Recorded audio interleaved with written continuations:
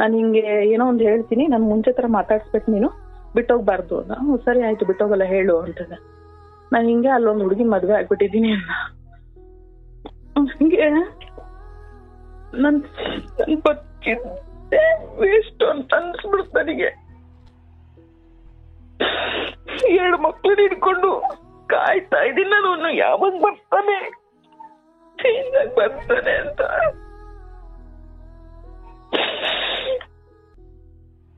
ಅಳ್ಬಿಡವ, ಏನೂ ಆಗಲ್ಲ, ಒಳ್ಳೇದಾಗುತ್ತೆ. ಕಾರ್ಯಕ್ರಮ ಯಾವಾಗ್ಲಿಂದ ನೋಡ್ತಿರೋದು? ಈಗ ರೀಸೆಂಟ್ 1-2 ತಿಂಗಳಿಂದ ನೋಡ್ತಾ ಇದೀನಿ ಗುರುಜಿ.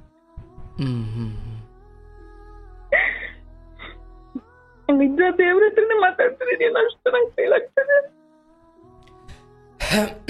ಕೃಷ್ಣ ಹತ್ತು ಬಿಡವ, ಅದೆಷ್ಟು ಹತ್ತು ಬಿಡು. ಇಲ್ಲ, ನಾನು ನಿಮ್ಮ ಹತ್ರ ಮಾತಾಡ್ಬೇಕು ಗುರುಜಿ. ಖಂಡಿತ ನಾನು ನಿಮ್ಮ ಜೊತೆ ಮಾತಾಡೇ ಆಡ್ತೀನಿ. ನೋಡಿ, ಭಗವಂತನೇ ಅವಕಾಶ ಕೊಟ್ಟಿರ್ಬೇಕಾದ್ರೆ ನಾನು ಯಾರವ್ವ? ಪಾಪ ಇರ್ಲಿ, ಏನೇ ಇರ್ಲಿ ಮನಸ್ಸು ಬಿಚ್ಚಿ ಮಾತಾಡಿವಂತೆ. ಧೈರ್ಯ ತಗೋ. ಏನೇ ಸಮಸ್ಯೆ ಇರಲಿ, ಭಗವಂತ ಇದ್ದಾನೆ. ಅದರ ಆರಂಭ ಅಥವಾ ಶುಭಾರಂಭ ಅನ್ನೋ ರೀತಿ ನಿನಗೆ ಕರೆ ಸಿಕ್ಕಿದೆ ಅಲ್ವಾ? ಎಲ್ಲ ಒಳ್ಳೇದಾಗುತ್ತೆ. ಇಲ್ಲ ಅಳೋದು ನಿಲ್ಸು, ಪಕ್ಕ ಪಾಪು ಇದೆ. ಎಷ್ಟು ವರ್ಷ ಮಗುಗೆ? 2 ಮಕ್ಳು ಗುರುಜಿ. ಒಬ್ನಿಗೆ 5 ವರ್ಷ, ಒಬ್ನಿಗೆ 1.5 ವರ್ಷ. 2 ಗಂಡು ಮಕ್ಳು. ಹೇಳ್ತಾ ಏನ್ ಮಾಡ್ಕೊಂಡ್ರು ನೀವು? ನಾನು ಕೆಲಸ ಮಾಡ್ತಾ ಇದ್ದೀನಿ. ಅದೇ ಹೆಸರು ಊರು ಎಲ್ಲ ಬೇಡ, ಪರವಾಗಿಲ್ಲ. ಏನ್ ಕೆಲಸ ಮಾಡೋದು? ನಾನು ಟೀಚರ್ ಆಗಿ ವರ್ಕ್ ಮಾಡ್ತಾ ಇದ್ದೀನಿ. ಏನವ? ಟೀಚರ್. ಓಕೆ, ಶಿಕ್ಷಕಿಯಾಗಿ ಕೆಲಸ ಮಾಡ್ತಿದ್ದೀರಿ. ಎಷ್ಟು ವರ್ಷದಿಂದ ಮಾಡ್ತಿದ್ದೀರಿ? ನನ್ಗೆ ಇದು 9ನೇ ವರ್ಷ. ನಿಮ್ಮ ವಯಸ್ಸು ಎಷ್ಟವ? ನನಗೀಗ 35 ಆಗಿದೆ ಗುರುಜಿ. ಆಯ್ತು, ತೊಂದರೆ ಇಲ್ಲ. ಹೇಳ್ದ ಏನು ನಿನ್ ಮನ್ಸಲ್ಲಿರೋ ನೋವು ಹಂಚ್ಕೋ. ನನ್ನ ಮನ್ಸಲ್ಲಿ ಅಂದ್ರೆ, ನಾವು 3 ಜನ ಹೆಣ್ಮಕ್ಳು ನಮ್ಮಪ್ಪ ಅಮ್ಮಂಗೆ. ಓಕೆ. 3 ಜನ ಹೆಣ್ಮಕ್ಳು, ಅದ್ರಲ್ಲಿ ನಾನೇ ಮೊದಲು. ಇನ್ನಿಬ್ರು ಚಿಕ್ಕವ್ರು ನನ್ಕಿನ. ಇನ್ನಿಬ್ರು ನನ್ಕಿನ ಚಿಕ್ಕವ್ರು, ನಾನೇ ದೊಡ್ಡವಳು. ಓಕೆ, ನೀವೇ ದೊಡ್ಡ ಮಗಳು ಅಂದ್ರೆ ಗಂಡ್ ಮಕ್ಳಿಲ್ಲ? 3 ಜನನೂ ಹೆಣ್ಮಕ್ಳು. ಓಕೆ. ಹಿಂಗಿರುವಾಗ ಕಷ್ಟದಲ್ಲೇ ಬೆಳೆದ್ವಿ. ಜಾಯಿಂಟ್ ಫ್ಯಾಮಿಲಿಲಿ ಅಪ್ಪ ಅಷ್ಟು ಜವಾಬ್ದಾರಿ ಇರ್ಲಿಲ್ಲ, ಅಮ್ಮಂಗೋಷ್ಟು ಗೊತ್ತಾಗ್ತಾ ಇರ್ಲಿಲ್ಲ. ಜಾಯಿಂಟ್ ಫ್ಯಾಮಿಲಿಲಿ ಇದ್ವಿ. ಚಿಕ್ಕಪ್ಪ ಹಿಂಗೆ 2 ಚಿಕ್ಕಪ್ಪಂದ್ರು, ಅವ್ರ ಜೊತೆನೆ ಬೆಳೆದ್ವಿ. ದೊಡ್ಡವರಾಯ್ತು, ಎಜುಕೇಶನ್ D.Ed ಮಾಡಿದೆ. ಅದಾದ್ಮೇಲೆ ಸ್ವಲ್ಪ ಡಿವೈಡ್ ಆದ್ರು ನಮ್ಮ ಮನೇಲೆಲ್ಲ. ಡಿವೈಡ್ ಆದ್ಮೇಲೆ ನಾನು ಕೆಲ್ಸಕ್ಕೆ ಹೋಗ್ಲೇಬೇಕಾಯ್ತು. ನನಗೆ ಅಷ್ಟು ದಿನ ನನಗೆ ಅಪ್ಪ ಅಮ್ಮ ಇವ್ರು ನಮ್ಮವ್ರು ಆತರ, ನನ್ನ ಅಪ್ಪ ಅಮ್ಮನ ಜೊತೆ ಅಟ್ಯಾಚ್ಮೆಂಟ್ ಇರ್ಲಿಲ್ಲ. ಎಲ್ಲ ಚಿಕ್ಕಪ್ಪ ಚಿಕ್ಕಮ್ಮ ಅವರೇ ನನಗೆಲ್ಲ ಆಗಿತ್ತು. ಆಮೇಲೆ ಗೊತ್ತಾಯ್ತು ನನಗೆ ಡಿವೈಡ್ ಆದ್ಮೇಲೆ, ಇದು ನನ್ನ ಲೈಫು. ನಾನು ಇಲ್ಲಿ ಇವ್ರನ್ನೆಲ್ಲ ನನ್ ಅಪ್ಪನೂ ಅಷ್ಟು ಇದಿರ್ಲಿಲ್ಲ. ಇದೆಲ್ಲ ನನ್ನ ಹೆಗಲ ಮೇಲೆ ಬಿದ್ದಿದೆ ಅಂತ ನಾನೇ ತಗೊಂಡ್ ಜವಾಬ್ದಾರಿ ಅಂತ ನನಗೆ ನಾನೇ ಯಾರು ಏನ್ ಕೊಟ್ಟಿಲ್ಲ. ನನಗೆ ನಾನೇ ಅನ್ಸ್ತು, ಇನ್ ನನ್ನ ಲೈಫು, ನನ್ನ ಮನೆ ನಾನು ಎತ್ಕೊಂಡು ಹೋಗ್ಬೇಕು ಇದನ್ನ ಅಂತ ಅನ್ಕೊಂಡು D.Ed ಮುಗೀತು. D.Ed ಮುಗಿದಾದ್ಮೇಲೆ ಪ್ರೈವೇಟ್ ಸ್ಕೂಲ್ಗೆಲ್ಲ ಹೋದೆ. ತಂದೆ ಏನ್ ಮಾಡ್ತಿದ್ರವ? ಏನು ಮಾಡ್ತಾ ಇರ್ಲಿಲ್ಲ. ಅಂದ್ರೆ ಮಕ್ಳು ಕುರಿತ ಮಟ್ಟಿನ ಜವಾಬ್ದಾರಿ ಇತ್ತಾ? ಇರ್ಲಿಲ್ಲ. ಕುಡಿತಾ ಇದ್ದು ಡ್ರಿಂಕ್ಸ್. ಅವ್ರಿಗೆ ಸ್ವಲ್ಪ ಅವರು ಮಾನಸಿಕ ಅಸ್ವಸ್ಥರ ತರ, ಅಂದ್ರೆ ಚೆನ್ನಾಗಿರ್ತಿದ್ರು, ಅವ್ರಿಗೆ ಒಂದ್ ಟೈಮಲ್ಲಿ ಏನಾಗ್ತಿತ್ತು ಗೊತ್ತಾಗ್ತಿರ್ಲಿಲ್ಲ. ಟ್ಯಾಬ್ಲೆಟ್ ಕಂಟಿನ್ಯೂ ಇರ್ತಿತ್ತು. ಅಂದ್ರೆ ಜನ್ಮತಃ ಬಂದಿದ್ದ ಅಥವಾ ಮಧ್ಯದಲ್ಲಿ ಯಾವ್ದೋ? ಇಲ್ಲ, ಮಧ್ಯದಲ್ಲಿ ಹಿಂಗೆ ಯಾವ್ದೋ ಎಲೆಕ್ಷನ್ ಇತ್ತು, ಅದು ಸೋತು ಡಿಪ್ರೆಷನ್ಗೆ ಹೋಗಿ, ಅದು ಒಂಥರ ಹಿಂಗ್ ಮೈಂಡ್ BP ಜಾಸ್ತಿ ಆಗಿ ಆ ತರ ಹೋಗ್ಬಿಟ್ರು ಅವರು. ಅದಾದ್ಮೇಲೆ ಅಮ್ಮ ಅವ್ರ ಜೊತೆನೆ ಇದ್ರು. ಎಷ್ಟು ಕಷ್ಟ ಸುತ್ತ ಅವ್ರ ಜೊತೆನೆ ಇದ್ರು. ಅಂಡ್ ನಿಮ್ಮನ್ನೆಲ್ಲ ಓದಿಸೋದು ಅಥವಾ ಎಲ್ಲ ನಮ್ ಚಿಕ್ಕಪ್ಪಂದ್ರೆಲ್ಲ ಮಾಡಿದ್ದು. ಬಟ್ ಅವರಿಗೆ ನಿಮ್ ಬದುಕಿನ ಕುರಿತು ಸ್ವಲ್ಪ ಕಾಳಜಿ ಇತ್ತು ಅಂತ? ಇತ್ತು. ನಿಮ್ ತಾಯಿ ಏನ್ ಮಾಡ್ತಿದ್ರು? ಮನೇಲೆ ಅಡ್ಗೆ ಮಾಡ್ತಾ ಇದ್ರು. ಅಡ್ಗೆ ಮಾಡೋದು, ಮನೆ ಮಕ್ಕಳು ನೋಡ್ಕೊಳ್ಳೋದು. ಆಯ್ತು. ನಾವು 13-14 ಜನ ಇದ್ದಿದ್ ಮನೆ ನಮ್ದು. ಅಂದ್ರೆ ನಿಮ್ಮ ಚಿಕ್ಕಪ್ಪ ದೊಡ್ಡಪ್ಪ ಎಲ್ಲ ಚಿಕ್ಕಪ್ಪಂದ್ರು, ಅಜ್ಜಿ ಅಜ್ಜ, ಚಿಕ್ಕಪ್ಪ, ಅವ್ರ ಮಕ್ಕಳು, ಅವ್ರ ಹೆಂಡತಿ ಎಲ್ಲ 14 ಜನ ಕೂಡು ಕುಟುಂಬದಲ್ಲಿ ಬೆಳೆದ್ವಿ ನಾವು. ಬೆಳೆದಾದ್ಮೇಲೆ ಹಿಂಗೆ ಡಿವೈಡ್ ಆದ್ಮೇಲೆ ನನ್ಗೆ ಏನು ಹಿಂಗ್ ಮತ್ತೆ ಯಾರು ತಗೋತಾರ ಜವಾಬ್ದಾರಿ, ನಾನೇ ತಗೋಬೇಕು ಅಂತ ನನಗೆ ಅನ್ಸ್ತು. ನಾನೇ ಕೆಲಸ ಮಾಡಕ್ ಶುರು ಮಾಡಿದೆ. D.Ed ಆದ್ಮೇಲೆ ಕೂಡ ಕಾಲ್ ಆಗ್ಲಿಲ್ಲ. ಪ್ರೈವೇಟ್ ಕೆಲಸ ಮಾಡಕ್ ಶುರು ಮಾಡಿದೆ. ಹಾಸ್ಪಿಟಲ್ ಅಲ್ಲಿ ಅಲ್ಲಿ ಇಲ್ಲಿ ಎಲ್ಲ ಮನೇಲಿ ಟ್ಯೂಷನ್ ಮಾಡ್ತಿದ್ವಿ. ನನ್ನ ತಂಗಿಯವರು ಹೆಲ್ಪ್ ಮಾಡ್ತಿದ್ರು. ಹಿಂಗೆ ಮಾಡಿದ್ವಿ. ಅಷ್ಟರಲ್ಲಿ ಫಸ್ಟ್ ತಂಗಿದ್ ಮದ್ವೆ ಮಾಡ್ಬಿಟ್ವಿ. ನಾನ್ ಫಸ್ಟ್ ಆಗ್ಲಿಲ್ಲ, ಅವಳಿಗೇನೆ ಮದ್ವೆ ಮಾಡಿದ್ವಿ. ಯಾಕಂದ್ರೆ ನನಗೆ ಇಂಟೆನ್ಷನ್ ನಾನು ಹೋಗ್ಬಿಟ್ರೆ ಮತ್ತೆ ಇಲ್ಲಿ ಯಾರು ನೋಡ್ಕೊಂತಾರೆ, ಅಷ್ಟ್ ಜವಾಬ್ದಾರಿ ತಗೊಂಡವ್ರು ಇರ್ಲಿಲ್ಲ. ನಾನೀಗ ಸಿಗೋರು ಇನ್ ಸೆನ್ಸವ್ರು ಸಿಗ್ತಾರೋ ಅಂತ ಆತರ ಆಯ್ತು. ಫಸ್ಟ್ ಅವ್ರದ್ದು ಮಾಡಿದ್ವಿ. ಅವಳು ಎಲ್ಲ ಪ್ರೆಗ್ನೆಂಟ್ ಆದ್ಲು. ಅವಳಿಗೂ ಒಂದ್ ಮಗು ಆಯ್ತು. ಇನ್ನೊಬ್ಳಿಗೂ ಮದ್ವೆ ಮಾಡಿದ್ವಿ. ಇನ್ನೊಬ್ಳಿಗೆ ಮದ್ವೆ ಮಾಡೋ ಅಷ್ಟು ನನಗೆ ಗೌರ್ಮೆಂಟ್ ಜಾಬ್ ಆಗ್ಬಿಡ್ತು. ಏನಾಯ್ತು? ಗೌರ್ಮೆಂಟ್ ಜಾಬ್ ಆಯ್ತು. ಗೌರ್ಮೆಂಟ್ ಜಾಬ್ ಆಯ್ತು. ಓಕೆ. ಹಾ, ಜಾಬ್ ದೇವ್ರ ಆಶೀರ್ವಾದ ನನ್ಗೆ ಆಗ್ಲೇಬೇಕಿತ್ತು. ನಾನು ದೇವ್ರ ಹತ್ರ ಹರಕೆ ಎಲ್ಲ ಮಾಡ್ಕೊಂಡು ನನಗೆ ಆಯ್ತು, ಗೌರ್ಮೆಂಟ್ ಜಾಬ್ ಆಯ್ತು. ಅಂದ್ರೆ ಮನೇಲಿ ಇದ್ದಿದ್ದ ಸಂಕಷ್ಟಕ್ಕೆ ಅದೊಂದು ಬಹಳ ದೊಡ್ಡ ಪರಿಹಾರದ ರೀತಿ ನಿಜವಾಗ್ಲು ಅದೊಂದು ನನಗೆ ಆಧಾರ ನನಗೆ ಇರ್ಲಿಲ್ಲ ಅಂದ್ರೆ ನಾನು ನಿಜವಾಗ್ಲು ಇಷ್ಟು ನಾನು ಕುಸ್ತೋಗ್ಬಿಡ್ತಿದ್ದೇನು ಅಷ್ಟು. ಅದೊಂದು ಆಯ್ತು. ದೇವ್ರ ಆಶೀರ್ವಾದ ಅನ್ಕೊಂಡು ಚಿಕ್ಕೋಳ್ ತಂಗಿಗೂ ಮದ್ವೆ ಮಾಡಿದ್ವಿ. ತುಂಬಾ ಚೆನ್ನಾಗಿ ಮದ್ವೆ ಮಾಡಿದ್ವಿ. ಅವಳ್ದು ಪ್ರೆಗ್ನೆಂಟ್ ಆದ್ಲು. ಅವಳ್ದು ನಾಮಕರಣ ಎಲ್ಲ ಮುಗಿಸಿದ್ವಿ. ಅದಾದ್ಮೇಲೆ ನಾನು ನನ್ ಬಗ್ಗೆ ಸ್ವಲ್ಪ ನನಗೂ ಮದ್ವೆ ಆಗ್ಬೇಕು ಅಂತ. ಅಂದ್ರೆ ಆ ಸಮಯಕ್ಕೆ ಇನ್ನೊಬ್ರು ತಂಗಿ ಬಾಕಿ ಇದ್ರು? ಇಲ್ಲ, ಇಬ್ರದ್ದು ಮಾಡ್ಬಿಟ್ವಿ. ಓ, ಇಬ್ರದಾಗ ನೀವ್ ಆಗಿರ್ಲಿಲ್ಲ? ಇಲ್ಲ. ಓಕೆ. ನಿಮ್ಗೊಂದು ಬರೋ ಸಂಬಳದಲ್ಲಿ ಮನೆ ಮತ್ತೆ ಈ ಹೆಣ್ಣು ಮಕ್ಳ ಖರ್ಚಿನ ಒಬ್ಬ ಗಂಡು ಮಗುನ್ ತರ ನೀವು ನೋಡ್ಕೊಳ್ಬೇಕಿತ್ತು.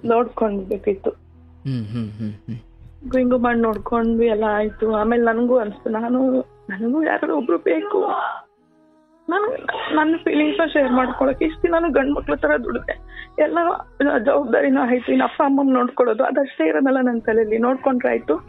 ನಾನು ಇನ್ನು ಮದ್ವೆ ಆಗೋಣ ಅಂತ ಒಂದ್ ಸ್ವಲ್ಪ ಅನ್ನಿಸ್ತು. ಆಮೇಲೆ ಸರಿ ಬಿಡು, ನಾನು ಸ್ವಲ್ಪ ದಪ್ಪ ಇದ್ದೀನಿ ಗುರುಗಳೇ. ಹಾಗಾಗಿ ಮನೇಲಿ ಯಾರು ಅಷ್ಟು ಕೇರ್ ತಗೊಂಡ್ಲಿಲ್ಲ. ಏನೋ ಕೆಲಸ ಮಾಡ್ತಿದ್ದಾಳೆ, ಮನೆ ನೋಡ್ಕೊಂಡು ಹೋಗ್ತಾಳೆ ಅನ್ನೋದಕ್ಕೆ ಆಯ್ತು ಅಂತ ಹೇಳಿ ಒಂದು ಬೇರೆ ಊರಲ್ಲಿ ಅಪಾಯಿಂಟ್ಮೆಂಟ್ ಆಯ್ತು. ಅಲ್ಲಿ 2 ವರ್ಷ ಕೆಲಸ ಮಾಡಿದೆ. ಅದಾದ್ಮೇಲೆ ನನ್ ಫ್ರೆಂಡ್ ಒಬ್ಳು ಪರಿಚಯ ಆದ್ಲು. ಅವಳ ಕಡೆಯಿಂದ ಒಬ್ರು ಆಟೋ ಡ್ರೈವರ್ ಪರಿಚಯ ಆದ್ರು. ಅಂದ್ರೆ ಒಂದ್ ನಿಮಿಷ ಇಲ್ಲಿ ನೀವು ಬೇರೆ ಊರಿಗೆ ಹೋದ್ರಿ ಅಂದ್ರೆ ಅರ್ಥ ಅಲ್ಲಿವರೆಗೂ ನಿಮ್ಮೂರಲ್ಲಿ ಕೆಲಸ ಇತ್ತಾ? ಇಲ್ಲ, ನನಗೆ ಫಸ್ಟ್ ಅಪಾಯಿಂಟ್ಮೆಂಟ್ ಅಲ್ಲಿ. ನಾನು ಇಲ್ಲಿಂದ ತಿಂಗಳ ಮನೆಗೆ ದುಡ್ಡು ಕಳಿಸ್ತಾ ಇದ್ದೆ. ಓಕೆ, ಬಟ್ ನೀವು ಮನೇಲಿ ಇರ್ಲಿಲ್ಲ? ಇಲ್ಲ. ಸೊ 2016 ಇಬ್ರು ತಂಗಿದ್ರು ಹೋದ್ಮೇಲೆ ಅಮ್ಮನ್ನ ಯಾರು ನೋಡ್ಕೊಳ್ತಿದ್ರು ಮನೇಲಿ? ಮನೇಲಿ ಅಜ್ಜಿ ಇರ್ತಿದ್ರು, ಅಮ್ಮ ಇರ್ತಿದ್ರು, ಅಪ್ಪ ಇರ್ತಿದ್ರು. ನನ್ ಇನ್ನೊಬ್ಳು ತಂಗಿ ಅಷ್ಟರಲ್ಲಾಗ್ಲೇ ಅವಳಿಗೆ ಫಸ್ಟ್ ಡೆಲಿವರಿ ಆದ್ಮೇಲೆ ಅವ್ರು ಗಂಡ ಫುಲ್ ಡ್ರಿಂಕ್ಸ್ ಮಾಡಕ್ ಶುರು ಮಾಡ್ಬಿಟ್ರು. ಎಷ್ಟು ಹೇಳಿದ್ರು ಕೇಳಲಿಲ್ಲ. ಅವರು ಮನೆ ಹೆಂಡತಿ ಹೇಳಿದ್ರು ಕೇಳಲಿಲ್ಲ. ಮಗುಗೂ ಇದ್ ಮಾಡ್ತಿರ್ಲಿಲ್ಲ. ಅವ್ರದೇ ಅವರು ಹಗ್ಲೆಲ್ಲ ಡ್ರಿಂಕ್ಸ್ ಮಾಡೋದು. ಅದು ಇವಳು ಹೇಳಿ ಸಾಕಾಗ ಅವಳಿಗೆ ನೋಡಕ್ ಯಾರ್ಯಾರೋ ಕರ್ಕೊಂಡ್ ಬಿಡೋರ್ ಮನೆಗೆ. ಹಂಗಿರಕ್ ಆಗಲ್ಲಮ್ಮ ಅಂತಂದು ಇಲ್ಲಿ ಬಂದ್ಬಿಟ್ಲು. ಇನ್ನ ಚಿಕ್ಕವಳಲ್ವಾ ಅವಳು, ಯಾರ್ಯಾರು ಬರ್ತಾರೆ. ಅವ್ರ ಮನೇಲೂ ಅತ್ತೆ ಮಾವ ಇರ್ಲಿಲ್ಲ. ಒಬ್ಳೆ ಇವ್ರು ಕುಡ್ದಿಂಗ್ ಮಕ್ಕೊಂಡ್ಬಿಟ್ರೆ ಆ ಹುಡ್ಗಿಗೆ ಯಾರು ನೋಡ್ತಾರೆ ಅಂತ ಹೇಳ್ಬಿಟ್ಟು ಸರಿ ಬಾಮ್ಮ ಇಲ್ಲೇ ಅಂತ ಹೇಳಿ ಕರ್ಕೊಂಡ್ಬಂದು ಇಟ್ಕೊಂಡ್ರು. ಅಲ್ಲಿ ನನ್ನ ತಂಗಿ ಇದ್ಲಿ ಇಲ್ಲಿ.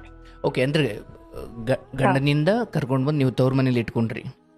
ಸೊ ಆ ವೇಳೆಗೆ ಅಜ್ಜಿ, ಅಮ್ಮ, ಅಪ್ಪ, ತಂಗಿ ಬೇರೆ ಕಡೆ ಇದ್ರಿ.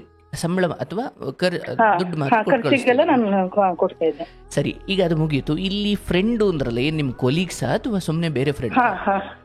ಇಲ್ಲ, ನನ್ ಕೊಲೀಗ್ ಅಂತಂದ್ರೆ ಅಲ್ಲಿ ನಾನು ಹೋಗಿದ್ನಲ್ಲ ಕೆಲ್ಸಕ್ಕೆ, ಅಲ್ಲಿ ನನಗೆ ಒಂದ್ 2 ವರ್ಷ ಆದ್ಮೇಲೆ ನಮ್ ಮೈಸೂರ್ ಕಡೆಯವ್ರೆ ಫ್ರೆಂಡ್ ಸಿಕ್ಲು ಅಲ್ಲಿ. ಆಮೇಲೆ ಮೈಸೂರು ಅಂತ ಅಂದ್ರು. ಹೌದಾ, ನಮ್ದು ಅಲ್ಲೇ ಅಂತೆಲ್ಲ ಹೇಳಿ ಮಾತಾಡಿ ಫ್ರೆಂಡ್ ಆದ್ವಿ. ಅದಾದ್ಮೇಲೆ ನನಗೆ ಅಲ್ಲಿ ಯಾರು ಜೊತೆಗೆ ಇಷ್ಟ ದಿನ ಸಿಕ್ಕಿರ್ಲಿಲ್ಲ. ಈಗ ಒಬ್ರು ಫ್ರೆಂಡ್ ಸಿಕ್ಬಿಟ್ರ. ಸುಮ್ನೆ ಈಗ ಒಂದು ಸೈಕಾಲಜಿ ಅಷ್ಟೇ ಇದೆ. ಆ ವೇಳೆಗೆ ನಿನ್ನ ಮನಸ್ಸು ಒಬ್ಬ ಸಂಗಾತಿಯನ್ನು ಬಯಸ್ತಿತ್ತ? ಅವಾಗ ಆಯ್ತು ಗುರುಜಿ, ಬೇಕು ಅಂತ ಅನ್ನಿಸ್ತಾ ಇತ್ತು. ಕೇಳಿಸ್ತಾ ಇದೆಯಾ? ಹಾ, ಕೇಳಿಸ್ತಾ ಇದೆ. ಓಕೆ, ಅಂದ್ರೆ ಆ ವೇಳೆಗೆ ಓಕೆ, ನನ್ನ ಬದುಕನ್ನು ಈಗ ತಂಗಿ ಜವಾಬ್ದಾರಿ ಎಲ್ಲ ಮುಗೀತು. ಸೊ ನಾನು ಒಂದು ನನ್ನ ಜೀವನ ಸಂಗಾತಿ ಹುಡುಕೊಳ್ಳೋಣ ಚಿಕ್ಕ ಯೋಚನೆ ಇದ್ದಿದ್ದು. ಹೌದಾ? ಆಗ ಹೌದು. ಸೊ ಅದೇ ಟೈಮಿಗೆ ಈ ಫ್ರೆಂಡ್ ಪರಿಚಯ ಹೇಳ. ಫ್ರೆಂಡ್ ಸಿಕ್ಲು. ಅವಳು ಆಟೋ ಡ್ರೈವ್ ಅಂದ್ರೆ ಅವಳು ಸ್ಕೂಲಿಗೆ ಹೋಗೋದು ಬರೋದು ಮಾಡ್ತಿದ್ಲು. ಅವಾಗ ಒಬ್ರು ಆಟೋದವ್ರನ್ನ ಅವಳು ಇದ್ ಮಾಡ್ಕೊಂಡಿದ್ಲು. ತಿಂಗಳ ಮಂತ್ಲಿ ಒಂದ್ಸಲ ದುಡ್ಡು ಕೊಡೋದು, ತಿಂಗಳ ಇಡೀ ಆಟೋದಲ್ಲಿ ಹೋಗೋದು ಬರೋದು ಬಾಡಿಗೆಗೆ. ಸ್ಕೂಲಿಗೆ ಕರ್ಕೊಂಡು ಹೋಗೋದು ಬಿಟ್ಟು ಬರೋದು ತರ ಇತ್ತು. ನನಗೆ ಅಲ್ಲಿ ಹೋದ್ಮೇಲೆ ನನಗೆ ಒಂದ್ಸಲ ಸ್ಕೂಲಿಗೆ ಬಿಡಕ್ಕೆ ಇವ್ರು ಬಂದ್ರು. ಆಗ ನನಗೆ ಅವರೇ ಡ್ರೈವರ್ ನನಗೆ ಪರಿಚಯ ಆಗಿ ನಂದು ನಂಬರ್ ಅವರು ಎಕ್ಸ್ಚೇಂಜ್ ಆಗಿ ಹೆಂಗಾಯ್ತು? ಇದು 2018 ಸ್ಟಾರ್ಟಿಂಗ್ ಅಲ್ಲಿ. ಯಾವಾಗಲ್ಲ ಯಂಗ್ ನಂಬರ್ ಎಕ್ಸ್ಚೇಂಜ್ ಆಯ್ತು ಅಂತ ಅಂದ್ರೆ ಅದೇ ನನ್ನ ಫ್ರೆಂಡ್ ಪರಿಚಯ, ಅವ್ರ ರೂಮಿಗೆ ನಾನು ಹೋಗೋದು ಬರೋದು ಮಾಡ್ತಾ ಇದ್ದೆ. ಅವಳು ನನ್ಕಿನ್ನ ಒಂದು 10 ಕಿಲೋಮೀಟರ್ ದೂರ ಊರಲ್ಲಿದ್ದು. ಅಲ್ಲಿಗೆ ನಾನು ಶನಿವಾರ ಭಾನುವಾರ ಸುಮ್ನೆ ಏನ್ ಮಾಡೋದು, ಅವಳು ರೂಮ್ ಇತ್ತಲ್ಲ, ಬಾರೆ ಇಲ್ಲೇ ಅಂತಿದ್ವಿ, ಅಲ್ಲಿ ಹೋಗ್ತಿದ್ವಿ, ಅಡ್ಗೆ ಮಾಡ್ಕೊಂತಿದ್ವಿ, ಊಟ ಮಾಡ್ತಿದ್ವಿ. ಅವಳು ಎಲ್ಲ ಹೇಳ್ಕೊಳೋಳು, ನಾನು ಎಲ್ಲ ಹೇಳ್ಕೊಂತಿದ್ದೆ. ಅವಳಿಗೂ ಇನ್ನೂ ಮದ್ವೆ ಆಗಿರ್ಲಿಲ್ಲ. ಅಲ್ಲ, ಈಗ ನನ್ನ ಪ್ರಶ್ನೆ ಇದ್ದಿದ್ದು ಆಟೋ ಡ್ರೈವರ್ ನಿಮ್ ನಂಬರ್ ಹೆಂಗ್ ಸಿಕ್ತು ಅಂತ. ಅದೇ ಹೆಂಗ್ ಸಿಕ್ತು ಅಂತಂದ್ರೆ, ಇವಳು ನನ್ಗೊಂದ್ಸಲ ಸ್ಕೂಲಿಗೆ ಲೇಟ್ ಆಗ್ಬಿಟ್ಟಿತ್ತು. ಅವ್ರು ಬೆಳಗ್ಗೆ ಹೋಗೋದ್ ಬಿಡು ಅಂತ ಅಂದ್ಲು. ನಾನು ಶನಿವಾರ ಬರ್ಲಿಲ್ಲ, ಮಂಡೇ ಸ್ಕೂಲಿಗೆ ಟೈಮ್ ಆಗ್ಬಿಟ್ಟಿದೆ ಕಣೆ ಅಂತಂದ್ರೆ, ಸರಿ ನಾನು ಆಟೋದವ್ರ ನಂಬರ್ ಕೊಡ್ತೀನಿ, ಅವ್ರು ನಿಂಗೆ ಸ್ಕೂಲ್ಗೆ ಬಿಡ್ತಾರೆ, ಅಲ್ಲೇ ಹೋಗು ಅಂತ ಅಂದ್ಲು. ಅವಳಿಗೆ ಬಿಟ್ಟು ಬಂದು ನನಗ್ ಬಿಟ್ಬಿಡು ಬಂದ್ರು ಅವರು. ಆಗ ನಂಬರ್ ಸಿಕ್ತು, ನಂಬರ್ ಎಕ್ಸ್ಚೇಂಜ್ ಆಯ್ತು. ಆಮೇಲೆ ಹಿಂಗೆ ಹಾಯ್ ಅಂತ ಮೆಸೇಜ್ ಮಾಡಿದ್ರು. ನಾನು ಯಾರು ಹಿಂಗೆ ನಾನ್ ಬಿಟ್ಟು ಬಂದಲ್ಲ ನಾನು ಅಂತ ಹೇಳಿದ್ರು. ಸರಿ, ಹಿಂಗೆ ತುಂಬಾ ಹೆಲ್ಪ್ ಮಾಡ್ತಿದ್ರು ಅವ್ರಿಗೆ ಮಾತ್ರ. ಅಂದ್ರೆ ಬೇರೆ ಊರಿಂದ ಬಂದಿರೋ ಹೆಣ್ಮಕ್ಳು ಅಂತ ಹೇಳ್ಬಿಟ್ಟು ಟೀಚರ್ಗಳಿಗೆ ಎಲ್ಲಾರ ಬಾಯಲ್ಲೂ ಒಳ್ಳೆ ಹುಡುಗ ಆತರ ಅಂತಿದ್ರ. ಹೆಲ್ಪ್ ಮಾಡ್ತಾರೆ, ಒಳ್ಳೆ ಇದಿದೆ ಅಂತೇಳಿ ನಾನು ಫ್ರೆಂಡ್ ಮಾಡ್ಕೊಂಡು ಅದು ಹಂಗೆ ಮಾತಾಡ್ತಾ ನನಗೂ ಒಂದ್ ಸ್ವಲ್ಪ ಫೀಲಿಂಗ್ ಶುರು ಆಯ್ತು. ಅವ್ರಿಗೂ ಆ ಕಡೆಯಿಂದನೂ ಅವರು ಲವ್ ಮಾಡ್ತೀನಿ ಹಂಗೆ ಹಿಂಗೆ ಅಂತೆಲ್ಲ ಅಂತಿದ್ರು. ಡೈರೆಕ್ಟ್ ಹೇಳ್ತಿದ್ರ? ಅಂತಿದ್ರು. ಹೌದಾ? ಫಸ್ಟ್ ಐ ಹೇಟ್ ಯು ಅಂತಿದ್ರು. ನಾನು ಹಂಗೆಲ್ಲ ಅನ್ಬೇಡ್ರಿ, ಅಲ್ಲ ಐ ಲವ್ ಯು ಅಂತಿದ್ರು. ನಾನು ಐ ಹೇಟ್ ಯು ಅಂತ ಕಳಿಸ್ತಾ ಇದ್ದೆ. ಹಂಗೆಲ್ಲ ಹೇಳ್ಬೇಡಿ, ಹಂಗೆಲ್ಲ ಆತರ ಎಲ್ಲ ಇದ್ ಮಾಡ್ಬೇಡ್ರಿ ಅಂತಂದ್ರು. ಇಲ್ಲ ಅಂದ್ರೆ ನೇರ ಅಪ್ರೋಚ್ ಮಾಡುವಷ್ಟು ಸಲುಗೆ ಇತ್ತು, ರೈಟ್? ಅಂದ್ರೆ ತುಂಬಾ ದಿನ ಆಗಿದೆ ಫ್ರೆಂಡ್ಶಿಪ್ ಆಗಿ. ಆಯ್ತು. ಫ್ರೆಂಡ್ಶಿಪ್ ಒಂದ್ ಸ್ವಲ್ಪ ದಿನ ಆಯ್ತು. ಅದಾದ್ಮೇಲೆ ಹಿಂಗ್ ಅಪ್ರೋಚ್ ಮಾಡಿದ್ರು. ನನ್ಗೂ ಒಳ್ಳೆ ಹುಡುಗ ಅಲ್ಲ, ನನ್ ಮೈಂಡ್ ಅಲ್ಲಿ ಇದ್ದಿದ್ದು ನನೀಗ ಅವ್ರೇನು ದುಡ್ಡು ಹಾಕೋದ್ ಬೇಡ, ಒಳ್ಳೆಯವ್ರಾಗಿರ್ಬೇಕು, ನನ್ಗೆ ನನ್ ಜೊತೆ ಚೆನ್ನಾಗಿರ್ಬೇಕು. ನಾನ್ ಫಸ್ಟ್ ಇಂದನೂ ಕಷ್ಟದಲ್ಲಿ ಬೆಳ್ಕೊಂಡ್ ಬಂದಿದೀವಿ. ಆಮೇಲೆ ನಮ್ಗೆ ಒಂದು ಏನು ಅಂತಂದ್ರೆ, ಒಂದು ಬಾಂಡಿಂಗ್ ಚೆನ್ನಾಗಿ ನಮ್ಮನ್ನ ನೋಡ್ಕೋಬೇಕು. ಬೇರೆ ಎಲ್ಲ ನೋಡ್ತಿದ್ವಿ ಹೊರಗಡೆ ಎಲ್ಲ, ಅವ್ರ ಅಪ್ಪ ಅಂದ್ರು, ಅವ್ರು ಎಲ್ಲಾ ಚೆನ್ನಾಗ್ ಮಕ್ಕಳಿಗೆಲ್ಲ ಚೆನ್ನಾಗ್ ಮಾಡ್ತಿದ್ರು. ಆದ್ರೆ ನಮ್ಮನ್ನ ಆತರ ಇರ್ಲಿಲ್ಲ. ಅಪ್ಪನೂ ನಮಗ್ ಚೆನ್ನಾಗಿ ನೋಡ್ಕೊಡ್ಲಿಲ್ಲ. ಅಂದ್ರೆ ಅವ್ರ ಜೊತೆನೂ ನಾವು ಮಾಡ್ಲಿ ಬಾಂಡಿಂಗ್ ಇಲ್ಲ, ಏನೂ ಇಲ್ಲ. ಹಂಗ್ ಬೆಳೆದ್ ಬಿಟ್ವಿ. ನಮ್ಗೆ ದುಡಿಬೇಕು, ಮನೆಗೆ ಸಾಕ್ಬೇಕು ಆತರ ಬೆಳ್ಬೇಕಲ್ಲ. ಇವ್ರು ತುಂಬಾ ಕೇರ್ ಮಾಡಕ್ ಶುರು ಮಾಡಿದ್ರು. ನನಗೆ ಅದು ನಿಜ ಅನ್ಕೊಂಡೆ. ಆಯ್ತು. ಪ್ರೀತಿ ನೀವು ಒಪ್ಕೊಂಡ್ರಿ ಕೂಡ? ಒಪ್ಕೊಂಡು ಅದಾದ್ಮೇಲೆ ಅದೇ ವರ್ಷದಲ್ಲೇನೆ ಹಿಂಗೆ ಆಯ್ತು. ಚೆನ್ನಾಗಿ ನಿನ್ ಕೆಲ್ಸನೂ ಏನು ಬೇಡ, ನನಗೆ ನಾನು ನೀನು ಚೆನ್ನಾಗಿರೋಣ, ನಿನ್ ಜಾಬ್ ಕೂಡ ನನಗೆ ಜಾಬಿನ ದುಡ್ಡು ಕೂಡ ಬೇಡ, ನನಗೆ ನಾನೇ ಸಾಕ್ತೀನಿ ಅಂತೆಲ್ಲ ಅಂತಿದ್ರು. ಸರಿ ಅಂತೇಳಿ, ಒಳ್ಳೆ ಹುಡುಗನೇ ಅಲ್ಲ ಅಂತ ಹೇಳ್ಬಿಟ್ಟು ನಾನು ಅಂದೆ. ಮನೇಲೂ ಹಿಂಗೆ ಯಾವ್ದೋ ಒಂದ್ ವಿಚಾರಕ್ಕೆ ಬಂದಿದ್ದೆ. ಅವಾಗ ಅಮ್ಮನೂ ಏನೋ ಜಗಳ ಮಾಡ್ಬಿಟ್ರು ನನ್ನ ಹತ್ರ. ಇಷ್ಟೆಲ್ಲ ಮಾಡಿ ಕೂಡ ನನಗೆ ಅಂತ ಹೇಳ್ಬಿಟ್ಟು ನನ್ನ ಲೈಫ್ ನಾನು ನೋಡ್ಕೊಳ್ಳೋಣ ಅಂತ ಅನ್ನಿಸ್ತು. ಏನ್ ವಿಚಾರಕ್ಕೆ ಜಗಳ ಮಾಡಿದ್ರ ಅಮ್ಮ? ಆದ್ರೆ ಹಿಂಗೆ ದುಡ್ಡು ಕೊಡಲ್ಲ ನೀನು ಅಂತೆಲ್ಲ, ಏನೋ ನಾನ್ ದುಡ್ಡು ಕೊಟ್ರೆ ಚೆನ್ನಾಗಿ ಮಾತಾಡ್ಸೋರು, ದುಡ್ಡು ಕೊಟ್ಟಿಲ್ಲ ಅಂದ್ರೆ ಒಂಥರ ಮಾಡೋರು, ಆತರ ಇತ್ತು ನನಗೆ. ಓಕೆ, ಅಂದ್ರೆ ದುಡ್ಡು ಕೊಡ್ತಿಲ್ಲ ಅನ್ನೋದು ಹೌದಾ? ಸತ್ಯ ಆಗಿತ್ತ ಅದು? ಇಲ್ಲಪ್ಪ, ದುಡ್ಡು ಕೊಡ್ತಾ ಇದ್ದೆ. ಇನ್ನು ಯಾರಿಗೆ ಕೊಡ್ತಾ ಇದ್ದೆ? ನಾನು ಆಲ್ಮೋಸ್ಟ್ ನಾನು ಈಗ ಕಳೆದ 2 ವರ್ಷದಿಂದ ಅಷ್ಟೇ ನಾನು ಏನಾದ್ರು ಒಡವೆ ಮಾಡ್ಕೊಳ್ಳೋದು ಅದು ಮಾಡ್ಕೊಂತ ಇದ್ದೀನಿ. ಓಕೆ, ಬಟ್ ನಿಮ್ಗೆ ಆ ಸಮಯಕ್ಕೆ ಅರ್ಥವಾಯ್ತು, ಈ ಕತೆ ಪುರಾಣಗಳಲ್ಲಿ ಓದ್ದಂಗೇನಿಲ್ಲ, ತಂದೆ ತಾಯಿ ಕೂಡ ದುಡ್ಡಿನಿಂದಲೇ ನೋಡ್ತಾರೆ ಕೆಲವೊಮ್ಮೆ ತಿಳಿತು. ಹೌದು, ಹಂಗ ಅನ್ನಿಸ್ತು ನನಗೆ. ಆಯ್ತು ಬಿಡಪ್ಪ, ಇನ್ನೇನ್ ನಾನ್ ನೋಡ್ಕೊಳ್ಳೋದೇ ಹೌದಲ್ವಾ, ಇನ್ ನನ್ ಜೀವನ ನಾನ್ ನೋಡ್ಕೊಳ್ಳೋಣ, ಅವ್ರಿಗೂ ನೋಡ್ಕೊಂತೀನಿ, ಜೊತೆಗೆ ನಂದು ಒಂದ್ ಲೈಫ್ ಅಂತ ಇರುತ್ತಲ್ವಾ ಅಂತ ನನಗೆ ಅವಾಗ ಅನ್ಸ್ತು. ಆಯ್ತು, ಇವ್ರು ಕೂಡ ಹಿಂಗ್ ಮಾಡಿದ್ರಲ್ವಾ, ಇವ್ರು ಚೆನ್ನಾಗ್ ನೋಡ್ಕೊಳ್ತೀನಿ ಅಂತ ಅಂದಿದ್ರು. ಅಷ್ಟಲ್ಲಾಗ್ಲೇ 1-2 ಸಲ ನಮ್ ಮನೆಗೆಲ್ಲ ಬಂದು ಹೋಗಿದ್ರು ಇವ್ರು. ಅಂದ್ರೆ ನಿಮ್ ತವ್ರ ಮನೆಗೆ? ನಂದು ಚಿಕ್ಕ ಪಾಪುದು, ನಿಮ್ದು ಚಿಕ್ಕ ತಂಗಿದು ಪಾಪು ನಾಮಕರಣಕ್ಕೆಲ್ಲ ಒಂದ್ಸಲ ಬಂದು ಹೋಗಿದ್ರು. ಫ್ರೆಂಡ್ ಅಂತ ಹೇಳಿ ಕರ್ಕೊಂಡು ಬಂದಿದ್ದೆ. ಓಕೆ, ಅಂದ್ರೆ ಈ ಪ್ರೀತಿ ಅವ್ರು ಯಾರಿಗೂ ಗೊತ್ತಿರ್ಲಿಲ್ಲ ಆ ಸಮಯಕ್ಕೆ? ಗೊತ್ತಿರ್ಲಿಲ್ಲ. ನಾನು ಕ್ಯಾಶುವಲ್ ಫ್ರೆಂಡ್ ಅಂತ ಹೇಳಿ ನನ್ಗೆ ಸುಮಾರು ಜನ ಬರ್ತಾರೆ. ಅಂದ್ರೆ ನನ್ಕಿನ್ನ ಚಿಕ್ಕ ವಯಸ್ಸವರು, ನನ್ಕಿನ್ನ ದೊಡ್ಡ ವಯಸ್ಸವರು ಫ್ರೆಂಡ್ ಅಂತ ಹೇಳಿ ನಾನು ಹೊರಗಡೆ ಎಲ್ಲೂ ಮೀಟ್ ಮಾಡೋಣ, ಬರ್ತೀರಾ ಮನೆಗ್ ಬನ್ನಿ ಅಂತ ನಾನು ಮನೆಗೆ ಕರ್ಕೊಂಡ್ ಬರ್ತೀನಿ, ಎಲ್ಲಾರ ಮುಂದೆನೂ ಮಾತಾಡ್ತೀನಿ ಆತರ. Very good. ಅಲ್ಲೆಲ್ಲೋ ಮಾತಾಡಿ ಆತರ ಎಲ್ಲ ನನಗೆ ಆತರ ಎಲ್ಲ ಇಷ್ಟ ಇಲ್ಲ. ಮನೆಗೆ ಬನ್ನಿ, ನಮ್ಮ ಮನೇಲಿ ಅಪ್ಪ ಇದಾರೆ, ಅಮ್ಮ ಇದಾರೆ, ಅವ್ರ ಜೊತೆ ನನ್ನ ತಂಗಿ ಇದಾರೆ, ಬನ್ನಿ ಮಾತಾಡಿ ಅಂತ ಹೇಳ್ಬಿಟ್ಟು ಅವರಿಗೂ ಕರ್ಕೊಂಬಂದಿದೆ. ಕರ್ಕೊಂಬಂದ್ಮೇಲೆ ಅವ್ರಮ್ಮ ಒಂದ್ಸಲ ಇಲ್ಲೆಲ್ಲೋ ಬಂದಿದ್ರು, ಅವಾಗ ಒಂದ್ಸಲ ಇಲ್ಲಿ ಬಂದು ಹೋಗಿದ್ರು ಅವರು. ಅದಿಲ್ಲ, ಅದ್ ಲವ್ ಎಲ್ಲ ಇದೆ ಅಂತ ಯಾರಿಗೂ ಗೊತ್ತಿರ್ಲಿಲ್ಲ. ಫ್ರೆಂಡ್ ಅಂತ ಹೇಳಿ ಬಂದಿದ್ರು. ಬಂದಿದ್ರು. ಅದಾದ್ಮೇಲೆ ನನಗೆ ಆಯ್ತು ಇನ್ ಮದ್ವೆನೇ ಆಗ್ಬಿಡೋಣ ಅಂತ ಅನ್ನಿಸ್ತು. ಅವರು ಕೇಳ್ತಾ ಇದ್ರು ಆಯ್ತು ಮದ್ವೆ ಆಗೋಣ ಅಂತ ಹೇಳ್ಬಿಟ್ಟು. ಅಷ್ಟೊಂದು ಒಂದ್ಸಲ ಅವ್ರಿಗೆ ಆಕ್ಸಿಡೆಂಟ್ ಆಯ್ತು. ಅವ್ರಿಗೆ ಆಟೋ ಓಡಿಸ್ತಾ ಇದ್ರು ಅವರು, ಪ್ಯಾಸೆಂಜರ್. ಆಕ್ಸಿಡೆಂಟ್ ಆಯ್ತು, ಕಾಲ್ ಮುರಿದೋಯ್ತು ಅವ್ರದ್ದು. ಆಮೇಲೆ ನನಗೆ ವಿಷಯ ಗೊತ್ತಾಯ್ತು. ನಾನು ಹೋದೆ ಹಾಸ್ಪಿಟಲ್. ಮರುದಿನ ಆಪರೇಷನ್ ನಡೀತಾ ಇತ್ತು. ಅವ್ರ ಅಮ್ಮಂಗೆಲ್ಲ ಗೊತ್ತಿರ್ಲಿಲ್ಲ. ಅವ್ರ ಅಮ್ಮಂಗೆ ಗೊತ್ತಿಲ್ಲ ಅಂತಂದ್ರು ಕೂಡ ನಾನು 2 ದಿನ ಅಲ್ಲೇ ಇದ್ದೆ, ಅವ್ರ ಜೊತೆನೇ ಇದ್ದೆ. ಅವ್ರ ಅಮ್ಮಂಗೆ ಏನೋ ಒಂಥರ ಅನ್ಸ್ತಿತ್ತೇನೋ, ನೀವು ಹೋಗ್ರಿ ಅಂತ ಇರ್ತಿರು. ನಾನು ಇಲ್ಲ ಇರ್ತೀನಿ ಬಿಟ್ರಿ, 2 ದಿನ ರಜಾ ಇದೆ ಅಂತ ಹೇಳ್ಬಿಟ್ಟು ಹೇಳಿ ಹಂಗೆ ಇದ್ದು ಅದೆಲ್ಲ ಆಯ್ತು. ಡಿಸ್ಚಾರ್ಜ್ ಎಲ್ಲ ಆಯ್ತು. ಆಮೇಲೆ ಮದ್ವೆ ಆಗೋಣ, ಅದೆಲ್ಲ ಹುಷಾರಾದ್ರು, ಕಾಲೆಲ್ಲ ಹುಷಾರಾಯ್ತು. ಮದ್ವೆ ಆಗೋಣ ಅಂತ ಅಂದ್ರು ಅವರು. ಸರಿ ಆಯ್ತು ಆಗೋಣ ಅಂತ ಹೇಳ್ಬಿಟ್ಟು ನಾವು ಧರ್ಮಸ್ಥಳಕ್ಕೆ ಹೋಗಿ, ನಾನು ಅವರು ಇಬ್ರೆ ಧರ್ಮಸ್ಥಳಕ್ಕೆ ಹೋಗಿ, ಅದೇ ಆ ಟೈಮಲ್ಲಿ ಅಮ್ಮಂದು ಕೂಡ ಜಗಳ ಆಯ್ತಾ, ಸರಿ ಬಿಡು ಅಂತ ಹೇಳ್ಬಿಟ್ಟು ಮದ್ವೆ ಆಗ್ಬಿಟ್ವಿ. ಅಂದ್ರೆ ಧರ್ಮಸ್ಥಳಕ್ಕೆ ಹೋಗಿ ನೀವು ಇಬ್ರೆ? ಇಬ್ರೆ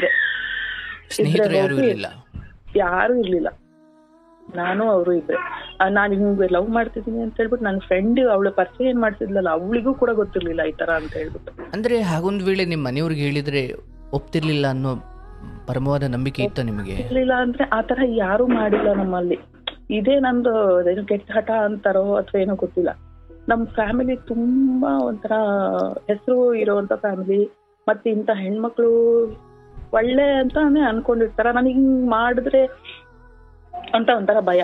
ಒಂದ್ ಕಡೆ ಬಡತನದ ವಂಶ ಇರ್ಬೋದು, ದಾರಿ ತಪ್ಪಿದ ವಂಶ ಅಲ್ಲ ಅಂತ. ಇಲ್ಲ ಆ ತರ ಮಾತ್ರ ಯಾರು ಇಲ್ಲ. ಇಂಥವ್ರ ಮಗಳು ಇಂಥವ್ರು ಹಿಂಗ್ ಮಾಡ್ಬಿಟ್ಲಂತೆ ಅಂತ ಹಂಗ ಅನ್ನಿಸ್ಕೋಬಾರ್ದು ಅಂತ. ಒಂದ್ ಕಡೆ ನನ್ ಎಷ್ಟ್ ದಿನ ಅಂತ ಹಿಂಗೆ ಇರ್ಲಿ, ಯಾರು ನೋಡ್ತಾ ಇಲ್ಲ. ಮದ್ವೆ ಅಂತೂ ಮಾಡಕ್ ಯಾರು ಮುಂದೆ ಬರ್ತಾ ಇಲ್ಲ. ನಾನೇ ಆಗೋಣ ಅಂತ ಹೇಳ್ಬಿಟ್ಟು ಧೈರ್ಯ ಮಾಡಿ ಆಗ್ಬಿಟ್ಟೆ. ಆದ್ಮೇಲೆ ಆಗಿ 1-2-3 ದಿನ ಆದ್ಮೇಲೆ ಗೊತ್ತಾಯ್ತು. ನಾನು ಹೇಳ್ಬಿಟ್ಟೆ ಮನೆಗೆ, ನನ್ನ ತಂಗಿಗೆ ಫೋನ್ ಮಾಡಿ ಹಿಂಗ ಆಗಿದ್ದೀನಿ ಕಣೆ ಅಂತಂದ್ರು. ಆಮೇಲೆ ಅವರು ಅವ್ರ ಮನೆಗೆ ಹೇಳಿದ್ರು ಆಗಿದ್ದೀನಮ್ಮ ಅಂತ ಹೇಳ್ಬಿಟ್ಟು. ಆಮೇಲೆ ಹಿಂಗೆ ಅವರು ಇವರು ಎಲ್ಲ ಬಂದು ಮಾತಾಡಿ ಮತ್ತೊಂದ್ಸಲ ನಮಗೆ ಮದ್ವೆ ಮಾಡ್ಸಿದ್ರು. ಅವ್ರ ಮನೆ ದೇವರು ಇಬ್ರು ಒಪ್ಕೊಂಡು. ನಿಮ್ಮ ಮನೆಯವರು? ನಮ್ಮ ಮನೆಯವರು ಒಪ್ಕೊಂಡಿದ್ರು. ನಮ್ಮ ಅಪ್ಪ ಅಮ್ಮನೂ ಬಂದಿದ್ರು. ಈ ಕೆಲಸ ಮೊದ್ಲೇ ಮಾಡ್ಬೇಕಿತ್ತು ಅಂತ ಅನ್ಸ್ಲಿಲ್ವಾ? ಆಗ ಒಪ್ತಿರ್ಲಿಲ್ಲ ಗುರುಜಿ. ಅಲ್ಲ, ಆಗ್ತಾನೆ ಒಪ್ಪಿಲ್ಲ ಅಂತ ಏನ್ ಸುಮ್ನೆ ಆಯ್ತಿದ್ರ? ಅವಾಗ್ಲೂ ಇದನ್ನೇ ಮಾಡ್ತಿದ್ರಿ? ಅಂದ್ರೆ ಈ ಹೋಟ್ಲಲ್ಲಿ ಇನ್ನೊಂದ್ಸಲಿ ಚಟ್ನಿ ಹಾಕಿಸ ಅಂತ 2ನೇ ಸಲ ಕೇಳವ್ರಿಲ್ಲ ಅಂದ್ರೆ ಸರಿ. ನಾನು ಹೊರಗಡೆ ಹೋಗ್ಬಿಟ್ಟೆ ಇದೇನಪ್ಪ ಚಟ್ನಿ ಹಾಕಲ್ಲ ಅಂತ ಹೇಳು. ಕೇಳದಲ್ಲಿ ನಮಗ್ ನಾವೇ ಅಂದ್ಕೊಂಡ್ಬಿಟ್ರೆ ಆಯ್ತು. ಆಯ್ತು, ಮದ್ವೆ ಆಯ್ತು. ಅವ್ರಿಗೆ ಹೇಳಿದ್ರಿ, ಇವ್ರಿಗೆ ಹೇಳಿದ್ರಿ, ಮತ್ತೊಮ್ಮೆ ಅವ್ರು ಮತ್ತೊಮ್ಮೆ ಮದ್ವೆ ಮಾಡಿದ್ರು. ಅವ್ರ ಮನೆ ದೇವ್ರಿಗೆ ಹೋಗ್ಬಿಟ್ಟು ಎಲ್ಲ ಮದ್ವೆ ಮಾಡಿದ್ರು. ಅದು 2 ಸಲ ಮದ್ವೆ ಆಯ್ತು ನಮ್ದು. ನಾವೊಂದ್ಸಲ ಮಾಡ್ಕೊಂಡ್ವಿ, ಅವ್ರೊಂದ್ಸಲ ಮಾಡಿದ್ರು. ನೋಡಿ ಯಾರಿಗೆ ಭಾಗ್ಯ ಸಿಗುತ್ತೆ. ಆಯ್ತು. ಇನ್ನೊಂದೇನ್ ಅನ್ಕೊಂಡೆ, ಅವ್ರ ತಲೆಯಲ್ಲಿ 2 ಸುಳಿ ಇದೆ ಗುರುಗಳೇ. ನಾನೇನ್ ಅನ್ಕೊಂಡೆ 1-2 ಆಗಿದೆಯಲ್ಲ, ಇದು ನಾನೇ ಇನ್ ಯಾರು ನನ್ನ ಲೈಫಲ್ಲಿ ಬರಲ್ಲ ಅಂತ ಒಂದು ಧೈರ್ಯ. 2 ಆಗಿದೆಯಲ್ಲ, 2 ಸಲ ಮದ್ವೆ ಆದ್ರೆ ಮುಗೀತು ಅಂತಾರಲ್ಲ, ನನ್ನನ್ನೇ 2 ಸಲ ಆಗಿದ್ದಾರೆ ಇವರು ಅಂತ ಅನ್ಕೊಂಡು. ಅಲ್ಲ, ಸುಳಿ ಮೊದ್ಲೇ ನೋಡಿದ್ರೆ ಅಥವಾ ಆಮೇಲೆ ನೋಡಿದ್ದ ಅಂತ? ಸುಳಿ ಅಷ್ಟೆಲ್ಲ ನೋಡಿರ್ಲಿಲ್ಲ, ಮದ್ವೆ ಆದ್ಮೇಲೆ ನೋಡಿದ್ದೆ. ಅಷ್ಟೆಲ್ಲ ಆಗ್ಲೇ ಅವ್ರು ನನ್ಗೆ ಸುಳ್ಳು ಹೇಳ್ಬಿಟ್ರು, ನನ್ನ ಏಜೆ ಅಂತ ಅಂದಿದ್ರು. ಅದಾದ್ಮೇಲೆ ಮದ್ವೆ ಆದ್ಮೇಲೆ ಗೊತ್ತಾಯ್ತು ಅವ್ರು ನನ್ಕಿನ್ನ 5 ವರ್ಷ ಚಿಕ್ಕವ್ರು ಅಂತ. ಚಿಕ್ಕೋರು? ಓ, ಓಕೆ. ಒಂದು ಅಂದಾಜು ನೀವು ಮದುವೆ ಆದಾಗ ನಿಮ್ಗೊಂದು 25 ವರ್ಷನಾ? ಇಲ್ಲ, 28 ವರ್ಷ. ಓಕೆ. ಅವ್ರಿಗೆ ಒಂದು 23-24 ವರ್ಷ ಇತ್ತು. 24. ಓ, ಆಯ್ತು. ಅದಾದ್ಮೇಲೆ ಆಯ್ತು, ಚೆನ್ನಾಗೇ ಇತ್ತು. 1-2 ತಿಂಗಳು ಬಾಡಿಗೆ ಎಲ್ಲ ನಾನೇ ಕಟ್ತೀನಿ, ನಾನೇ ಎಲ್ಲ ರೇಷನ್ ನೋಡ್ಕೊಂತೀನಿ, ನಾನೇ ಎಲ್ಲ ಮಾಡ್ತೀನಿ ಅಂತ ಅಂದ್ರು. ನಾನು ಸ್ಕೂಲ್ಗೆ ಹತ್ರ ಆಗೋ ತರಕ ಮನೇಲಿ ಬಾಡಿಗೆ ಮನೆ ಮಾಡ್ಕೊಂಡಿದ್ವಿ. ಅಂದ್ರೆ ಅವ್ರ ತಾಯಿ ಮನೆಗೆ ಹೋಗ್ಲಿಲ್ವಾ ನೀವು? ಅವ್ರ ತಾಯಿ ಮನೆಗೆ ಹೋಗ್ಲಿಲ್ಲ, ಯಾಕಂದ್ರೆ ಅವ್ರಮ್ಮ ಆ ಊರಲ್ಲಿ ಇರ್ಲಿಲ್ಲ. ಅವ್ರು ಬೇರೆ ಊರಲ್ಲಿ ವರ್ಕ್ ಮಾಡ್ತಾ ಇದ್ರು. ಅವ್ರ ಅಜ್ಜಿ ಮನೇಲಿ ಇವರೆಲ್ಲ ಇದ್ದಿದ್ದು. ಅವ್ರ ಅಜ್ಜಿ ಮನೇಲಿ ಇದ್ರು, ಅವ್ರಮ್ಮ ಬೇರೆ ಕಡೆ ವರ್ಕ್ ಮಾಡ್ತಾ ಇದ್ರು. ನಾನು ಇಲ್ಲಿ ಸ್ಕೂಲ್ ಹತ್ರ ಇದ್ವಿ ನಾವು ಇವ್ರು. ಆಮೇಲೆ ಹೇಳಿದ್ಮೇಲೆ ಸರಿ ಆಯ್ತು ಅಂತ ಹೇಳಿ 1-2 ತಿಂಗಳು ಬಾಡಿಗೆ ಕಟ್ಟಿದ್ರು. ಬಾಡಿಗೆ ಕಟ್ಟುವಾಗ ಏನಂದ್ರು, ನಂಗೆ ತುಂಬಾ ಟೈಟ್ ಆಗ್ತಾ ಇದೆ, ಅಂದ್ರೆ ಇದು ನೀನು ಬಾಡಿಗೆ ನಿಂದು ಒಂದ್ ರೇಷನ್ ನೋಡ್ಕೊ, ನಾನು ಬಾಡಿಗೆ ನೋಡ್ಕೊಂತೀನಿ ಅಂತ ಅಂದ್ರು. ಸರಿ ಆಯ್ತು ಬಿಡು, ನನಗೆ ಅದೆಲ್ಲ ಮ್ಯಾಟ್ರೇ ಅಲ್ಲ, ಆಯ್ತು ಸರಿ ಅಂತ ಒಪ್ಕೊಂಡು ಮಾಡಿ 2 ತಿಂಗಳು ಕಟ್ಟಿದ್ರು. ಅದಾದ್ಮೇಲಿಂದ ಶುರು ಆಯ್ತು ಅವ್ರದ್ದು, ಇಲ್ಲ ಬಾಡಿಗೆ ಆಗ್ತಿಲ್ಲ, ನನ್ ಮನೆಗೂ ಕೊಡಲ್ಲ, ಏನೂ ಇಲ್ಲ, ನೀನೇ ನೋಡ್ಕೊ. ಸರಿ ಆಯ್ತಪ್ಪ, ನನ್ ಜೊತೆ ಚೆನ್ನಾಗಿರ್ತೀಯ ಸಾಕು, ನೀನೇನ್ ದುಡ್ಡು ತಂದು ಕೊಡೋದು ಬೇಡ, ಏನೋ ಬೇಡ, ನಾನು ಆಯ್ತು ನೋಡ್ಕೊಂತೀನಿ ಅಂತ ನಾನೇ ನೋಡ್ಕೊಂತಿದ್ದೆ ಎಲ್ಲ. ಅದಾದ್ಮೇಲೆ ಹಿಂಗೆ ನಡೀತಾ ಇತ್ತು. ಆಮೇಲೆ ಒಂದ್ಸಲ ಕೊರೋನಾ ನಾನು ಆ ಟೈಮ್ ಅದಾದ್ಮೇಲೆ ನಾನು ಪ್ರೆಗ್ನೆಂಟ್ ಆದೆ. ಪ್ರೆಗ್ನೆಂಟ್ ಆಗೋಕ್ಕೂ ಮುಂಚೆನೆ ಇವರು ಫೋನಲ್ಲಿ ಎಲ್ಲ ಮಾತಾಡೋದು, ಅಂದ್ರೆ ಬಾಡಿಗೆ ಆಗ್ತಿಲ್ಲ ಅಂತಿದ್ದಲ್ಲ. ಯಾಕೆ ಅಂತಂದ್ರೆ ಅವ್ರ ಫ್ರೆಂಡಿಗೆ ಕೇಳ್ತಾ, ಇಲ್ಲ ಬಾಡಿಗೆ ಮಾಡ್ತಾನ ಅವನು, ಬಾಡಿಗೆ ಆಗುತ್ತೆ, ತುಂಬಾ ಚೆನ್ನಾಗಿ, ಎಲ್ಲರ್ಕಿನ್ನ ಚೆನ್ನಾಗಿ ಅವನಿಗೆ ಆಗೋದು ಬಾಡಿಗೆ ಅಂತ ಎಲ್ಲ ಅಂತಿದ್ರು. ನಾನು ಅಷ್ಟು ತಲೆ ಕೆಡ್ಸ್ಕೊಂತ ಇರ್ಲಿಲ್ಲ. ಅಂದ್ರೆ ಇವರು ಹೆಲ್ಪ್ ಮಾಡ್ತಿದ್ರು ಅಂದ್ರೆ ಫ್ರೀಯಾಗಿ ಬಾಡಿಗೆ ಮಾಡೋದು ಇವರು ಲೇಡೀಸ್ಗಳಿಗೆ. ಆಮೇಲೆ ಗೊತ್ತಾಯ್ತು ನನಗೆ, ಈ ಲೇಡಿ ಟೀಚರ್ಗಳಿಗೆಲ್ಲ ಫ್ರೀಯಾಗಿ ಅಂದ್ರೆ ಅವ್ರು ಕೊಟ್ರು ಬಿಟ್ರು.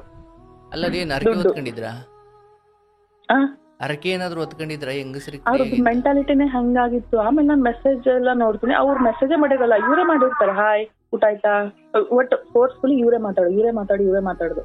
ನಾನು ಒಂದ್ಸಲ ಅಂದೆ, ನೀನು ಮದ್ವೆ ಆಗಿದೆ ಈಗ ನಿನ್ಗೆ, ನೀ ಹಂಗ ಅವ್ರಿಗೆ ಅವ್ರು ಮಾಡಿಲ್ಲ ಅಂದ್ರು ಗುಡ್ ನೈಟ್, ಗುಡ್ ಮಾರ್ನಿಂಗ್, ಊಟ ಆಯ್ತಾ, ಅದನ್ನೆಲ್ಲ ಮಾಡ್ಬೇಡ, ಈಗ ಮದ್ವೆ ಆಗಿದೆ ನೀನು ಅಂತ ಅಂದ್ಮೇಲೆ ಹ್ಞೂ ಆಯ್ತು ಅನ್ನೋದು, ಸುಮ್ನಿರು, ಮತ್ತೆ ಹೊರಗಡೆ ಹೋದಾಗ ಮಾತಾಡೋದು. ಅದೇ ವಿಚಾರಕ್ಕೆ ಮತ್ತೆ ಒಂದು 6 ತಿಂಗಳಾದ್ಮೇಲೆ ನನಗೂ ಸ್ವಲ್ಪ ಕ್ಲಾಶ್ ಆಗೋಕ್ ಶುರು ಆಯ್ತು. ಯಾಕೆ ಇಷ್ಟು ಮಾತಾಡ್ತೀಯ ಹುಡುಗಿಯರ ಜೊತೆ, ಹೊರಗಡೆ ಹೋದ ತಕ್ಷಣ ಬಿಸಿ ಬರುತ್ತಲ್ಲ ಫೋನ್, ಯಾಕೆ ಅಷ್ಟು ಮಾತಾಡ್ತೀಯ ಅಂತ. ಇಲ್ಲ ಹಂಗೆ ಹಿಂಗೆ ಮಾಡಿ ಆಯ್ತಾ ಸರಿ ಅಂತ ನಾನು ಹಂಗೆಲ್ಲ ಮಾಡಲ್ಲ, ನಾನು ಇಷ್ಟಪಟ್ಟು ಮದ್ವೆ ಆಗಿದ್ದಾನೆ, ಅವನು ಮನೇಲೆಲ್ಲ ಹೇಳ್ದಲ್ಲೇ ಮದ್ವೆ ಆಗಿದ್ದಾನೆ, ಆಮೇಲೆಲ್ಲ ಒಪ್ಸಿದಾನೆ, ಹೆಂಗೆಲ್ಲ ಮಾಡಲ್ಲ ಬಿಡು ಅಂತ ನಾನು. ಕೊರೋನಾ ಬಂತು, ಕೊರೋನಾ ಟೈಮಲ್ಲೂ ಅಷ್ಟೇ ಪ್ರೆಗ್ನೆಂಟ್ ಆದೆ. ನಾನು ₹1 ಕೊಡ್ತಿರ್ಲಿಲ್ಲ. ಮದ್ವೆಗೆ 7-8 ವರ್ಷ ₹1 ಅವನಿಂದ ಇಲ್ಲ. ಮೊದ್ಲೇ 2 ತಿಂಗಳು ಬಾಡಿಗೆ ಕಟ್ಟಿದಷ್ಟೇ. ಕೇಳಿದ್ರೆ ಹಂಗ ಅಮ್ಮನ ಕಡೆ ಕೊಡ್ತೀನಿ ಅಂತಿದ್ದ. ಹೌದೇನೋ ಬಿಡು, ಅವ್ರ ಅಮ್ಮನೂ ಒಬ್ರೇ ಅಲ್ಲ, ಅವ್ರ ಅಪ್ಪನೂ ಇರ್ಲಿಲ್ಲ, ಮನೆ ಕಡೆ ಕೊಡ್ತಿರ್ಬೋದೇನೋ ಬಿಡು, ನನಗೇನು ಅವನ್ದು ಬೇಕು ಅಂತಾನು ಏನು ಇರ್ಲಿಲ್ಲ ಅಲ್ಲ, ಹಾಗಾಗಿ ನಾನು ತಲೆ ಕೆಡ್ಸ್ಕೊಂತ ಇರಲಿಲ್ಲ. ಸರಿ ಆಯ್ತು ಅಂತ ಹಂಗೆ ಹೋಗ್ಬೇಕು. ಪ್ರೆಗ್ನೆಂಟ್ ಆದಾಗ ಹಾಸ್ಪಿಟಲ್ಗೆ ಹೋಗಿ ತೋರ್ಸ್ಬೇಕಲ್ಲ, ಬಸ್ ಚಾರ್ಜ್ ಕೂಡ ಹಾಕ್ತಾ ಇರ್ಲಿಲ್ಲ. ಬಸ್ ಚಾರ್ಜ್ ನಾನೇ ಕರ್ಕೊಂಡು ಹೋಗ್ತಿದ್ದೀನಿ. ಬಸ್ ಚಾರ್ಜ್ ಹಾಕೊಂಡು ಕರ್ಕೊಂಡು ಹೋಗಿ ಅಲ್ಲಿ ಜನ ಹಾಸ್ಪಿಟಲ್ ಕಾಯ್ತಾ ಇರ್ತಿದ್ವಿ, ಇನ್ನಾಗಿಲ್ವಾ ಒಂದ್ ಸ್ವಲ್ಪ ತಾಳ್ಮೆನೂ ಇರ್ತಿರ್ಲಿಲ್ಲ. ಅಲ್ಲೆಲ್ಲೋ ಕೂತ್ಕೊಂಡು ಗೇಮ್ ಆಡ್ತಾ ಇದ್ರು ಅಥವಾ ಫೋನಲ್ಲಿ ಮಾತಾಡ್ತಾ ಇದ್ರು. ಜನ ಎಲ್ಲ ನಿಮ್ಗೆ ಗೊತ್ತಾ, ಹೆಂಡತಿ ಒಳಗೆ ಅಲ್ಲಿ ಚೆಕಪ್ ಮಾಡ್ಕೊಂಡು ಹೊರಗಡೆ ಬಂದು ಏನಂದ್ರು ಆ ಕ್ಯೂರಿಯಾಸಿಟಿ ಇರುತ್ತಲ್ಲ, ಆತರ ಏನು ತೋರಿಸ್ತಾ ಇರ್ಲಿಲ್ಲ ನನ್ನ ಮೇಲೆ. ನಾನೇ ಹೋಗಿ ಎಲ್ಲಿದಾನಂತ ಹುಡ್ಕಾಡ್ ನೋಡಿದ್ರೆ ಅಲ್ಲೆಲ್ಲ ಕೂತ್ಕೊಂಡಿರ್ತಿದ್ದ. ಬಾ ಮಾತಾಡ್ತರಕ್ ಹೋಗ್ಬೇಕಂತೆ, ಬಾ ಅಂತಂದ್ರೆ ಹ್ಞೂ ಆಯ್ತು ತಗೊಂಬ ಅದೆಲ್ಲ ನೀನ್ ಮುಗಿಸ್ಕೊಂಡು ನಾನು ಇಟ್ಟಂತ ಇರ್ತೀನಿ ಅಂತೆ. ಮತ್ತೆ ನಾನೇ ಹೋಗಿ ಟ್ಯಾಬ್ಲೆಟ್ ಎಲ್ಲ ತಗೊಂಡ್ ಮತ್ತೆ ತೋರಿಸ್ಕೊಂಡು ಆಯ್ತು ಬಾರಪ್ಪ ಈಗ ಹೋಗೋಣ, ಆ ತರ ಮಾಡಕ್ ಶುರು ಮಾಡ್ಬಿಟ್ರು. ಏನ್ ಹಿಂಗೆ ಅಂತ ಅಂದ್ಬಿಟ್ಟು ಸರಿ ಏನೋ ಬಿಸಿ ಇರ್ಬೋದೇನೋ ಬಿಡು ಆಯ್ತು. ಅವ್ರ ಮನೆಗೆ ಹೋದ್ರು, ಕೊರೋನಾ ಫುಲ್ ಬಂದ್ಮೇಲೆ ಅವ್ರ ಮನೆಗೆ ಹೋದ್ರು ಪ್ರೆಗ್ನೆಂಟ್ ಇದ್ದೆ ನಾನು. ಅವ್ರ ಮನೇಲಿ ಎಲ್ಲ ಒಟ್ಟಿಗೆ ಇರೋಣ ಅಜ್ಜಿ ಜೊತೆಗೆ ಅಂತಂದ್ರು. ಸರಿ, ಎಲ್ಲೂ ಲಾಕ್ಡೌನ್ ಇತ್ತಲ್ಲ, ಸ್ಕೂಲ್ಗಳು ರಜಾ ಇತ್ತು, ಅಜ್ಜಿ ಜೊತೆಗೆ ಇದ್ವಿ. ಅಲ್ಲೂ ಕೂಡ ಏನು ತರ್ತಾ ಇರ್ಲಿಲ್ಲ, ನಾನೇ ರೇಷನ್ ಎಲ್ಲ ತರ್ಕೋಬೇಕಿತ್ತು, ನಾನೇ ಎಲ್ಲ ಮಾಡ್ಕೋಬೇಕಿತ್ತು. ಆಯ್ತು ಸರಿ ಆಯ್ತು, ನನ್ನ ಮನೆ ಎಲ್ಲ ಅವ್ರ ಮನೆಗೆ ನಮ್ಮ ಮನೆಗೆ ಅಡ್ಜಸ್ಟೇ ಆಗಲ್ಲ ನಾವು. ಅಂದ್ರೆ ಆ ವಾತಾವರಣ, ನಾವು ಮಲೆನಾಡಲ್ಲಿ ಬೆಳೆದಿದ್ದು, ಅವ್ರದ್ದು ಬೈಕಿನೇ, ಆ ಬಿಸಿಲು, ಆ ವಾತಾವರಣ, ಇರ್ಲಿ ಬಿಡು ನನ್ನೂರೇ ಅಲ್ವಾ ಅಂತ ಹೇಳ್ಬಿಟ್ಟು ನಾನು ಅವ್ರಿಗೇನೆ ಹೊಂದ್ಕೊಂಡು ಅವ್ರ ಮನೆಗೆ ಒಂದ್ ರೂಮು ಸಹಿತ ಇರ್ಲಿಲ್ಲ. ಬಚ್ಚಲ್ ಮನೆ ಕೂಡ ಓಪನ್ ಬಚ್ಚಲ್ ಮನೆ. ಒಂದ್ಸಲ ನನ್ ತಂಗಿ ಬಂದು, ಅಮ್ಮ ವಾಪಸ್ ಬಂದ್ಬಿಟ್ಟು ನಮ್ಮ ಅಮ್ಮಂಗೆ ಹೇಳಿ, ನಮ್ಮ ಆ ಮನೇಲಿ ಹೆಂಗ್ ಹೇಳೋಕಣಮ್ಮ, ನಾನು ಒಂದ್ ದಿನಾನು ಇರ್ತಿರ್ಲಿಲ್ಲ ಆ ಮನೆಗೆ, ಹಂಗ ಅಡ್ಜಸ್ಟ್ ಮಾಡ್ಕೊಂಡಿದ್ದಾಳು ಕಣ್ಮಗಳು ಅಂತ. ನನಗೆ ಅದೆಲ್ಲ ಮ್ಯಾಟ್ರ್ ಆಗ್ತಾ ಇರ್ಲಿಲ್ಲ. ಅವ್ರ ಮನೆಗೆ ರೂಮು ಇರ್ಲಿಲ್ಲ, ನಾವೆಲ್ಲರೂ ಅಜ್ಜಿ, ನಾನು, ನನ್ ಗಂಡ, ಅತ್ತೆ, ಒಂದೊಂದ್ಸಲ ಅತ್ತೆ ಬರ್ತಿದ್ರು, ಒಂದೊಂದ್ಸಲ ನಾದ್ನಿ, ಎಲ್ಲ ಹಿಂಗೆ ಉದ್ದಕ್ಕೆ ಪಡ್ಸಾಲಿಗೆ ಮೇಲೆ ಮಲ್ಕೋಬೇಕಿತ್ತು. ಬಿಡು ಹೋಗ್ಲಿ, ಎಲ್ಲ ಟೈಮ್ ಒಂದೇ ಇರಲ್ಲ, ಟೈಮ್ ಚೇಂಜ್ ಆಗುತ್ತೆ ನಮ್ಗೂ. ನಾನೇ ಇವನಿಗೆ ನಾ ಇಷ್ಟಪಟ್ಬಿಟ್ಟು ಮದುವೆ ಆಗಿದ್ದೀನಿ, ಅದಕ್ಕೆಲ್ಲ ಏನು ಇದ್ ಮಾಡ್ಕೋಬಾರ್ದು ಅಂತ ಸರಿ ಎಲ್ಲದಕ್ಕೂ ಅಡ್ಜಸ್ಟ್ ಮಾಡ್ಕೊಂಡು ನಮ್ಮ ಮನೆ ಟೈಲ್ಸ್ ನೆಲ ಎಲ್ಲ ಇರೋದು, ಅವ್ರ ಮನೆ ಸಗಣಿ ಸಾರಿಸೋದು.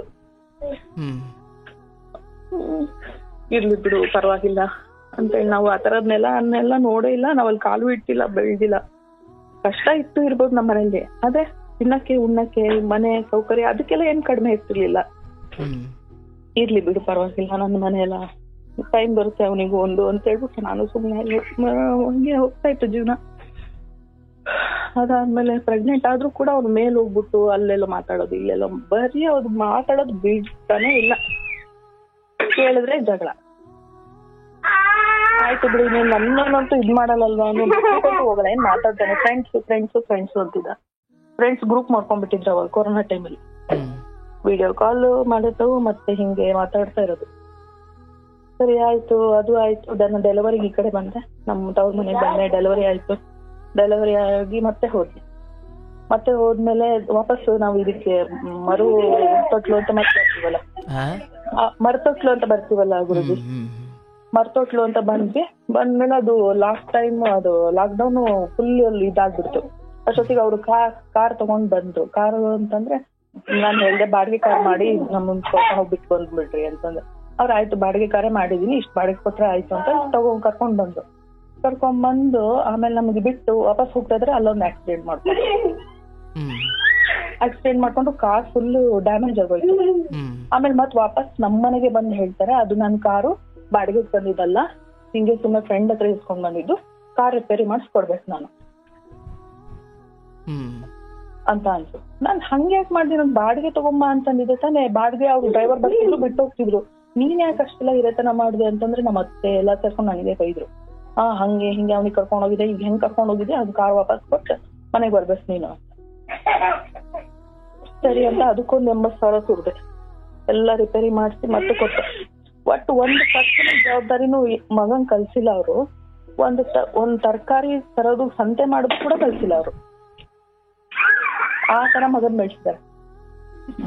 ನಾವೇನಾರು ಒಂದ್ ಕೇಳಕ್ ಹೋದ್ರೆ, ಈಗ ಮಾಡ್ಕೊಂಡಿದೀನಿ ಹೌದು, ಏನಾದ್ರು ಕೇಳಕ್ ಹೋದ್ರೆ ಮಗ ಹಂಗೆ ಅಳ್ತಿದ್ದ, ಅಪ್ಪನ ಮಾಡ್ಕೊಂಡು ಇದ್ ಮಾಡ್ತಿದ್ದ, ಅದಕ್ಕೆ ನಾವ್ ಅಷ್ಟೇನೋ ಇದ್ ಮಾಡಿಲ್ಲ, ಬೆಳ್ದ್ಬಿಟ್ಟ ಅವನ ಹಂಗೆ ಅಂತಾನೆ ಹೇಳೋರು. ಅಲ್ಲಿ ಇದ್ದಾಗ್ಲೂನು ಹಿಂಗೆ ಜಗಳ ಅತ್ತೇನು ಕೆಲ್ಸ ಇದೆ ಅಂತ ಭಾರಿ ಸೊಕ್ ಮಾಡ್ಕೊಳ್ಳೋಳು, ಹಂಗೆ ಹಿಂಗೆ ಅಂತ ಅವರೂ ಹಚ್ಕೊಡೋದು. ಸರಿ ಸಾಕಾಗೆ ಹೋಯ್ತು ಅಲ್ಲಿಂದ. ನಾನ್ ಅನ್ಕೊಂಡೆ ಇಲ್ಲಿದ್ದಾರ ಏನ್ ಮಾಡೋದು, ಅತ್ಲಾಗೆ ನಮ್ಗೆ ವಾತಾವರಣನೂ ಈಗ ಸರಿ ಆಗ್ತಾ ಇಲ್ಲ, ಮತ್ತೆ ಮನೇಲಿ ನೋಡಿದ್ರೆ ಹಿಂಗ್ ಜಗಳ, ನಮ್ಗೆ ನೆಮ್ಮದಿಯಾಗಿ ಡ್ಯೂಟಿ ಮಾಡೋಕ್ಕೂ ಆಗ್ತಾ ಇಲ್ಲ ಅಂತೇಳಿ ಅನ್ಕೊಂತಾ ಇದ್ದೆ. ಅಷ್ಟೊತ್ತಲ್ಲಿ ನಮ್ ಪಾಪ ಕೊರೋನಾ ಎಲ್ಲ ಮುಗೀತು, ಸ್ಕೂಲ್ಗೆ ಹೋಗೋ ಟೈಮ್ ಬಂತು. ಸ್ಕೂಲಿಗೆ ಸ್ಟಾರ್ಟ್ ಹೋಗ್ಬೇಕಾದ್ರೆ 1-2 ವಾರ ಹೋಗ್ಬೇಕಿತ್ತು, ಸೈನ್ ಮಾಡಿ ಕುತ್ಕೊಂಡು ಮತ್ ಹಂಗೆ ವಾಪಸ್ ಬರ್ಬೇಕಿತ್ತು. ಅವಾಗ್ಲೂ ಕೂಡ ಅವ್ನು ಏನ್ ಮಾಡ್ತಿದ್ದ, ನನ್ ಪೆಟ್ರೋಲ್ ಗಾಡಿ ಹಾಕ್ಸಿದ್ರೆ ಮಾತ್ರ ಕರ್ಕೊಂಡು ಹೋಗೋದು, ಹಾಕ್ಸಿಲ್ಲ ಅಂತಂದ್ರೆ ಕರ್ಕೊಂಡು ಹೋಗ್ತಿರ್ಲಿಲ್ಲ ಆತರ. ಹಲೋ ಗುರುಗಳು, ಪೆಟ್ರೋಲ್ ಹಾಕ್ಸಿದ್ರೆ ಮಾತ್ರ ಕರ್ಕೊಂಡು ಹೋಗೋದು, ಇಲ್ಲಂದ್ರೆ ಇಲ್ಲ. ಅದು ಕರ್ಕೊಂಡು ಹೋಗೋದು ಅಂತಂದ್ರೆ ಫುಲ್ಲು ಗಾಡಿ, ನಾನು ಆಪರೇಷನ್ ಆಗಿ ಮಗು ಆಗಿರೋದು ಎಷ್ಟು ಅಂದ್ರೆ ಅಲ್ಲಿ ಫುಲ್ ರೋಡೇ ಸರಿ ಇಲ್ಲ ಅಂತದ್ರಲ್ಲಿ ಫುಲ್ ಜೋರ್ ಹಿಂಗ್ ಎತ್ತಾಕೋತರ ಕರ್ಕೊಂಡು ಹೋಗ್ಬಿಟ್ಟು, ಅದು ನನಗೆ ಆಪರೇಷನ್ ಆಗಿದ್ದು ಓಪನ್ ಆಗಿ ಹರ್ನಿಯ ಆಗ್ಬಿಡ್ತು. ನನಗೆ ಹರ್ನಿಯ ಆಯ್ತು, ಅದೊಂದು ಆಪರೇಷನ್ ಮಾಡ್ಸ್ಕೊಬೇಕಲ್ಲಪ್ಪ ಅಂತಿದ್ದೆ. ಅಷ್ಟೊತ್ತಲ್ಲಿ ಅದೂನು ಒಂದಾಯ್ತು. ಅದಾದ್ಮೇಲೆ ಸರಿ ಅಂತೇಳಿ ಕಾರೆಲ್ಲ ರಿಪೇರಿ ಮಾಡಿಸೆಲ್ಲ ಕೊಟ್ಟು ಚೆನ್ನಾಗಿರ್ಬೋದು ಅಂತ ಮತ್ತೆ ಅಲ್ಲೇ ಇದ್ದೆ ನಾನು.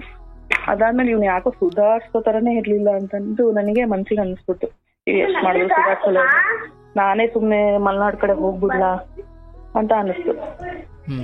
ಅದಕ್ಕೆ ಸರಿ ಅಂತೇಳಿ ನಮ್ಮ ಅಮ್ಮಂಗ ಅವಾಗ ತುಂಬಾ ಹುಷಾರಿಲ್ಲ, ಅವ್ರಿಗೆ ಕಾಲು ಗ್ಯಾಂಗ್ರೀನ್ ತರ ಆಗ್ಬಿಟ್ಟು ಕಾಲು ಓಡಾಡಕ್ಕೆ ಬರ್ತಿರ್ಲಿಲ್ಲ. ಸರಿ ಆಯ್ತು, ನಮ್ಮೂರ್ ಕಡೆ ಹೋಗ್ಬಿಡೋಣ, ಅಮ್ಮಂಗೂ ನೋಡ್ಕೊಂಡಂಗಾಗುತ್ತೆ ಸ್ವಲ್ಪ ವರ್ಷ, ಆಮೇಲೆ ಮತ್ತೆ ಟ್ರಾನ್ಸ್ಫರ್ ತಗೊಂಡ್ ಬಂದಾಯ್ತು ಅಂತೇಳಿ ಟ್ರಾನ್ಸ್ಫರ್ಗೆ ಹಾಕಿದೆ. ಆ ವರ್ಷ ಸಿಕ್ಬಿಡ್ತು ಟ್ರಾನ್ಸ್ಫರ್ ಸಿಕ್ತು. ಸರಿ ಅಂತ ಹೊರಟಿ ಅಲ್ಲಿ ಒಂಚೂರು ದೂರ ಬರುವ ಹೃದಯ ಬಂದೆ. ಸರಿ ಟ್ರಾನ್ಸ್ಫರ್ ಸಿಕ್ತು ಅಂತೇಳಿ ಬಂದ್ಮೇಲೆ ಇಲ್ಲಾದ್ರೂ ಚೆನ್ನಾಗಿರ್ಬೋದು ನಾನು ಅಂದೆ. ಬರ್ತೀಯಾ ಬಾ, ಪರವಾಗಿಲ್ಲ, ಅದೇ ಇಲ್ಲಿ ಮಾಡಿತರ ಮಾಡ್ಬೇಡ, ಅಲ್ಲಿ ದುಡಿಯೋಣ, ಚೆನ್ನಾಗಿ ದುಡಿಯೋಣ, ಮಕ್ಳಿಗೆ ಏನಾರು ಒಂದ್ ಮಾಡೋಣ, ನಿನಗೆ ಅಲ್ಲೂ ಮನೆ ಇಲ್ಲ, ನಮಗೂ ಏನೂ ಇಲ್ಲ, ನಾವು ಇಡೀ ದಿನ ಬಾಡಿಗೆ ಮನೆಯಲ್ಲಿ ಯಾಕೆ ಇರ್ಬೇಕು, ನಮ್ಮ ಮಕ್ಳಿಗೂ ಏನಾರು ಒಂದ್ ಮಾಡೋಣ, ಆ ತರ ಇದ್ರೆ ಬಾ, ಇಲ್ಲಂತ ಇಲ್ಲ ಆಟೋ ಓಡಿಸ್ಕೊಂಡು ಇರುವಂತೆ ಅಂತ ಅಂದೆ. ಅದಕ್ಕೆ ಇಲ್ಲ, ಆಟೋ ಫಸ್ಟ್ ಇದು ಆಕ್ಸಿಡೆಂಟ್ ಆಗಿತ್ತಲ್ಲ ಆಟೋ, ಅದು ಆಕ್ಸಿಡೆಂಟ್ ಆಗಿದ್ದು, ಅದು ಕೇಸ್ ಇದೆ, ಅದಕ್ಕೆ ಅದು ಸೀಸ್ ಮಾಡ್ತಾರ ಆಟೋ, ಕಡಿಮೆಗೆ ಹೋಗ್ಬಿಡುತ್ತೆ ಅಂತೇಳಿ ಆ ಟೈಮಲ್ಲೇ ಅದನ್ನ ಮಾರಿದ್ರು. ಮಾರಿ ನನ್ ಜೊತೆ ಬಂದ್ರು. ಸರಿ ಅಂತ ಇಲ್ಲಿ 1 ವರ್ಷ ಅವ್ರೇನು ಕೆಲ್ಸನೇ ಮಾಡ್ಲಿಲ್ಲ. ಹುಡುಕ್ತಾ ಇದ್ರು, ನಾನು ಹುಡುಕ್ತಾ ಇದ್ದೆ. ಹೇಳಿದ್ರೆ ನೀನೇ ಹುಡ್ಕೊಡು, ನನಗಿಲ್ಲಿ ಜನ ಗೊತ್ತಿಲ್ಲ, ಯಾರು ಗೊತ್ತಿಲ್ಲ, ನೀನೇ ಹುಡ್ಕೊಡು ಅಂತಿದ್ರು. ನಾನು ಗೊತ್ತಿರೋರ್ಗೆಲ್ಲ ಕೇಳ್ತಾ ಇದ್ದೆ, ನೋಡೋಣ ತಡಿಯಪ್ಪ ಅಂತಂದು ಸುಮ್ನೆ ಆಗ್ತಿದ್ವಿ. ಅಷ್ಟೊತ್ತಿಗೆ ಇನ್ನೊಂದು ಪಾಪು ಪ್ರೆಗ್ನೆಂಟ್ ಆದೆ. ಅದ್ರದ್ದೆಲ್ಲ ಅಂದ್ರೆ ಹಾಸ್ಪಿಟ್ಲಿಗೆಲ್ಲ ತೋರ್ಸ್ಕೊಳ್ಳೋದೆಲ್ಲ ನಡೀತಾ ಇತ್ತು. ಅದಾದ್ಮೇಲೆ ಎಲ್ಲ ಒಂದ್ ಕಡೆ ಕೆಲಸ ಸಿಕ್ತು, ದಿನಸಿ ಅಂಗಡಿಯಲ್ಲಿ. ದಿನಸಿ ಅಂಗಡಿಯಲ್ಲಿ ಅಲ್ಲಿ ಒಂದ್ ಕಡೆ ಕೆಲಸ ಸಿಕ್ತು. ಆಯ್ತು ಅಂತಂದು ಅಲ್ಲಿ ಕೆಲಸ ಮಾಡ್ತಾ ಇದ್ರು. ಅಷ್ಟ್ ದಿನದ್ದು ಚೀಟಿ ಎಲ್ಲ ತೆಗ್ದ್ಬಿಟ್ಟಿದ್ರು ಅವರು. ಆ ಚೀಟಿ ದುಡ್ಡು ನನ್ನ ಹತ್ರ ಕೆಲಸ ಎಲ್ಲ, ಚೀಟಿ ತೆಗ್ದಿದೀನಿ, ನೀನೇ ಕಟ್ಕೊಂಡು ಹೋಗು ಅಂತ ಅಂದಿದ್ರು. ಸರಿ ಆಯ್ತು, ಚೀಟಿ ದುಡ್ಡುನು ಅವ್ರದೆಲ್ಲ ನಾನೇ ಕಟ್ಕೊಂಡ್ ಬಂದೆ. ಕಟ್ಕೊಂಡು ಬಂದು ಕೂಡ ಈ ಕೆಲ್ಸಕ್ಕೆ ಹೋಗ್ತಿದ್ಯಲ್ಲಪ್ಪ, ಈಗ ಕೊಡು ಅಂತಂದ್ರೆ ಇಲ್ಲ, ನೀನೇ ಕೊಟ್ಟಿದ್ದು ಪೂರ್ತಿ ಮಾಡು ಅಂತಂದ್ರು. ನಾನು ಕೆಲ್ಸಕ್ಕೆ ಹೋಗ್ತಿದ್ಯಾ, ಈಗ್ಲಾದ್ರೂ ಕಟ್ಕೊಂಡು ಹೋಗಿ ನಿನ್ ಚೀಟಿ ಅಂತಂದ್ರೆ ಅದಕ್ಕೂ ಕೆಲ್ಸದಿಂದ ಬಂದು ನನಗೆ ಎಲ್ಲಾರ ಮುಂದೆ, ಜನದ ಮುಂದೆ ಹೊರಗಡೆ ಹೊಡೆದು ಕಟ್ಟು ನೀನೇ ಕಟ್ಟಬೇಕು ಅಂತ ಹೇಳಿ ಮತ್ತೆ ಹೋದ್ರು ಅಂಗಡಿಗೆ. ಅದ್ ಯಾವ ಮಟ್ಟಿಗೆ ದ್ವೇಷನ ಏನೋ ಗೊತ್ತಿಲ್ಲ ನನ್ ಮೇಲೆ. ಮಾತಾಡ್ತದೆ ಅವ್ರಮ್ಮ, ಇವಳಿಗೆ ಕೆಲ್ಸ ಇದೆ ಅಂತ ಸೊಪ್ಪು ಅಂತ ಅವ್ರು ಹೇಳ್ಕೊಡೋದು.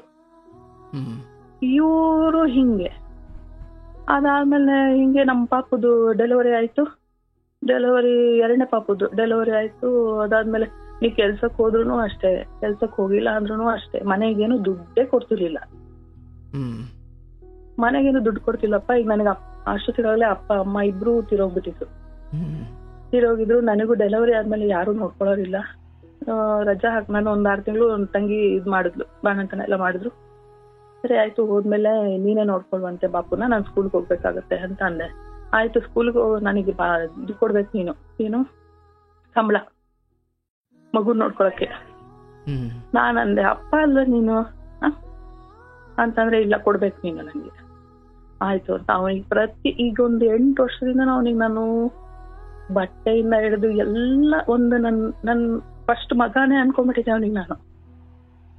ನನ್ ಫಸ್ಟ್ ಮಗನಪ್ಪ ಇವನು, ನನಗೆ ಆದ್ಮೇಲೆ ನನ್ಗೆ ಗೊತ್ತಿರೋ ಮಕ್ಳು ಅಂತ. ಒಟ್ ಅವ್ನಿಗೆ ಏನ್ ಕೇಳಿದ್ರು ತಗೋ, ಆಯ್ತು ನಿನ್ ಖುಷಿನ ತಗೋದ್ಯಾ ತಗೋ, ಆ ತರನೇ ಫುಲ್ ಅವ್ನ ಮೈಂಡ್ ಸೆಟ್ ಹೆಂಗಾಗ್ಬಿಟ್ಟಿತ್ತು ಅಂದ್ರೆ, ಇವಳು ನನಗೆ ಹಿಂಗ್ ಆಟ ಮಾಡೋದು ಹೇಳ್ಕೊಡ್ತಾಳೆ, ಆ ತರನೇ. ಆಯ್ತು, ಹಂಗೆ ಇದ್ದು ಹಂಗೆ ಎಲ್ಲ ಆಯ್ತು ಜೀವನ.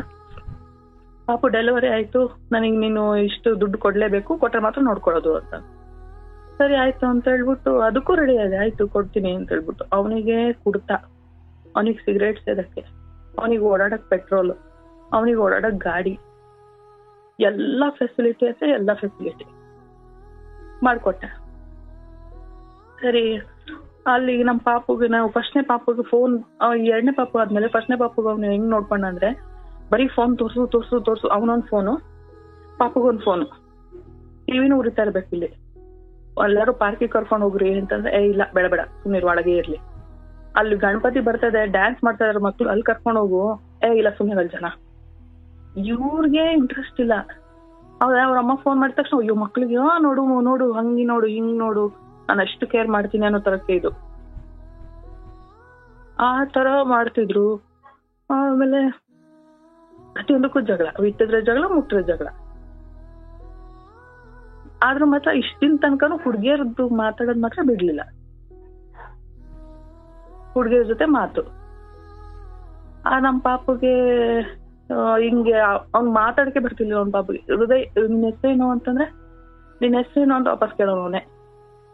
ಅದೊಂಥರ ಅಟಿಸಮ್ ಅಂತ ಹೇಳ್ತಾರಲ್ಲ ಗುರುಜಿ, ಆ ತರ ಆಗೋಗ್ಬಿಟ್ಟಿದ್ದ. ಅವನಿಗೆ ಮತ್ತೆ ಟ್ರೀಟ್ಮೆಂಟ್ ಕೊಡ್ಸ್ಬೇಕು ಅಂತಂದ್ರು. ಸರಿ ಆಯ್ತು, ನಾನು ನಿನ್ ಪಾಪುನ, ಚಿಕ್ಕ ಪಾಪುನ ನಾನೇ ನೋಡ್ಕೊಂತೀನಿ, ನೀ ಅವನಿಗೆ ಟ್ರೀಟ್ಮೆಂಟ್ ಕೊಡ್ಸು ಅಂತ ಹೇಳಿ ಥೆರಪಿಗೆ ಆಗ್ಬೇಕು ಅಂತಂದ್ರು. ಸರಿ ಥೆರಪಿಗೆ ಓಡಾಡ್ಸು ಅಂತಂದ್ರೆ 2 ತಿಂಗಳು ಓಡಾಡ್ಸಿದ್ರು.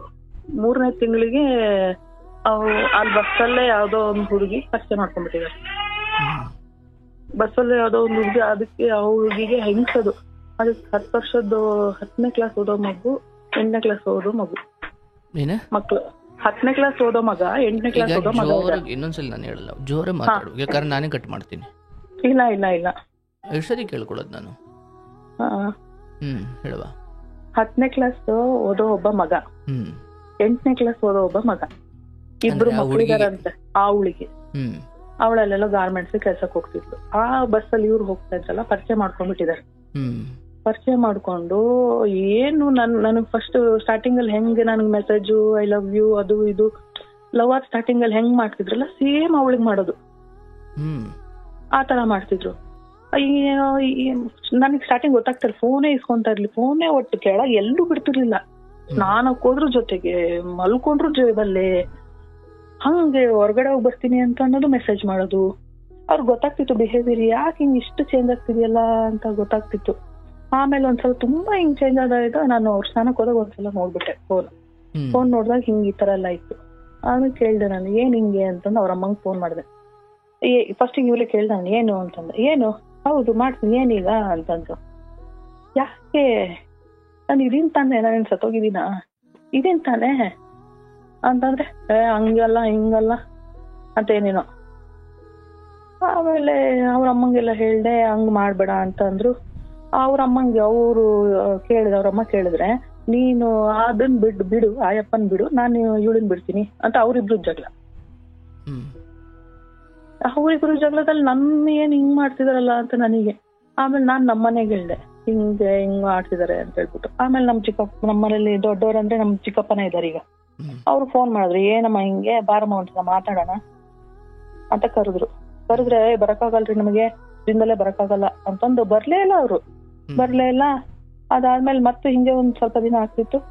ಮತ್ತೆ ಹಿಂಗೆ ಸಮಾಧಾನ ಮಾಡ್ಕೊಂಡು ಆಯ್ತು ಅಂತೇಳಿ ಬಾ ಅಂತ ಕರೆದ್ರೆ, ನಾನ್ ಹೆಂಗಿರ್ತೀನೋ ಹಂಗ್ ಬಿಡ್ಬೇಕು ನೀನು, ನಾನು ಯಾರ ಜೊತೆ ಇರ್ತೀನೋ ಇರ್ಬೇಕು, ನಾನು ಯಾರ ಜೊತೆ ಮಾತಾಡ್ತೀನೋ ಮಾತಾಡಕ್ ಬಿಡ್ಬೇಕು, ನಾನು ಯಾರ ಜೊತೆ ಮುಳ್ಕೊಂಡ್ರು ನೀನ್ ನೋಡಿನೂ ಸುಮ್ನೆ ಇರ್ಬೇಕು, ಹಂಗಿದ್ದೆ ಬರ್ತೀನಿ ಅಂತ ಇವ್ರದ್ದು ಶಬಾಸ ಮಾಡೋಂಗ್ ಹೇಳೋದು. ಹೆಂಗಾಗುತ್ತೆ, ಮಕ್ಳು ಲೈಫ್ ಹಾಳಾಗುತ್ತೆ, ಹಂಗೆಲ್ಲ ಮಾಡ್ಬೇಡ ಬಾ ಅಂತಂದ್ ಕರ್ಕೊಂಡು ಒಂದ್ಸಲ ಮತ್ತೆ ಹೋದೆ. ಮತ್ ಕರ್ಕೊಂಡು ಹೋದ್ಮೇಲೆ ಆಯ್ತು ಚೆನ್ನಾಗಿರ್ತೀನಿ ಅಂತ ನನ್ ಮುಂದೆ ಅನ್ನೋರು, ಹಿಂದ್ಗಡೆಯಿಂದ ಮತ್ತು ಅವ್ರಿಗೆ ಮೆಸೇಜ್ ಮಾಡೋದು, ಅವ್ರು ಹೆಂಗ್ ಬೇಕೋ ಹಂಗಿರೋದು.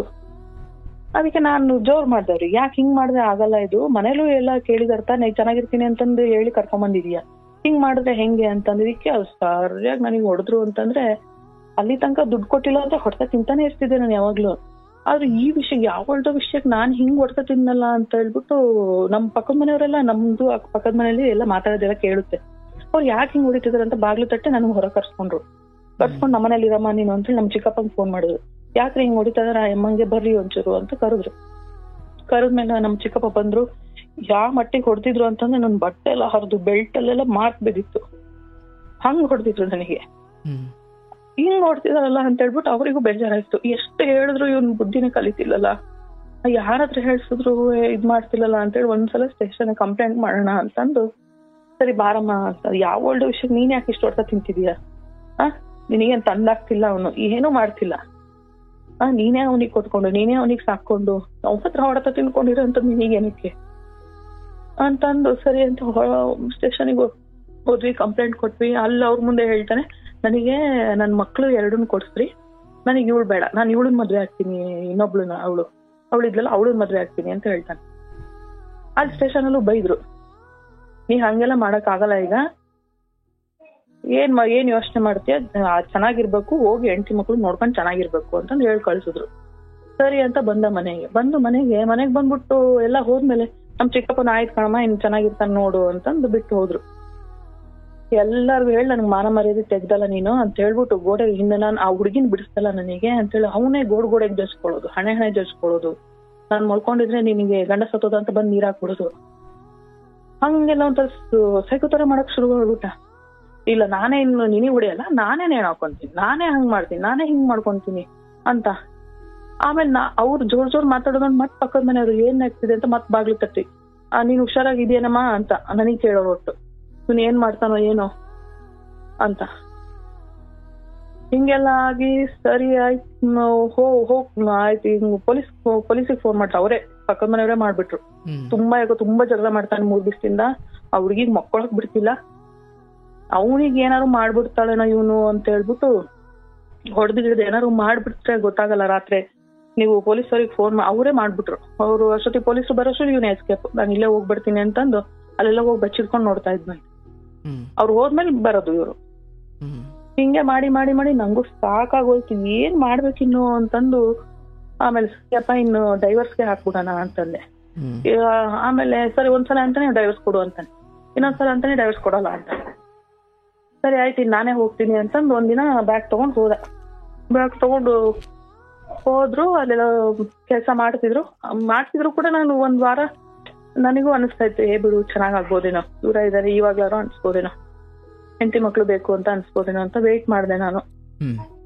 ನಾನು ಕಾಂಟ್ಯಾಕ್ಟ್ ಅಲ್ಲೇ ಇದೀವಿ. ಒಂದ್ 4 ದಿನ ಸಿಟ್ ಮಾಡ್ಕೊಳ್ಳೋದು, ಮತ್ ಬ್ಲಾಕ್ ಮಾಡೋದು, ಮತ್ತೆ ಚೆನ್ನಾಗ್ ಆಗ್ತಾನೇನೋ ಅಂತ ಮತ್ ಬ್ಲಾಕ್ ಓಪನ್ ಮಾಡೋದು. ಅವ್ನು ಮತ್ತೆ ಅದೇ ಹಣೆ ಬಾರಪ್ಪ ಚೆನ್ನಾಗಿರೋಣ ಬಾರಪ್ಪ ಅಂತಂದ್ರೆ ಇಲ್ಲ, ನಾನು ಹೆಂಗಿರ್ತು ನಂಗೆ ಫ್ರೀ ಆಗ್ಬಿಡ್ಬೇಕು ನೀನು, ಆ ತರ ಹೇಳಕ್ ಶುರು ಮಾಡ್ದ. ಹಿಂಗೆ ಹಿಂಗೆ ಹಿಂಗೆ ಆಗ್ತಾ ಆಗ್ತಾ ಆಗ್ತಾ ಒಂದ್ಸಲ ಬಂದ. ಒಂದ್ಸಲ ಹಂಗೆ ಫೋನ್ ಮಾಡ್ತಿದ್ರು ಮಧ್ಯ ಫೋನ್ ಮಾಡ್ತಿದ್ರು. ಅವ್ರು ಯಾವ್ದಾದ್ರು ನಂಬರಿಂದ ಮಾಡ್ತಿದ್ರು. ಮಾಡಿದಾಗ ನಾನು ರಿಸೀವ್ ಮಾಡಿದ್ರೆ ಅಮ್ಮು ಅಮ್ಮು ಅನ್ನೋಕ್ ಶುರು ಮಾಡಿ. ನನಗ್ ಯಾವತ್ತೂ ಅಮ್ಮು ಅಂತ ಅಂದೇ ಇಲ್ಲ. ಯಾರಿದ ಅಮ್ಮು, ಅಮ್ಮು ಯಾರು, ಅವ್ರು ನಂಬರಿಗೆ ಕಾಲ್ ಮಾಡ್ರಿ, ನಾನು ಅಮ್ಮು ಅಲ್ಲ ಅಂತ. ಅಲ್ಲಿಗೆ ನನಗೆ ಗೊತ್ತಾಗ್ತಿದ್ವಿ ಆ ಹುಡುಗಿಯರ್ ಸವಾಸನೆ ಬಿಟ್ಟಿಲ್ಲ ಅಂತ. ಅದ್ರ ಮಧ್ಯದಲ್ಲಿ ಒಂದ್ಸಲ ಮನೆಗ್ ಬಂದ್, ನಮ್ ಬಾಡಿಗೆ ಮನೆ ಮಾಡಿದೀವಲ್ಲಿ, ಅಲ್ಲೊಂದ್ಸಲ ಮನೆಗ್ ಬಂದ್ ಹೋದ್ನಂತೆ. ಅಲ್ಲಿ ಪಕ್ಕದ ಮನೆಯವರು ಕೇಳಿಸ್ಕೊಂಡಿದ್ದಾರೆ, ರಾತ್ರಿ ಯಾರ ಹತ್ರನು ಮಾತಾಡ್ತಿದ್ನಂತೆ. ಹೆಂಗೆ ಅಂದ್ರೆ ಫುಲ್ ಕ್ಲೋಸ್, ಹೆಂಡತಿ ಜೊತೆ ಮಾತಾಡ್ದಂಗೆ, ಮುತ್ ಕೊಡ್ಕೊಂಡು ಜೋರ್ ನಗಾಡ್ಕೊಂಡು ರಾತ್ರಿ ಫುಲ್ ಮಾತಾಡಿದಾನೆ. ಅವ್ರು ನನಗ್ ಇನ್ನೊಂದ್ 2-3 ದಿನ ಬಿಟ್ಟು ಹೋದ್ಮೇಲೆ ನನ್ನ ಹತ್ರ ಒಂದ್ ಬೀಗ, ಅವ್ರ ಹತ್ರ ಒಂದ್ ಬೀಗ ಇತ್ತು, ಬಂದು ಹೋಗ್ಬಿಟ್ಟಿದಾರೆ ಅವರು. ಅದಾದ್ಮೇಲೆ ನನಗೆ ಅವ್ರು ಹೇಳಿದ್ರು, ಅಕ್ಕ ಹಿಂಗೆ ಈ ಮನೆಯವ್ರು ಬಂದಿದ್ರು, ಸದ್ಯ ನನ್ ಮನೆಯವ್ಳು ಇರ್ಲಿಲ್ಲ, ಅವ್ನ ಮಾತು ಕೇಳಿಸ್ಕೊಂಡಿದ್ರು ನನಗೆ ನಾಚಿಕೆ ಆಗ್ತಿತ್ತು ನಮ್ಮ ಮನೆಯೊಳಗೆ ಮುಖ ತೋರ್ಸಕ್. ಬೀದಿ ನಾಯಿ ಕಣಕ ಅವನು, ನೀನ್ ಹೆಂಗ ಅವನ ಜೊತೆ ಎಷ್ಟ್ ದಿನ ಇದೆಯೋ ನಂಗಂತೂ ಗೊತ್ತಿಲ್ಲ ಅಂತ. ಯಾರು ಹೇಳಿದಿ ಮಾತು? ಅದನ್ನ ಪಕ್ಕದ ಮನೆಯವರು ಕೇಳಿಸ್ಕೊಂಡ್ರು. ರಾತ್ರಿ ಮಾತಾಡ್ತಾನಲ್ಲ ಫೋನಲ್ಲಿ. ನನಗೆ ಯಾವ ಮನೆ ಚೇಂಜ್ ಮಾಡೋದು, ಆ 1-2 ದಿನ ನಾನು ತವ್ರ ಮನೆಗೆ ಬಂದಿದ್ದೆ. ನನಗೂ ಬೇಜಾರಾಗ್ತಿತ್ತು ಅಂತೇಳಿ ನಾನು ಬಂದಿದ್ದೆ. ಆ ಟೈಮಲ್ಲಿ ನಾನು ಅಲ್ಲಿದ್ದೀನಿ ಅಂತ ಅಲ್ಲಿಗೆ ಹೋಗಿದ್ದಾನೆ. ಅಲ್ಲಿ ಇದೆಲ್ಲ ನಡೆದಿದೆ. ನಾನು ಯಾವ ಮನೆಗ್ ಚೇಂಜ್ ಮಾಡ್ತೀನಲ್ವಾ ಅಲ್ಲೆಲ್ಲಾದ್ರೂ ಇದೇ ಹಣೆ ಬರ. ತುಂಬಾ ಮಾತಾಡ್ತಾರೆ ನಿಮ್ ಮನೆಯವರು, ಸ್ವಲ್ಪ ಹುಷಾರಾಗಿರಿ ತುಂಬಾ. ಮತ್ತೆ ನೀವು ಸ್ಕೂಲಿಗೆ ಹೋದ್ಮೇಲೆ ತುಂಬಾ ಯಾರ ಹತ್ರನೂ ಮಾತಾಡ್ತಾನೆ, ನಿಮ್ಮ ಹತ್ರನೂ ಮಾತಾಡಲ್ಲ, ಅಷ್ಟು ಖುಷಿಯಾಗಿ ಮಾತಾಡ್ತಾನೆ ಅಂತ ಅನ್ನೋರು. ನಾನೇ ಬಿಡು, ನನ್ ಗಂಡ ಹಂಗಲ್ಲ ಅಂತ ಎಲ್ಲದ್ರಲ್ಲೂ ಮೋಸ.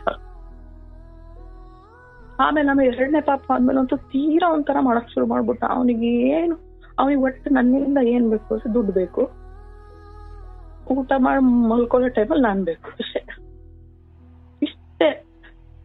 ನಾನ್ ಪಾಪನ್ ಕರ್ಕೊಂಡ್ ಹೋಗ್ತಿದ್ದೆ ಸ್ಕೂಲಿಗೆ. ನಾನು ಹೇಳ್ತೀನಲ್ಲ, ಬೇರೆ ಬ್ಯಾಗ್ ಹಾಕೊಂಡ್ ಮುಂದ್ಗಡೆ ಕೂರ್ಸ್ಕೊಂಡು 2 ಮಕ್ಳನ್ನ ಕರ್ಕೊಂಡ್ ಹೋಗ್ತಿದ್ದೆ. ಒಂದೊಂದ್ಸಲ ಇವ್ನು ಸಿಟ್ ಮಾಡ್ಕೊಂಡಾಗ ನಾ ಏನು ಮಾಡಲ್ಲ, ನೀ ಏನ್ ಮಾಡ್ಕೊ ಅಂತ ಬಿಟ್ಬಿಟ್ಟು ಹೋಗ್ಬಿಡ್ತಿದ್ದ. ಸರಿ ಆಯ್ತು, 2 ಮಕ್ಳನ್ನ ಕರ್ಕೊಂಡು ಸ್ಕೂಟಿಯಲ್ಲಿ ಒಬ್ನಿಗೆ ಹೊಟ್ಟೆಗೆ ನಾನು ವೇಲ್ ಕಟ್ಕೊಂಡು, ಒಬ್ನಿಗೆ ಬ್ಯಾಗಲ್ಲಿ ಹಾಕೊಂಡು ಕರ್ಕೊಂಡು ಹೋಗ್ತಾ ಇದ್ದೆ ಸ್ಕೂಲಿಗೆ. ಹಳ್ಳಿ ಅದು ಸ್ಕೂಲು. ಎಲ್ಲ ಜನ ನೋಡೋರು, ನೋಡು ಹೆಂಗ್ ಮಕ್ಳದ್ ಹೆಂಗ್ ಕರ್ಕೊಂಡು ಹೋಗ್ತಾಳೆ ಅಂತ. ಅಷ್ಟು ಕಷ್ಟದಲ್ಲಿ ಬಿಟ್ಬಿಟ್ಟು ಹಿಂಗ್ ಹೋಗ್ಬಿಡ್ತಿದ್ದ ಚಿಂತನೆ ಇಲ್ದಂಗೆ. ಆಯ್ತು ಅಂತ ಹೇಳಿಬಿಟ್ಟು ಆಮೇಲೆ ಹಿಂಗೆ ಒಂದೆರಡು ದಿನ ಬ್ಲಾಕ್ ಮಾಡಿದ್ರೆ, 1-2 ದಿನ ಮತ್ತೆ ಮಾತಾಡ್ತಿದ್ವಿ. ಚೆನ್ನಾಗಾಗ್ಬಿಟ್ಟು ಬಾ ಅಂತಿದ್ದೆ. ಇಲ್ಲ ನೀ ಫ್ರೀ ಆಗಿದ್ರೆ ಬಿಟ್ರೆ ನಾನು ಬರೋದು, ಇಲ್ಲಾಂದ್ರೆ ಬರಲ್ಲ ಹಂಗೆ ಹೇಳ್ತಿದ್ದ. ಸರಿ ಫ್ರೀ ಆಗಂದ್ರೆ ಹೆಂಗೆ ಅಂತಂದ್ರೆ ಇಷ್ಟೆಲ್ಲ ಹೇಳ್ತಿದ್ದ. ನನಗೆ ಫ್ರೀ ಆಗ್ಬಿಡ್ಬೇಕು, ನಾನು ಕುಡಿತೀನಿ, ನಾನು ಸೇರ್ತೀನಿ, ನಾನು ಯಾರ ಜೊತೆನಾರು ಮಾತಾಡ್ತೀನಿ, ಯಾರ ಜೊತೆನಾರು ಮಲ್ಕೊಂಡಿರ್ತೀನಿ, ನೀನ್ ನೋಡಿದ್ರು ನೋಡ್ಲಿಲ್ಲಂಗೆ ಇರ್ಬೇಕು, ಇಷ್ಟೆಲ್ಲ. ನಂಗೆ ಯಾಕೆ ಹಂಗೆಲ್ಲ ಆಗಲ್ಲ ಅಲ್ವಾ? ಹಂಗಾರೆ ನಾನು ಇನ್ನೊಬ್ರ ಜೊತೆ ಇದ್ರೆ ನೀನ್ ಸಹಿಸ್ಕೊತೀಯ ಅಂತ ನಾನು ಕೇಳ್ತಾ ಇದ್ದೆ. ಅವನಿಗೆ ಹೆಂಗೆಲ್ಲ ಸಮಾಧಾನವಾಗಿ ಹೇಳ್ತಾ ಇದ್ದೆ. ನನಗೆ ಲಾಸ್ಟಿಗೆ ಹೆಂಗ್ ಆಗ್ಬಿಡ್ತು ಅಂದ್ರೆ, ನಾನು ಇಷ್ಟು ಪ್ರೀತಿ ಮಾಡಿದ್ ಗಂಡ ನನ್ ಕೈ ಬಿಟ್ಟು ಹೋಗ್ತಿದ್ದಾನಲ್ಲ, ಇನ್ನು ಹೆಂಗಾರು ಮಾಡಿ ಹಿಡ್ಕೋಬೇಕು ಅಷ್ಟೇ ತಲೆಲಿದ್ದು.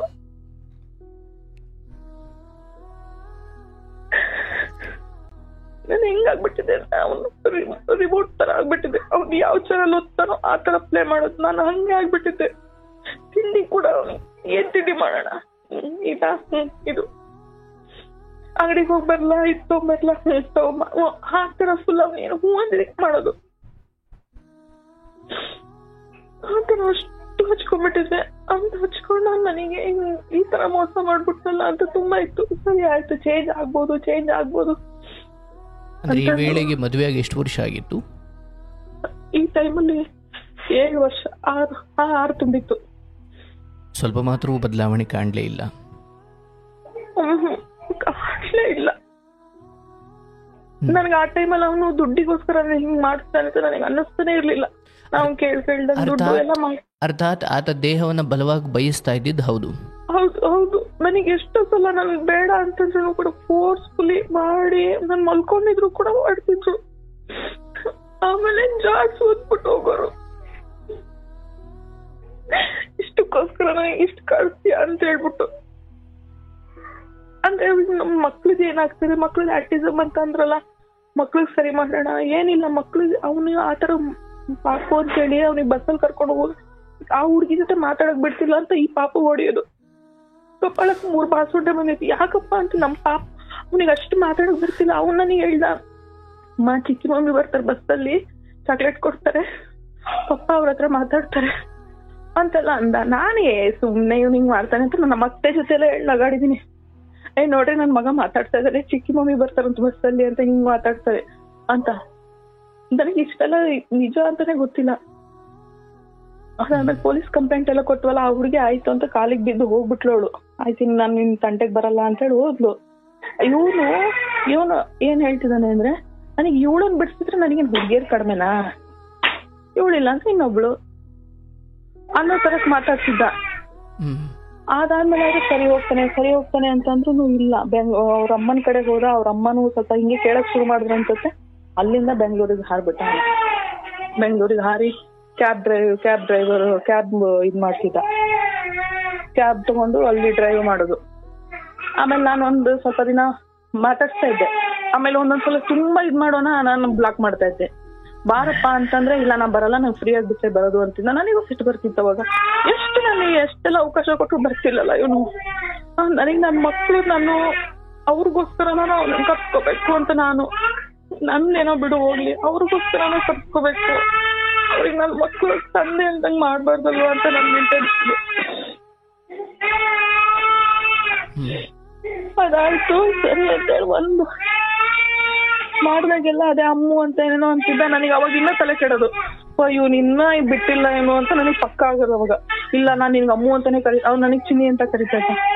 ನೋಡಿದ್ರೆ ಅಮ್ಮು ಅಂತ ಕರಿತಿದ್ದಾನಲ್ವಾ, ಇದೇನೋ ಮತ್ತೆ ಇನ್ ನಡೆಸ್ತಾ ಇದ್ದಾನೆ ಅಂತ ಅರ್ಥ ಆಯ್ತು. ಸ್ವಲ್ಪ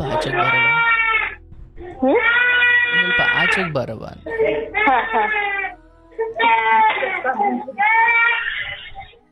ಮಂಚೆ ಹೊರಗಡೆ ಕರ್ಕೊಂಡು ಅಂತ ಗೊತ್ತಾಗ್ತಿತ್ತು. ಆಮೇಲೆ ನನಗೆ ಸಿಟ್ಟು ಬರ್ತಾ ಇತ್ತು. ಏನ್ ಇವ್ರು ಹಿಂಗ್ ಮಾಡಿದ್ರು ಬರ್ತಿಲ್ವಲ್ಲ, ಹೋಗ್ಲಿ ಬಿಡ ಕಡೆ ಹೋಗ್ಲಿ ಅಂತ ಹೇಳಿ ಬಿಟ್ಟು ಗಟ್ಟಿ ಮನ್ಸು ಮಾಡ್ಕೊಂಡ್ರು. ಮತ್ ನನಗ್ ಮನ್ಸು ನಡೀತಾ ಇರ್ಲಿಲ್ಲ. ಅವ್ನ್ ಲಾಸ್ಟ್ ಯಾವಾಗ ಫೋನ್ ಮಾಡ್ತಿದ್ದ, ಟ್ರೂ ಕಾಲರ್ ಗೊತ್ತಾಗ್ತಿತ್ತಲ್ಲ, ಇವನು ಪರವಾಗಿಲ್ಲ ಆರಾಮಾಗಿದ್ದಾನೆ ಅಂತ ಅನಿಸ್ತಿತ್ತು ನನಗೆ. ನನಗೆ ಒಂದೊಂದ್ಸಲ ಕೇಳ್ತಿದ್ದ ಅವನು, ಇಲ್ಲ ನನ್ಗೆ ಯಾರೂ ಮಾಡಿಲ್ಲ, ನಾನು ಯಾರ ಸವಸದಲ್ಲೂ ಇಲ್ಲ, ನಾನ್ ಕ್ಯಾಬಲ್ಲೇ ಮಲ್ಕೊಳ್ಳೋದು, ಕ್ಯಾಬಲ್ಲೇ ಇದ್ ಮಾಡೋದು, ಪಬ್ಲಿಕ್ ಟಾಯ್ಲೆಟ್ಗೆ ಹೋಗೋದು ಅಂತ ಹೇಳಿ ಫೋಟೋ ಎಲ್ಲ ಹಾಕ್ತಾ ಇದ್ದ. ಯಾರ ಸವಸದಲ್ಲೂ ಇಲ್ಲ ಅಂತ ಹೇಳ್ಬಿಟ್ಟು. ಸರಿ ಅಂತೇಳಿ ಹೌದೇನೋ ಅಂತೇಳಿ ಒಂದ್ಸಲ ಬಂದ. ನಾನು ಹಿಂಗೆ ಇದೀನಿ, ಯಾರ ಸವಸದೂ ಇಲ್ಲ, ನನಗೂ ಹೆಂಡತಿ ಮಕ್ಳು ಬೇಕು, ಎಲ್ಲರೂ ಓಡಾಡುವಾಗ ನಾನು ನೋಡ್ತೀನಿ, ನನಗೂ ಅನ್ಸುತ್ತೆ ಅಂತ ಅಂದು ಬಂದ. ನಾನು ನಂಬ್ಕೊಬಿಟ್ಟೆ ಗಡ್ಡಿ. ನನ್ಗೆ ಚೇಂಜ್ ಆಗ್ಬಿಟ್ನಲ್ಲ ಅಂತ ಭಾರಿ ಖುಷಿ ಪಟ್ಟು ನಾನು ಎಲ್ಲರಿಗೂ ಫೋನ್ ಮಾಡಿ ಹೇಳ್ದೆ, ಏನಿಲ್ಲ ನನ್ ಗಂಡ ಬಂದ್ಬಿಟ್ಟ, ಚೆನ್ನಾಗಾಕಿದ್ದಾನೆ, ಕಾರ್ ತಗೊಂಡಿದ್ದಾನೆ, ಲೋನ್ ಕಟ್ಕೊಂಡು ಎಲ್ಲ ಮಾಡ್ತಾನೆ, ಜವಾಬ್ದಾರಿ ಬಂದಿದೆ, ಚೆನ್ನಾಗಿರ್ತಾನೆ ಅಂತ ಅಂದು ಎಲ್ಲರಿಗೂ ಫೋನ್ ಮಾಡಿ ಹೇಳ್ದೆ, ನಮ್ಮ ಮನ್ ಕಡೆಯವರಿಗೆಲ್ಲ. ಯಾಕಂದ್ರೆ ಎಲ್ಲ ಕಡೆ ನೀವು ಇಂಥವ್ರ ಗಂಡ ಹಿಂಗ್ ಹೋಗ್ಬಿಟ್ಟಂತೆ ಬಹಳ ಹೇಳ್ತಿದ್ರು. ಅದು ನನ್ನ ಎಲ್ಲರಿಗೂ ಅಳಿಸ್ಬೇಕಲ್ವ ಅಂತ ಹೇಳ್ಬಿಟ್ಟು ಹೇಳ್ದೆ. ಸರಿ ಅಂತೇಳಿ ಒಪ್ಕೊಂಡು ಇದ್ದೆ. 1-2 ದಿನ ಇದ್ದ ಮನೇಲಿ ಇದ್ದೆ. ಬಂದ್ 1-2 ದಿನ ಇದ್ದು ಹೋಗೋದು. ಅವಾಗ ಹೋಗುವಾಗ ಏನಂತ, ನಾನ್ ನಿಮ್ಗೇನೋ ಹೇಳ್ಬೇಕು ಅಂತ ಅಂತಿದ್ರು. ಏನ್ ಹೇಳು ಹಂಗೆಲ್ಲ ಮನ್ಸಲ್ಲಿ ಇಟ್ಕೋಬೇಡ, ಏನ್ ಹೇಳು, ಈಗ ಚೆನ್ನಾಗಿರ್ತಾನೆ, ಮನೆ ಕಟ್ಟೋಣ, ಚೆನ್ನಾಗಿರೋಣ, ಎಲ್ಲ ಹಾಳಾಗಿದೆ, ಅದು ಹಿಂದಿಂದ ಹೋಗ್ಬಿಡ್ಲಿ, ಅದು ಏನು ಆಗಿಲ್ಲ ಅಂತಾನೆ ಅನ್ಕೊಳೋಣ, ಚೆನ್ನಾಗಿರೋಣ ಇನ್ನ ಅಂತ ಅಂದು. ಮತ್ತು ಅದೇ ಕತೆ, ನಾನ್ ನಿನ್ಗೇನೋ ಹೇಳ್ಬೇಕು, ಏನ್ ಹೇಳು ಅಂತಂದ್ರೆ, ಇಲ್ಲ ಬಿಡು ನನ್ ಮನ್ಸಲ್ಲೇ ಅದಿರ್ಲಿ. ನನಗೆ ಅಯ್ಯಪ್ಪ ಇವನಿಗೆ ಏನ್ ಹಿಂಗಂತಿದಾನಲ್ಲ ಅಂತ ಫಸ್ಟಿಗೆ ನಾನು ತಲೆ ಕೆಡ್ಸ್ಕೊಂತಿರ್ಲಿಲ್ಲ. ಆಮೇಲೆ ಒಂದ್ 15 ದಿನಕ್ಕೆ 3 ಸಲ ಬಂದ್ ಹೋಗ್ದ. ನಂಗೆ ಚೆನ್ನಾಗಾಗಿ 1.5 ತಿಂಗಳಾಯ್ತು. ಅದಾದ್ಮೇಲೆ ಒಂದ್ಸಲ ಬಂದ್ ಹೋಗುವಾಗ ಬಂದ್ ಹೋಗುವಾಗ್ಲೂ ನಿಂಗೆ ನಂಗೆ ಫೋನಲ್ಲಿ ಬಚ್ಚಿಟ್ಕೊಳ್ಳೋದು, ಆಮೇಲೆ ಸ್ನಾನಕ್ಕೆ ಹೋಗ್ತಾ ತಗೊಂಡೋಗೋದು, ಆ ಬುದ್ಧಿ ಕಡೆ ಹಂಗೆ ಇತ್ತು, ಚೇಂಜ್ ಆಗಿಲ್ಲ ಅಂತ ಅನಿಸ್ತಾ ಇತ್ತು. ಆಮೇಲೆ ಒಂದಿನ ಅಂದ, ನಾನು ಹಿಂಗೆ ಏನೋ ಒಂದು ಹೇಳ್ತೀನಿ, ನಾನು ಮುಂಚೆ ತರ ಮಾತಾಡ್ಸ್ಬೇಕು, ನೀನು ಬಿಟ್ಟೋಗ್ಬಾರ್ದು ಅಂದ. ಸರಿ ಆಯ್ತು ಬಿಟ್ಟೋಗಲ್ಲ ಹೇಳು ಅಂತಂದೆ. ನಾನು ಹಿಂಗೆ ಅಲ್ಲೊಂದು ಹುಡುಗಿ ಮದ್ವೆ ಆಗ್ಬಿಟ್ಟಿದೀನಿ ಅಂದ. ಹಿಂಗೆ ನನ್ ವೇಸ್ಟ್ ಅಂತ ಅನ್ಸ್ಬಿಡ್ತು ನನಗೆ. 2 ಮಕ್ಳನ್ನ ಹಿಡ್ಕೊಂಡು ಕಾಯ್ತಾ ಇದೀನಿ ನಾನು, ಯಾವಾಗ ಬರ್ತಾನೆ ಚೇಂಜ್ ಆಗಿ ಬರ್ತಾನೆ ಅಂತ.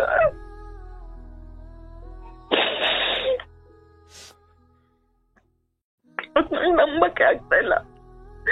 ಇಲ್ಲ ನೀನಾಗಿಲ್ಲ ಕಂಪ್ಲೇಂಟ್ ಕೊಡು, ಪೊಲೀಸರು ಹೇಳ್ತಾರಲ್ಲ ಅವಾಗ ಗೊತ್ತಾಗತ್ತೆ ನಿನಗೆ.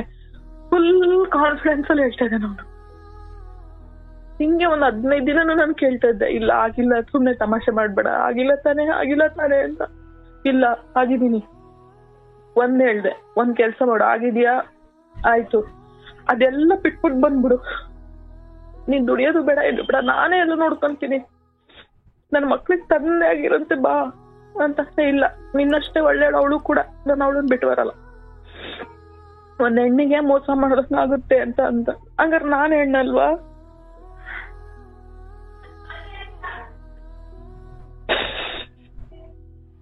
ನಾವು ಇನ್ನು ಬಸ್ಸಲ್ಲಿ ಹೋಗ್ಬೇಕಾದ್ರೆ ಇನ್ನೊಬ್ರು ಪಕ್ಕದಲ್ಲಿ ಬಂದು ಕೂತ್ಕೊಂಡ್ರೆ ನಮ್ಗೊಂಥರ ಆಗ್ತಿರುತ್ತೆ. ನಮ್ ಪಾಪನ್ ಕೂರಿಸ್ತೀನಿ ಆ ಕಡೆಗೆ. ಅಡ್ಡದಲ್ಲಿ ಇವ್ರು ಇನ್ನೊಂದು ಹುಡುಗಿ ತಾಳಿ ಕಟ್ಟಿ ಫಸ್ಟ್ ನೈಟ್ ಎಲ್ಲ ಆಗಿದೆ, ಏನ್ ಮಾಡ್ಕೊಂತೀಯ ಈಗ ಅಂತ ನನಗೆ ಕೇಳ್ತಾರೆ. ಹೌದು, ನನಗೆ ಹಂಗ್ ಮಾಡ್ದಲ್ಲ ನೀನು, ಅದಕ್ಕೆ ಹಿಂಗ್ ಮಾಡ್ದೆ. ನಾನು ಯಾಕೆ ಮಾಡ್ದೆ ಹೇಳು? ನನ್ ಗಂಡ ಬೇಕು, ನನಗ್ ಬೇಕು ಅಂತಾನೆ ನಾನು ಮಾಡಿದ್ದು.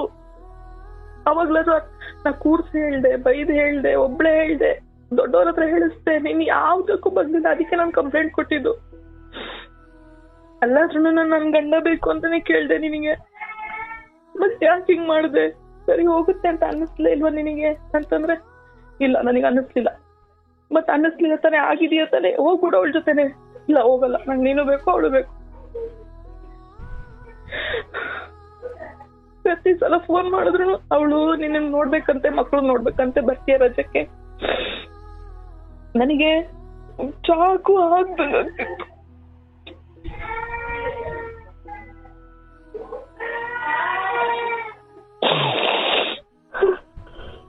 ಕಷ್ಟದಲ್ಲಿ ಮನೆ ಅಂತ ನೋಡ್ಕೊಂಡ್ ಬಂದ್ರು ನಮಗೆ ಒಂದ್ ಒಳ್ಳೆ ನೆಮ್ಮದಿ ಜೀವನ ಸಿಗ್ಲಿಲ್ವಲ್ಲ.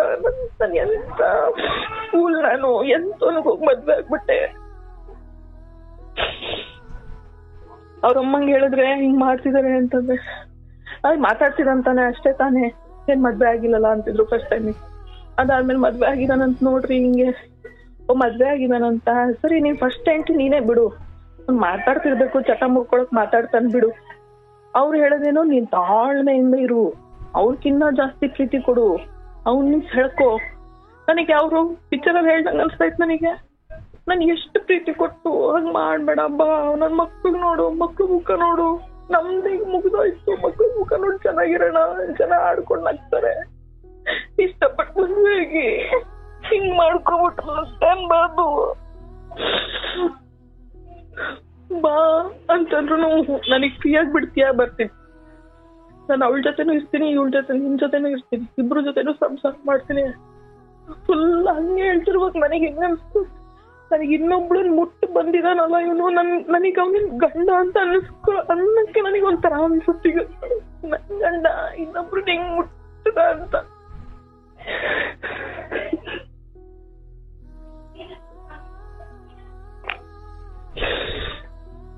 ಅದಕ್ಕೆ ನಮ್ಮ ಮನೇಲೆಲ್ಲ ಹೇಳಿದ್ಮೇಲೆ, ಈ ಹಬ್ಬ ಆದ್ಮೇಲೆ ಹೇಳ್ದೆ, ಯುಗಾದಿ ಹಬ್ಬ ಆದ್ಮೇಲೆ ಅವ್ರು ಒಂದೇ ಮಾತು, ನೋಡಮ್ಮ ನಿನ್ ಇಷ್ಟ, ಏನ್ ಮಾಡ್ತೀಯ. ನಿಜ ಇಲ್ಲ ಗುರುಜಿ, ನನಗೆ ಅವನನ್ನ ಮತ್ತೆ ನನ್ ಗಂಡ ಅಂತ ಒಪ್ಕೊಳಕ್ ನಂಗೆ ಆಸೆನೇ ಇಲ್ಲ.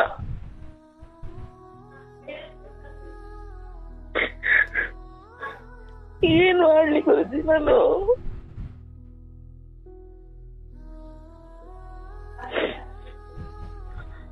ಡೈವರ್ಸ್ ಕೊಡ್ತೀಯ ಕೊಡು ಅಂತಾನೀಗ.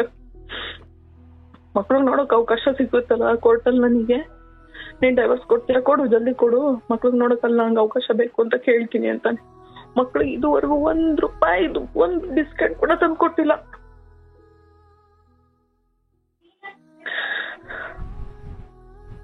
ನಾನು ಅದಾದ್ಮೇಲೆ ಒಂದೇ, ನನಗೆ ನೀನ್ ಬೇಕಪ್ಪ, ನೀನ್ ಮುಖ್ಯ ನನಗೆ, ನೀನ್ ಬಾ ಅದೆಲ್ಲ ಬಿಟ್ಬಿಟ್ ಬಾ, ನಾನು ಅದು ಯಾವ್ದನ್ನ ಇದ್ ಮಾಡ್ಕೊಂಡಿಲ್ದಂಗ ನಾನು ನಿನ್ ಮತ್ತೆ ಒಪ್ಕೊಂತೀನಿ ಅಂತಂದ್ರೆ ಇಲ್ಲ. ನಮ್ಮ ಮನೆಯಲ್ಲೇ ಬೈದ್ರು, ಎಷ್ಟು ಸಲ ಚಾನ್ಸ್ ಕೊಡ್ತೀಯ ಅವನಿಗೆ, ನೀನು ಎಷ್ಟು ಸಲ ಕೊಡ್ತಾ ಇದೀಯ.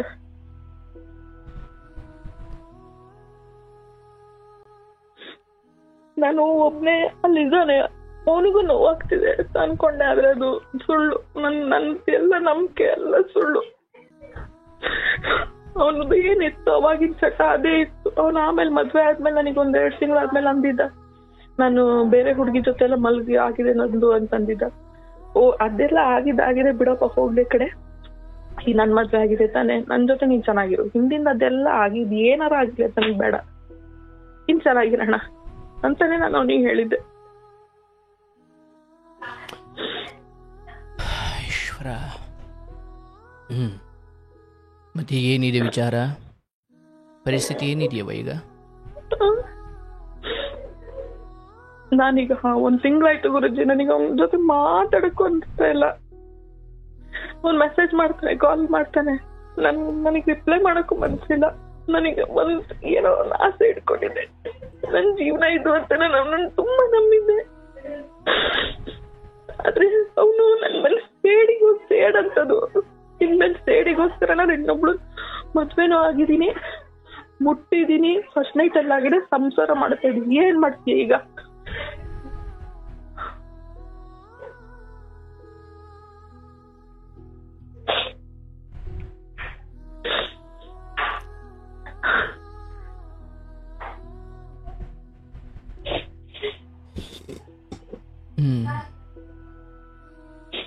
ಡೈವರ್ಸ್ ಕೊಡು ಅಂತಾನೆ, ಡೈವರ್ಸ್ ಕೊಡು.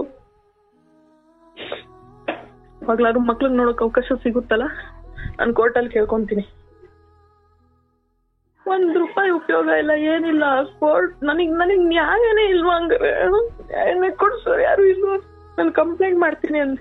ನೀ ಅವಾಗ ಹುಡುಗಿ ಜೊತೆ ಮಾತಾಡಿದ್ದು ಲವ್ ಮಾಡ್ತಿದ್ದೆ ಅಷ್ಟೇ, ಆ ಹುಡುಗಿನ ಮುಟ್ಟಿರ್ಲಿಲ್ಲ. ಇವಾಗ ನಾನು ಮುಟ್ಟಿದ್ದೀನಿ, ಎಲ್ಲ ಮಾಡಿ, ಏನ್ ಮಾಡ್ಕೊಂತ ಮಾಡ್ಕೊ ಹೋಗು ಅಂತ. ಅದಕ್ಕೆ ನಾನಂದೆ, ಆ ಹುಡುಗಿನ ಮುಟ್ಟಿರ್ಲಿಲ್ಲ, ಆದ್ರೆ ನಾನು ಸ್ಟೇಷನ್ ಮೆಟ್ಲು ಹಚ್ಚಿದೆ ನಿನಗೆ, ಈಗ ಮುಟ್ಟಿದ್ಯಾ, ಈಗ ಬಿಡ್ತೀನ ನಾನು ನಿನ್ನ ಅಂತಂದ್ರೆ ಏನು, 10 ವರ್ಷ ಜೈಲಿಗೆ ಹಾಕ್ತಾ ಇರ್ತಾನೆ, ಹಾಕ್ತೀವಿ. ಆಮೇಲೆ ಬಂದು ಮತ್ತೆ ನಾನು ಅವಳ ಜೊತೆನೆ ಸಂಸಾರ ಮಾಡ್ತೀನಿ.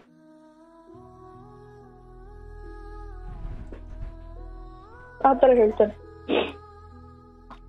ಎಲ್ಲದಕ್ಕೂ ರೆಡಿ ಆಯ್ತು, ಸ್ಟೇಷನ್ಗೆ ಹಾಕ್ತೀಯ, ಜೈಲಿಗೆ ಹಾಕ್ತೀಯ, ಕಂಪ್ಲೇಂಟ್ ಕೊಡ್ತೀಯ, ಕೊಡು, ಮತ್ತು ಬಂದು ನಾನು ಅವಳ ಜೊತೆನೆ ಇರ್ತೀನಿ.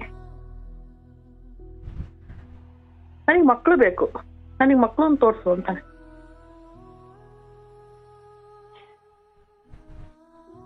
ಒಂದ್ ಸ್ವಲ್ಪ ದಿನ ಆಯ್ತು, ಮಕ್ಳನ್ನೂ ತೋರಿಸ್ತಾ ಇಲ್ಲ, ಏನ್ ಮಾಡಕ್ಕಾಗಲ್ಲ, ಆಯ್ತು ನಾನು ಹಿಂಗೆ ಇರ್ತೀನಿ ಅಂತ. ಆಯ್ತು, ಇನ್ನು ಯಾವತ್ತೂ ನಾನು ತೊಂದರೆ ಕೊಡಲ್ಲ, ನನ್ನ ಬಾಡಿಗೂ ನೀನ್ ನನ್ನ ವಿಷಯಕ್ಕೂ ಬರ್ಬೇಡ, ನಿನ್ ವಿಷಯಕ್ಕೂ ನಾನ್ ಬರಲ್ಲ ಅಂತಾನೆ. ಮತ್ತೆ ಇನ್ನೊಂದ್ ಸ್ವಲ್ಪ ದಿನ ಬಿಟ್ಟು ಮತ್ತೆ ಮಕ್ಳಿಗೆ ನೋಡ್ಬೇಕು.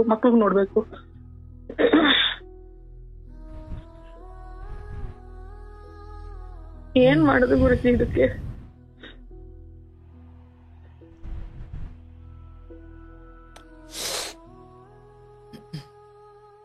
ಈಗ ನಿಮ್ಮ ಮನೆಯವ್ರು ಏನ್ ಹೇಳ್ತಾರೆ ಸ್ಪಷ್ಟವಾಗಿ, ವಿಚಾರವಾಗಿ? ನಾನ್ ನಮ್ ಚಿಕ್ಕಪ್ಪಂಗೆಲ್ಲ ಕರ್ಬಿಟ್ಟು ಹೇಳ್ದೆ, ಹಿಂಗ್ ನಡೀತಾ ಇದೆ ನೋಡ್ರಿ ಅಂತ ಹೇಳ್ಬಿಟ್ಟು. ಅವ್ರಿಗೆ ಶಾಕ್ ಇದೊಂಥರ. ನಮ್ಮಲ್ಲಿ ಯಾವ್ದು ಈ ತರದ 2ನೇದು 3ನೇದು ಏನೂ ಇಲ್ಲ.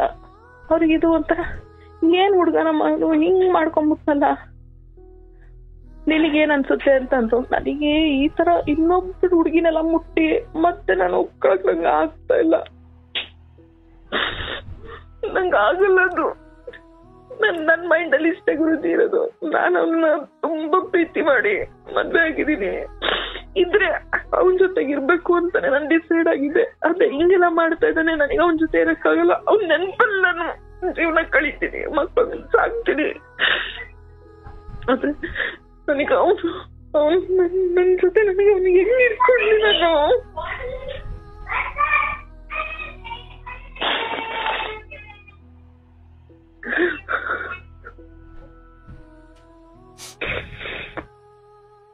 ಮಕ್ಕಳಿಗೆ ಎಷ್ಟು ವರ್ಷ?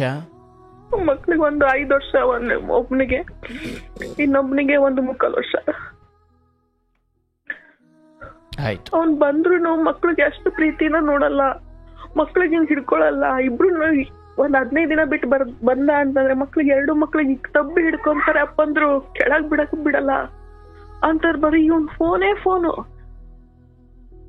ಅವ್ರಮ್ಮ ಫೋನ್ ಮಾಡಿದ್ರೆ ಒಂದಿಷ್ಟು ವಿಡಿಯೋ ಕಾಲ್ ಹಿಂಗೆ ಹಿಡ್ಕೊಂಡಂಗ್ ಮಾಡ್ತಾರೆ. ಆಯ್ತು ಬಲ್ಲಿಗೆ ಬಿಟ್ಬಿಡೋದು. ಆಯ್ತು ಒಳ್ಳೆ ಅಪ್ಪನಾಗಿದಾನ, ಅದು ಇಲ್ಲ. ಒಳ್ಳೆ ಗಂಡನಾಗಿದಾನ, ಅದು ಇಲ್ಲ. ಅವ್ರ ಜೊತೆ ಇದ್ರೆ ನನ್ ಮಕ್ಳು ಇನ್ನ ಕುಗ್ಗೋಗ್ತಾರೆ. ಹೆಂಗೆ ಅಂತಂದ್ರೆ ಫೋನ್ ಕೊಡೋದು, ಎಲ್ಲ ಹೊರಗಡೆ ಕರ್ಕೊಂಡು ಹೋಗಲ್ಲ, ಏನೂ ಇಲ್ಲ. ಟಿವಿ ನೋಡು, ಫೋನ್, ಅವನದೊಂದು ಫೋನ್ ನೋಡು, ಇವನಿಗೆ ನನ್ ಫೋನ್ ಕಸ್ಕೊಡು, ಫೋನ್ ನೋಡ್ರಿ, ಇಷ್ಟೇ. ಅವ್ರು ಹೋದ್ಮೇಲೆ ಅವ್ನು ಎಷ್ಟು ನಾನು ಡೆವಲಪ್ ಮಾಡಿದೀನಿ ಅಂತಂದ್ರೆ ಅವ್ನಿಗೆ ಮಾತಾಡಕ್ ಬರ್ತಿಲ್ಲ. ಮಾತಾಡ್ಸಿ ಆಡ್ಸಿ ಸ್ಕೂಲಿಗೆಲ್ಲ ಕರ್ಕೊಂಡು ಹೋಗಿ ಮಾತಾಡ್ಸಿ ತುಂಬಾ ಟ್ರೈ ಮಾಡ್ಬಿಟ್ಟಿದೀನಿ ಅವ್ನಿಗೆ ನಾನು. ಅವ್ನಿಗೆ ಮಾತಾಡ್ತಾನೆ, ಚೆನ್ನಾಗಿ ಮಾತಾಡ್ತಾನೆ. ಅವ್ನಿಗೆ ಸ್ವಲ್ಪ ಇನ್ನೂ ಕೆಲವೊಂದು ಅರ್ಥ ಆಗಲ್ಲ ಸಡನ್ ಆಗಿ ಏನ್ ಮಾತಾಡ್ಬೇಕು ಅಂತ. ಬಟ್ ಜನ ಹೇಳ್ತಾರಲ್ಲ ಎಷ್ಟೋ ಬೆಟರ್ ಆಗಿದ್ದಾನೆ. ಅವ್ರ ಅಪ್ಪನ್ ಇದ್ರೇನೆ ಅವನು ಹಾಳಾಗೋದು ಅಂತ ಅನ್ನೋ ತರಕ್ಕೂ ಜನ ಹೇಳಿದ್ದಾರೆ.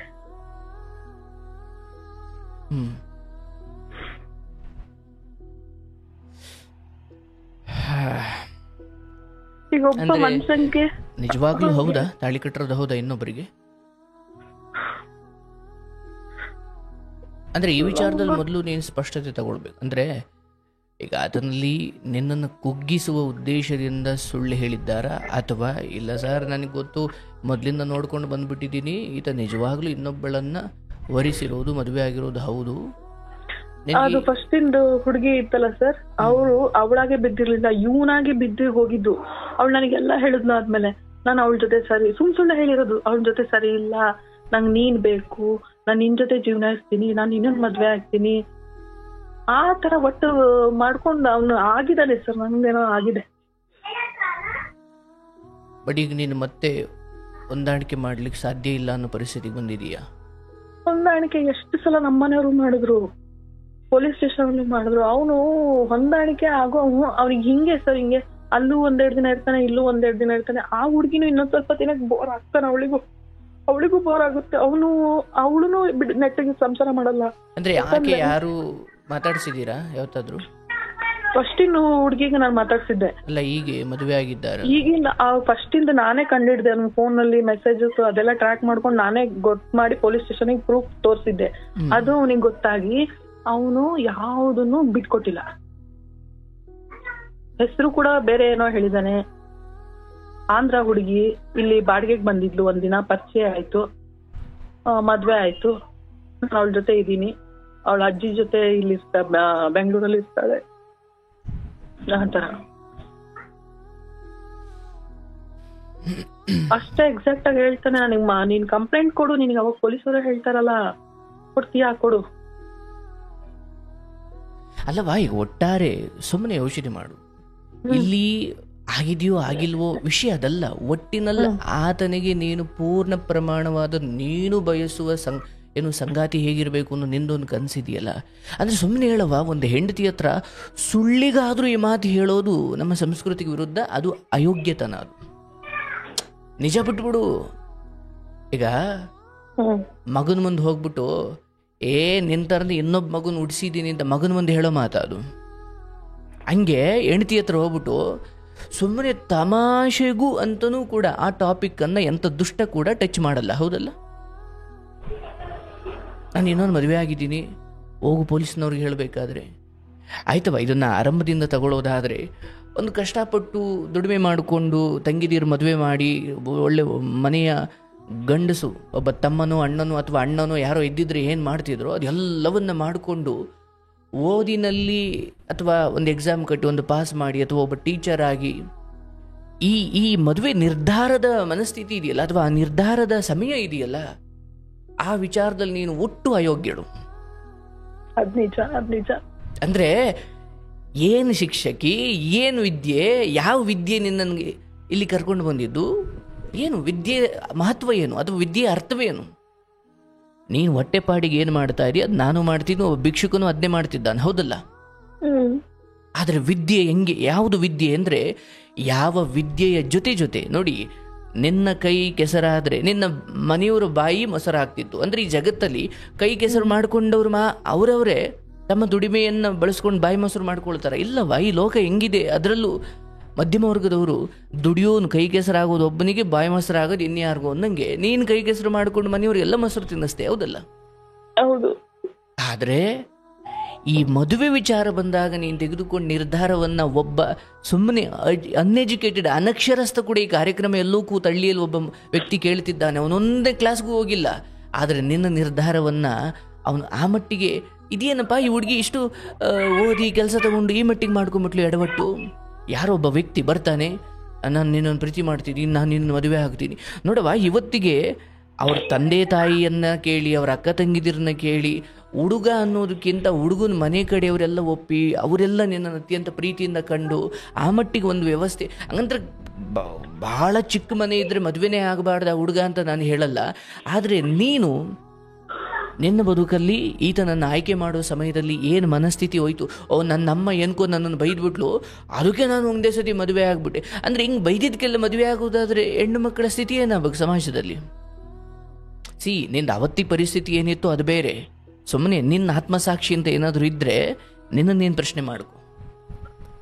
ಹೌದು, ನಾನು ಒಬ್ಬ ವ್ಯಕ್ತಿಯನ್ನು ಆಯ್ಕೆ ಮಾಡೋ ಸಮಯದಲ್ಲಿ ಒಂದು ಪ್ರೀತಿ ಅಥವಾ ನನಗೆ ಅವನು ಇಷ್ಟ ಆದ ಅಥವಾ ಅವನು ಪ್ರಪೋಸ್ ಮಾಡ್ದ, ಅವನು ಯಾರು, ಅವನ ವ್ಯಕ್ತಿತ್ವ ಏನು, ಅವ್ರ ಮನೆಯಲ್ಲಿ ಅವನಿಗೆ, ಸಮಾಜದಲ್ಲಿ ಬಿಟ್ಬಿಡವ, ಅವ್ರ ಮನೆಯಲ್ಲಿ ಅವನಿಗೇನು ಬೆಲೆ ಇದೆ, ಆ್ಯಂಡ್ ನನ್ನ ಈ ಮೆಚ್ಯೂರ್ಡ್ ಮೈಂಡ್ ಸೆಟ್ಟು, ನನ್ನ ಪ್ರಾಮಾಣಿಕತೆಯ ಈ ವ್ಯಕ್ತಿತ್ವಕ್ಕೆ ಇವನು ಹೋಗ್ತಾನ. ಇವತ್ತು ನೆನೆಸ್ಕೊಂಡಾಗ ಹೌದು ನಾನು ಸ್ವಲ್ಪ ಹತ್ರ ಬಿದ್ದೆ ಅಂತ ನಿನಗೆ ಅನ್ನಿಸ್ಬೋದು. ಮತ್ತೆ ನಿನ್ನ ತಾಯಿ ಅಥವಾ ನಿಮ್ಮ ತಂಗಿದಿರು ಆಯ್ತವ ಎಲ್ಲ ನೀನು ಇಲ್ಲೆಲ್ಲ ವಿಚಿತ್ರ. ಮದುವೆಗೆ ಮುಂಚೆ ಮನೆಯವ್ರಿಗೆ ಹೇಳೋದು ನೋಡಿ, ನೀನು ಮದುವೆ ಆಗ್ಬಿಟ್ಟು ಮನೆಯವ್ರಿಗೆ ಹೇಳಿದ್ಯಾ, ಅಲ್ಲಿ ಸಂಸ್ಕಾರ ಎಂಥದ್ದು? ಮತ್ತೆ ಒಬ್ಬ ಶಾಲೆಯ ವಿದ್ಯಾರ್ಥಿಗೆ ಬದುಕಿನ ಮೌಲ್ಯಗಳ ಕುರಿತು ಆ ಯೋಗ್ಯತೆಯನ್ನೇ ಕಳ್ಕೊಂಡ್ಬಿಟ್ಟೆ. ಹೇಳಬೇಕು ಅಂದ್ರೂ ಕೂಡ ನಿನ್ಗೆ ಆ ಮನಸ್ಥಿತಿ ಇಲ್ಲ ಇವತ್ತಿಗೆ. ಅಟ್ಲೀಸ್ಟ್ ಈಗಲಾದರೂ ನಿನ್ನ ಬದುಕಲ್ಲಿ ಸ್ವಲ್ಪ ಸ್ವಾಭಿಮಾನ ಉಳಿಸ್ಕೊಂಡು ಬದುಕು. ಇವತ್ತು ನೀನೇ ಪದೇ ಪದೇ ಹೇಳ್ತಾ ಇದ್ದೆ, ನಮ್ಮ ಸಮಯ ಮುಗೀತು, ಮಕ್ಕಳಿಗೋಸ್ಕರ ಅದನ್ನು ಮಾಡೋಣ, ಇದನ್ನು ಮಾಡೋಣ ಅಂದ್ಕೊಂಡು. ಇವತ್ತು ಇಂಥದ್ದೊಂದು ನಮ್ಮ ತಂದೆ ಅಲ್ಲೊಂದ್ಸಲಿ ಬರ್ತಾನೆ, ಇಲ್ಲೊಂದ್ಸಲಿ ಬಂದು ಮಲಗುತ್ತಾನೆ ಅಂದರೆ ಮಕ್ಕಳ ಹೃದಯಕ್ಕೆ ಈ ವಿಚಾರ ತಲುಪಲಿಕ್ಕೆ ತುಂಬ ಸಮಯ ಏನು ಬೇಕಿಲ್ಲ. ಯಾಕಂದರೆ ನೀನು ಮಕ್ಕಳ ಕಾರಣಕ್ಕಾಗಿಯೇ ನಿನ್ನ ಭಾವನೆಗಳನ್ನು ಒಳಗಡೆ ಇಟ್ಟುಕೊಂಡು ನಗ್ನಗ್ತಾ ಬದುಕ್ತಾ ಇದ್ದೀಯಾ, ಹೌದಲ್ಲ? ಅವುಗಳೇ ಈ ಗಾಳಿ ಅವ್ರಿಗೂ ತಾಕಿ ಅವುಗಳು ಭ್ರಷ್ಟವಾಗ್ಬಿಟ್ರೆ ನಿನ್ನ ಕತೆ ಏನು ಮತ್ತೆ? ನೋಡುವ, ಒಂದು ಹೆಣ್ಣಾಗಿ ಒಬ್ಬ ಗಂಡನ ಮೊದಲ ತಪ್ಪಿನಲ್ಲೇ ಅವನನ್ನು ತ್ಯಜಿಸುವ ಕೆಟ್ಟ ಕೆಲಸವನ್ನು ನೀನು ಮಾಡಿಲ್ಲ, ತಿದ್ದುವ ಬಹಳ ಪ್ರಯತ್ನ ಮಾಡಿದ್ದೀಯ. ಆದರೆ ಎಂಥದ್ದೇ ಪರಿಸ್ಥಿತಿ ಬರಲಿ, ನನ್ನ ಗಂಡನಿಗೆ ಇಬ್ಬಿಬ್ರು ಹೆಂಗಸರು ಬೇಕು ಅನ್ನೋ ಆ ಪ್ರಥಮ ಆ ಕಾರಣವೇ ಸಾಕು ನಾನು ಈತನ ಕುರಿತು ಬಹಳ ದೊಡ್ಡ ನಿರ್ಲಕ್ಷ್ಯವನ್ನು ತೋರಲಿಕ್ಕೆ. ನೀನು ಡೈವರ್ಸ್ ತಗೊಳ್ಳದೇ ಅದು ನಿನ್ನ ವೈಯಕ್ತಿಕ ವಿಚಾರಕ್ಕೆ ಬಿಡ್ತೀನಿ. ಆದರೆ ನಾನು ನನ್ನ ಮಕ್ಕಳನ್ನು ಕಟ್ಕೊಂಡು ಅಲ್ಲೊಂದು ದಿವಸ ಮಲಗಿ ಬರ್ತಾನೆ, ಇಲ್ಲೊಂದು ದಿವಸ ಮಲಗಿ ಬರ್ತಾನೆ ಅಂದರೆ ಆ ಮಟ್ಟಿನ ಬಲವಾದ ನಂಬಿಕೆ ಇದೆ ಆತ ಇನ್ನೊಂದು ಮದುವೆ ಆಗಿರೋದ್ರ ಬಗ್ಗೆ ಅನ್ನೋದಾದರೆ, ದಯವಿಟ್ಟು ನಿನ್ನ ಮಕ್ಕಳನ್ನು ಸಾಕುವಷ್ಟು ಶಕ್ತಿ ಏನೋ ಇಂಥದ್ದು ನಿನ್ನ ಬದುಕಲ್ಲಿ ಮಾಡ್ಕೊಳ್ತೀಯ ಅಂತಲೋ ಏನೋ ನಿನಗೆ ಭಗವಂತ ಮೊದಲೇ ಸೆಟ್ಲ್ ಮಾಡಿದ್ದಾನೆ. ಯೋಚನೆ ಮಾಡುವ, ನಿನಗಾದ್ರೂ ಒಂದು ಗೌರ್ಮೆಂಟ್ ಕೆಲಸ ಇದೆ, ತಿಂಗಳ ಸಂಬಳ ಬರುತ್ತೆ, ಈತ ಇಲ್ಲೇ ಹೋದ್ರು ನೀನು ಬದುಕ್ತೀಯ, ಸ್ವಲ್ಪ ಹತ್ಕೊಂಡು ಕರ್ಕೊಂಡು ಬದುಕ್ತೀಯ. ಆದರೆ ಯಾವುದೋ ಬಡವ್ರ ಮನೆ ಹೆಣ್ಮಕ್ಳು ಅವ್ರಿಗೆ ಒಂದು ಜಾಬ್ ಬಿಟ್ಬಿಡು, ಎಜುಕೇಷನು ಇಲ್ಲ, ಏನೂ ಇಲ್ಲ ಅಂತ ಹೆಣ್ಮಕ್ಳೆಲ್ಲ ನಿನ್ನನ್ನು ಮಾದರಿಯಾಗಿ ಇಟ್ಕೊಂಡ್ಬಿಟ್ರೆ ಏನಾಗ್ಬೇಕು ಅವ್ರ ಕತೆ? ಯಾರು ಬೇಡ, ನಿನ್ನ ಮಕ್ಕಳೇ ಸಾಕು. ನಾನು ಇನ್ನೊಂದು ಮದುವೆ ಆಗಿದ್ದೀನಿ, ಹೋಗ್ಬೇಕಾದ್ರೆ ಪೊಲೀಸ್ನವ್ರಿಗೆ ಹೇಳು ಅನ್ನೋ ಮಟ್ಟಿಗೆ ಒಬ್ಬ ಗಂಡ ಈ ಹೆಂಡತಿ ಮುಂದೇನೆ ಓಪನ್ ಆಗಿ ಮಾತಾಡ್ತಾನೆ ಅಂದರೆ, ನಾನೊಬ್ಳು ಸ್ವಾಭಿಮಾನಿಯಾಗಿ ನೀನು ಎಲ್ಲಾರ ಹೋಗು, ನೀನು ಯಾವಳ ಜೊತೆನಾದರೂ ಮನ್ಕೋ, ನೀನು ಎಲ್ಗಾರ ಎಷ್ಟೊತ್ಗಾರ ಹೋಗಿ ಅಂದರೆ ಇರೋದಕ್ಕೂ ಇಲ್ಲದೆ ಇರೋದಕ್ಕೂ ವ್ಯತ್ಯಾಸ ಏನೂ ಇಲ್ಲವಾ? ಇದ್ರೂ ಇಲ್ಲದೆ ಹೋದ್ರೂ ವ್ಯತ್ಯಾಸ ಏನೂ ಇಲ್ಲ. ತಡೆಯಪ್ಪ, ಮಕ್ಕಳನ್ನ ಭಾಳ ಪ್ರೀತಿಯಿಂದ ನೋಡ್ಕೊಳ್ತಾನ, ಇಲ್ಲ ದುಡಿಮೆ ಮಾಡಿ ತಂದು ಕೊಡ್ತಾನೆ, ಇಲ್ಲ ಬಾಡಿಗೆ ಕಟ್ತಾನ, ಇಲ್ಲ ನನ್ನನ್ನು ತುಂಬ ಪ್ರೀತಿಯಿಂದ ನೋಡ್ಕೊಳ್ಳೋ ವ್ಯಕ್ತಿತ್ವ ಅಂದರೆ ನೀನಂತೀಯ ತಂದೆ ಅನ್ನೋ ಸ್ಥಾನ ಅಥವಾ ಮಕ್ಕಳಿಗೆ ತಂದೆ ಅನ್ನೋನೊಬ್ಬಿರ್ಲಿ ಅಂತ ನಾನು ಸಹಿಸಿಕೊಂಡು ಬಂದೆ ಅಂತ. ಆಗ ನೋಡಿದ್ರೆ ಈ ನಿನ್ನ ಸಹಿಸುವಿಕೆಯೇ ನಿನ್ನ ಮಕ್ಕಳಿಗೆ ಮುಂದೆ ಶಾಪವಾಗುತ್ತೆ. ಹೌದು. ಭಾವನಾತ್ಮಕ ಮೂರ್ಖತನಗಳನ್ನು ಬಿಟ್ಟು ನೋಡು, 4 ದಿಕ್ಕಿನಲ್ಲಿ ಪ್ರಪಂಚವನ್ನು ನೋಡು, ಎಷ್ಟು ವಿಶಾಲವಾಗಿದೆ. ಹೌದು, ಒಂದು ದಿವಸ ಬದುಕು ಮುಗಿದು ಹೋಗುತ್ತೆ. ಸುಖ ಅನುಭವಿಸ್ತಿರೋ ಅಥವಾ ಎಲ್ಲಿ ಬೇಕಲ್ಲಿ ಹೆಂಗ್ ಬೇಕಂಗೆ ಯಾರ ಜೊತೆ ಬೇಕು ಅವ್ರ ಜೊತೆ ಬದುಕೋ ಅವನಿಗೂ ಒಂದು ಸಾವು ಬರುತ್ತೆ. ಚೆನ್ನಾಗಿ ನಿಯತ್ತಾಗಿದ್ದುಕೊಂಡು ಕೊರಗಿಕೊಂಡು ಅಳ್ತಾ ಇರೋ ನಿನಗೂ ಒಂದು ಸಾವು ಬರುತ್ತೆ. ಹಾಗೆ ಬದುಕು ಮುಗಿಯುವ ಮುನ್ನ ಹುಟ್ಟಿ ಸಾಯುವ ಆ ಮಧ್ಯದ ಬದುಕಲ್ಲಿ ನಾನು ಕೆಲವೊಮ್ಮೆ ತಪ್ಪು ಆಯ್ಕೆಗಳನ್ನು ಮಾಡಿರ್ತೀನಿ. ತಪ್ಪು ಆಯ್ಕೆಗಳನ್ನು ಮಾಡಿದ್ದು ತಪ್ಪಲ್ಲ, ಆದರೆ ಅವು ಸರಿಯಿಲ್ಲ. ಅವು ನನಗೂ ನನ್ನ ಮಕ್ಕಳಿಗೂ ನಾಳೆ ಒಳ್ಳೆಯ ಗೌರವಾನ್ವಿತ ಪರಿಸರವನ್ನು ನಿರ್ಮಾಣ ಮಾಡುವಲ್ಲಿ ಈತ ನಮಗೆ ಶಾಪ ಆಗುತ್ತಾನೆ ಅನ್ನೋದು ನಿನಗೆ ಗೊತ್ತು. ಆ ಕುರಿತಾದ ಒಂದು ಗಟ್ಟಿ ನಿರ್ಧಾರ. ನೋಡವ, ಅವನಿಗೇನೋ ಬಡಿ ಪೊಲೀಸ್ ಕಂಪ್ಲೇಂಟ್ ಕೊಡು, ಅದು ಕೊಡು, ಇದು ನೀನು ಏನು ಕೊಟ್ಟರೂ ಕೂಡ ಇನ್ನೊಬ್ಬಳ ಜೊತೆ ಮಲ್ಗೆ ತೀರ್ಬಲ್ಲೆ ಅನ್ನೋ ಸಂಕಲ್ಪ ಇರೋವನಿಗೆ ನೀನು ಯಾವ ನ್ಯಾಯ ಮಾಡಿಸಿದ್ರೆ ಏನು ಪ್ರಯೋಜನವ? ಏನು ಮಾಡಕ್ಕಾಗ್ತಿಲ್ಲ. ಅದನ್ನೇ ಹೇಳ್ತಾ ಇದ್ದೀನಿ.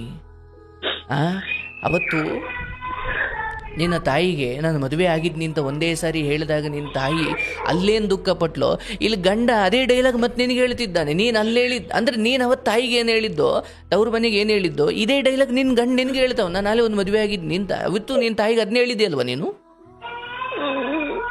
ನೋಡಿ ಕರ್ಮ ಹೆಂಗಿದೆ. ಒಂದೇ ಡೈಲಾಗು ನಿನ್ನ ತಾಯಿಗೆ ಹೇಳಿದ್ದೆ ಅವತ್ತು, ಮದುವೆ ಆಗಿ ನಾನು ಮದುವೆ ಆಗಿದ್ನಮ್ಮ ಅಂತ ಅವತ್ತು ಹೇಳಿದೆ. ಇವತ್ತು ಈತ ಹೇಳ್ತಿದ್ದಾನೆ ಕರ್ಮ. ನಿನಗೇನೋ ಒಂದು ಜಾಬ್ ಇದೆಯವಾ, ಕಷ್ಟಪಟ್ಟಿದೀಯಾ, ಆದರೆ ಈಗ ಉಳಿದ ಬದುಕನ್ನು ಕೊರಗ್ತಾ ಅಳ್ತಾ ನೀ ಯಾರಿಗೆ ನೀನು ಬೇಡ, ಯಾರಿಗೆ ನೀನು ಇಷ್ಟ ಇಲ್ಲ, ಯಾರಿಗೆ ನೀನು ಬಹಳ ರುಚಿ ಅಥವಾ ಬಹಳ ಒಳ್ಳೆಯವಳು ಅಥವಾ ಬಹಳ ನಿಯತ್ತಿನ ಪ್ರಾಮಾಣಿಕ ಪತಿವ್ರತೆಯವಳು ಅನ್ನೋ ಮಟ್ಟಿಗೆ ನಿನಗೆ ಯಾರಿಗೆ ನಿನ್ನ ಬಗ್ಗೆ ಆ ಮಟ್ಟಿನ ಗೌರವವೇ ಇಲ್ವೋ, ಆತನ ಜೊತೆ ನೀನು ಎಷ್ಟು ಅಂತ ಬದುಕೋಕೆ ಸಾಧ್ಯ? ನೋಡವಾ, ಕಣ್ಣೀರು ಹಾಕೋದೆಲ್ಲ ಬಿಟ್ಬಿಡು. ಹೌದು, ನಾನು ನನ್ನ ತಾಯಿ ಅಥವಾ ನನ್ನ ತಂಗಿದಿರು ಏನೋ ಒಂದು ಮಾಡೋರು ಇನ್ನೂ ಸ್ವಲ್ಪ ಕಾದಿದ್ರಾಗೋದು. ಬಟ್ ಇರಲಿ, ನಾನು ಹಳೇದನ್ನು ಮತ್ತೆ ಹೇಳಿ ನೀನು ಬೇಜಾರು ಮಾಡ್ಲಿಕ್ಕೆ ತಯಾರಿಲ್ಲ. ಆದರೆ ಈಗ ನಿನ್ನ ಮುಂದೆ ಒಂದು ಅವಕಾಶ ಇದೆ.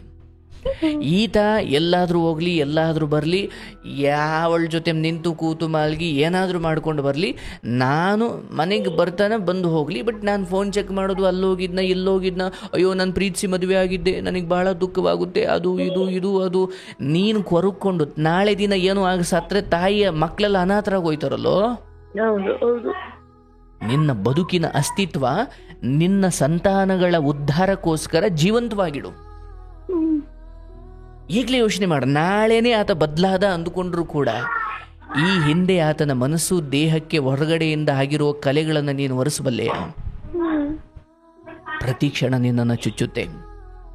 ನೋಡುತ್ತಾ, ಈ ಕ್ಷಮೆ ಮಾತ್ರ ಈ ಜಗತ್ತಲ್ಲಿ ನಮ್ಮನ್ನು ನೆಮ್ಮದಿಯಾಗಿರುವ ಕಡೆ ಬಹಳ ದೊಡ್ಡ ಪರಿಣಾಮವನ್ನು ಬೀರುತ್ತೆ.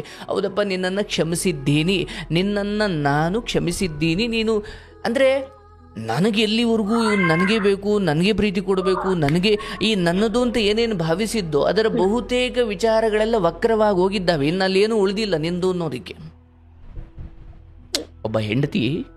ಒಬ್ಬಳು ಹೆಂಡತಿ ಗಂಡನ ಎಲ್ಲ ರೀತಿಯ ಸಂತೋಷ, ನೆಮ್ಮದಿ, ಅವನ ಎಲ್ಲವೂ ಕೂಡ ನನಗೆ ಮೀಸಲಿರಬೇಕು ಅಂತ ಒಂದು ಹೆಂಡತಿ ಬಯಸೋದ್ರಲ್ಲಿ ತಪ್ಪಿಲ್ಲ.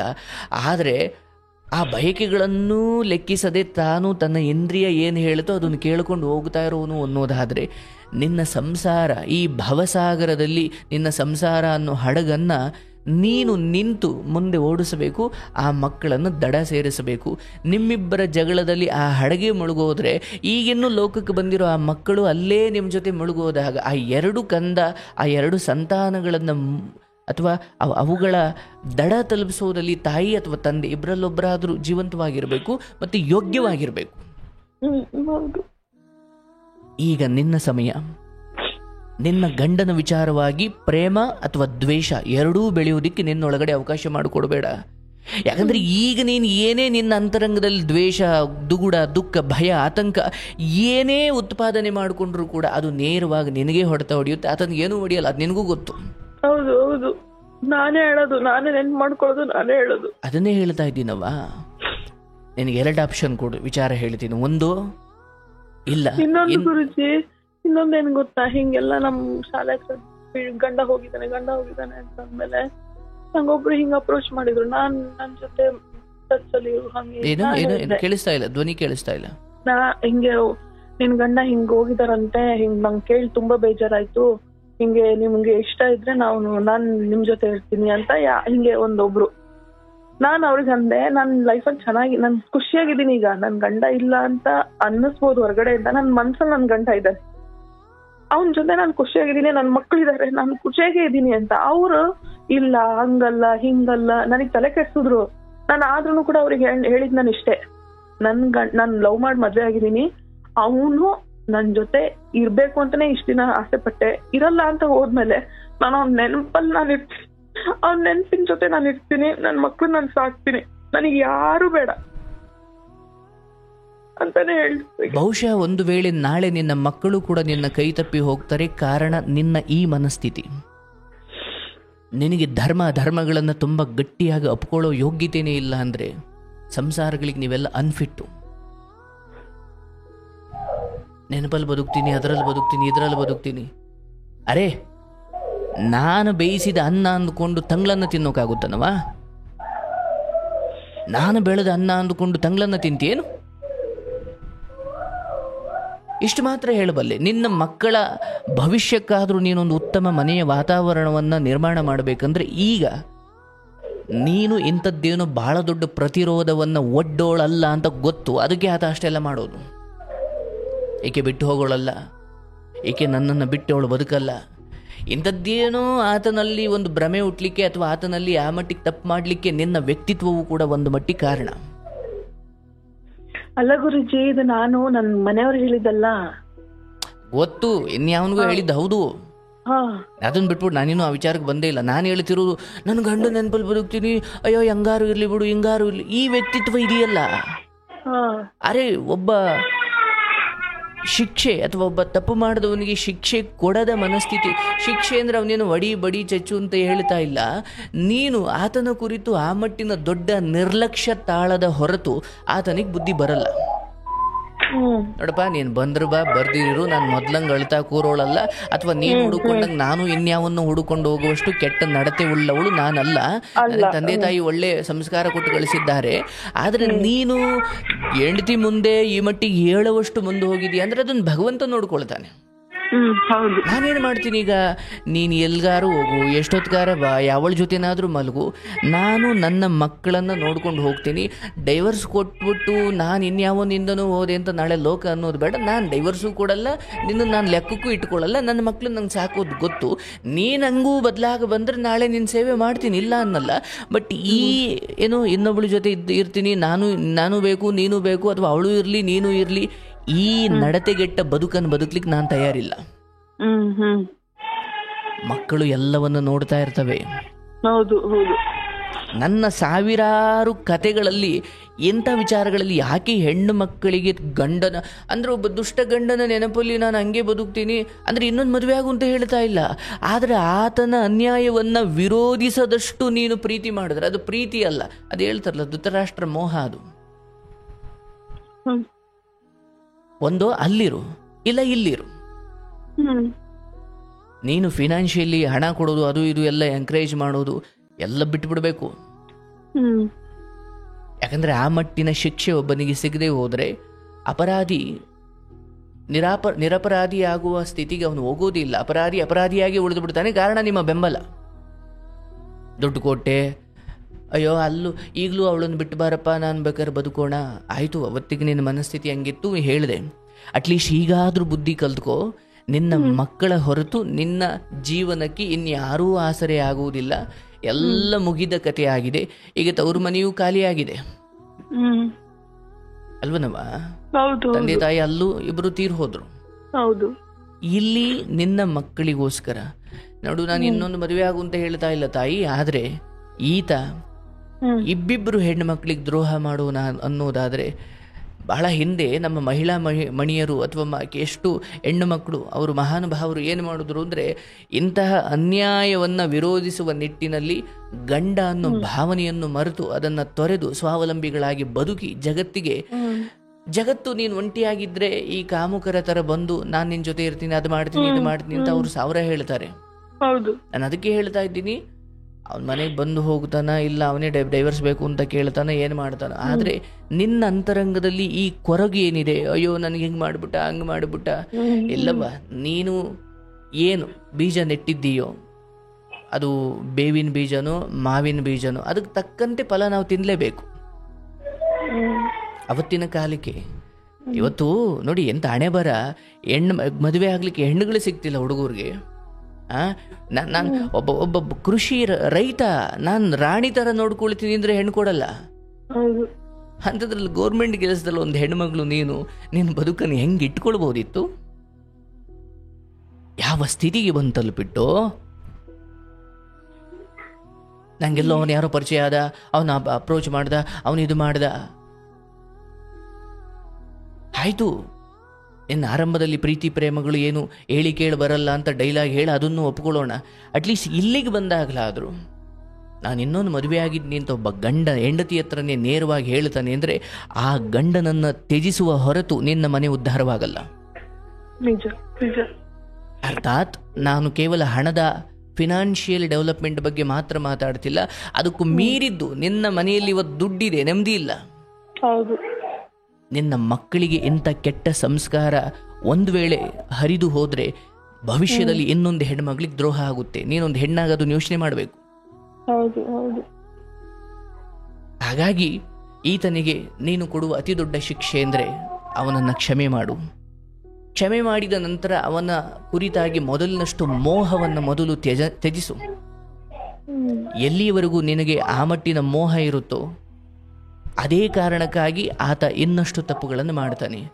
ಆ ಮೊದಲೊಂದು ಡೈಲಾಗ್ ಹೇಳಿದ್ದ, ನಿನ್ ನೆನ್ತಿರ್ಬೇಕು, ನೀನು ಇವಳನ್ನು ಬಿಡಿಸಿರ್ಬೋದು, ಏನ್ ಜಗತ್ತಲ್ಲಿ ಬೇರೆ ಹೆಂಗಸರ ಸಿಗಲ್ವಾ ಅಂತ ಹೇಳಿದ್ದ. ಇದೇ ಮಾತಿನಿಂದ ಅವತ್ತೇ ನೀನು ನಿರ್ಧಾರ ತೆಗೆದುಕೊಂಡಿದ್ರೆ ನಿನ್ನ ಬದುಕೇನೋ ಇರ್ತಿತ್ತು.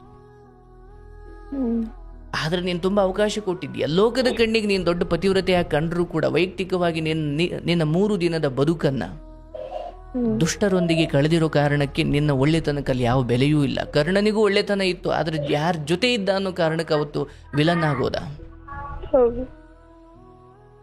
ಈಗ ನಿನ್ನ ಸರದಿ.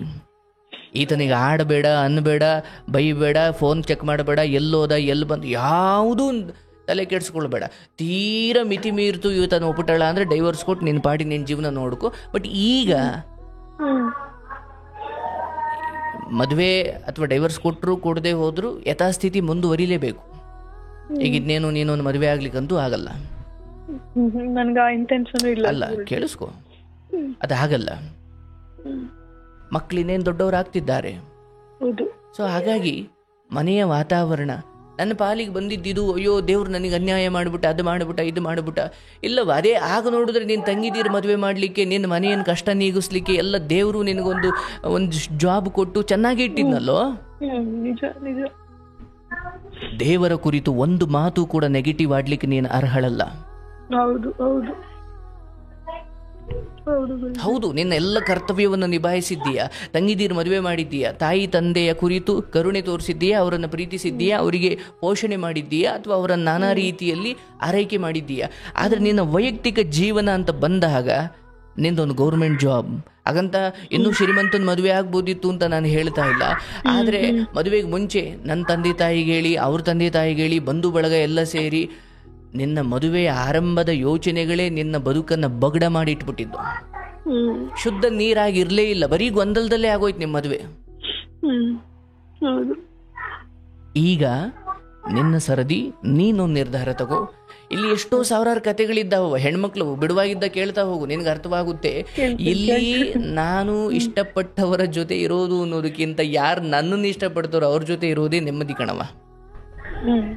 ಆರಂಭದಲ್ಲಿ ಹಂಗೆ ಅನ್ಸುತ್ತೆ, ಅಯ್ಯೋ ಅವ್ನು ನನ್ನನ್ನು ಇನ್ನೊಬ್ರಿಗೆ ಮಾರಿದ್ರು ಪರವಾಗಿಲ್ಲ, ನನಗೆ ಅವನು ಬೇಕು, ಅವನಿಗೆ ನಾನೇ ದುಡ್ದಾಕ್ತೀನಿ ಪರವಾಗಿಲ್ಲ, ನನಗೆ ಅವನು ಬೇಕು ಅಂದರೆ ಒಂದು ಹೆಣ್ಣು ಮಗಳ ಈ ಮಟ್ಟಿನ ಸ್ವಾಭಿಮಾನ ಕಳ್ಕೊಂಡು ಬದುಕು ಈ ವ್ಯಕ್ತಿತ್ವಗಳು ಅವ್ರಿಗೆ ನೀವು ಹಗುರಾಗಿ ಹೋಗ್ಬಿಡ್ತೀರಾ. ಹಿಂಗೆಲ್ಲ ನಡ್ಕೊಳ್ತಾ ಹೋಗ್ತಾರೆ.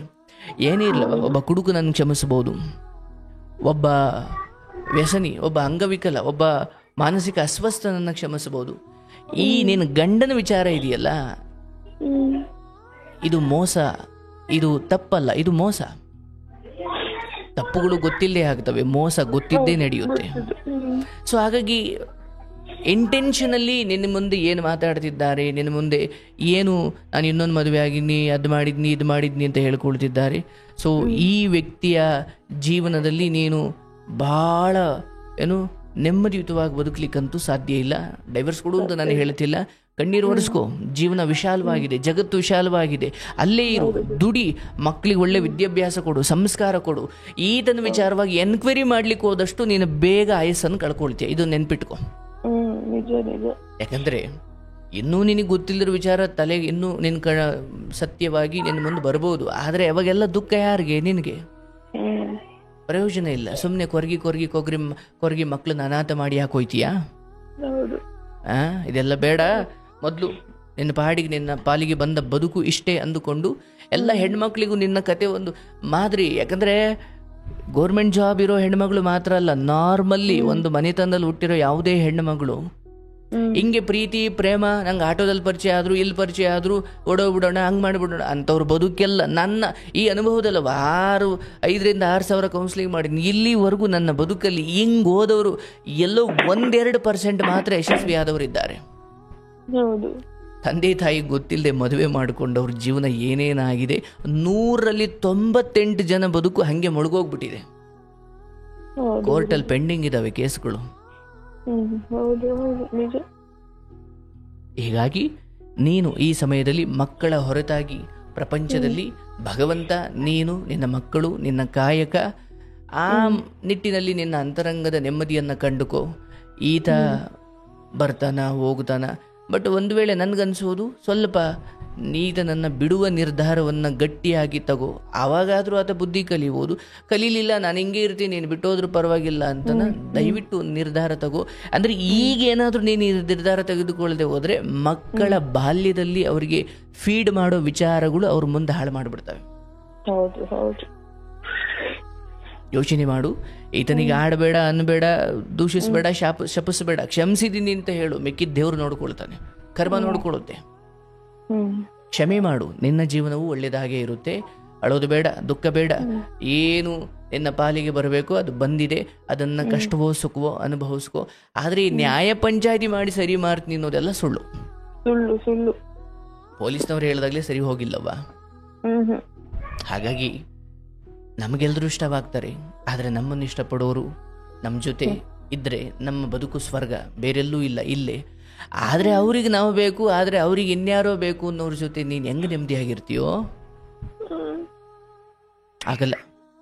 ಹಾಗಾಗಿ ನೀನು ಈ ಸಮಯದಲ್ಲಿ ನಿನ್ನ ತವರು ಮನೆ ಅಥವಾ ನಿನ್ನ ಪಾಲಿಗೆ ಅಕ್ಕ ತಂಗಿದಿರ ಮನೆ ಅಂತ ಇದೆ. ಸೊ ಮಕ್ಕಳನ್ನ ಒಳ್ಳೆಯವ್ರ ಹಿಂದೆ ಮುಂದೆ ಸುತ್ತಿಸ್ತಾ ಅವ್ರಿಗೊಂದು ಶಿಕ್ಷಣ ಸಂಸ್ಕಾರಗಳನ್ನು ಕೊಡ್ತಾ ಈತನ ವಿಚಾರವಾಗಿ ನಿರ್ಲಿಪ್ತಳಾಗು.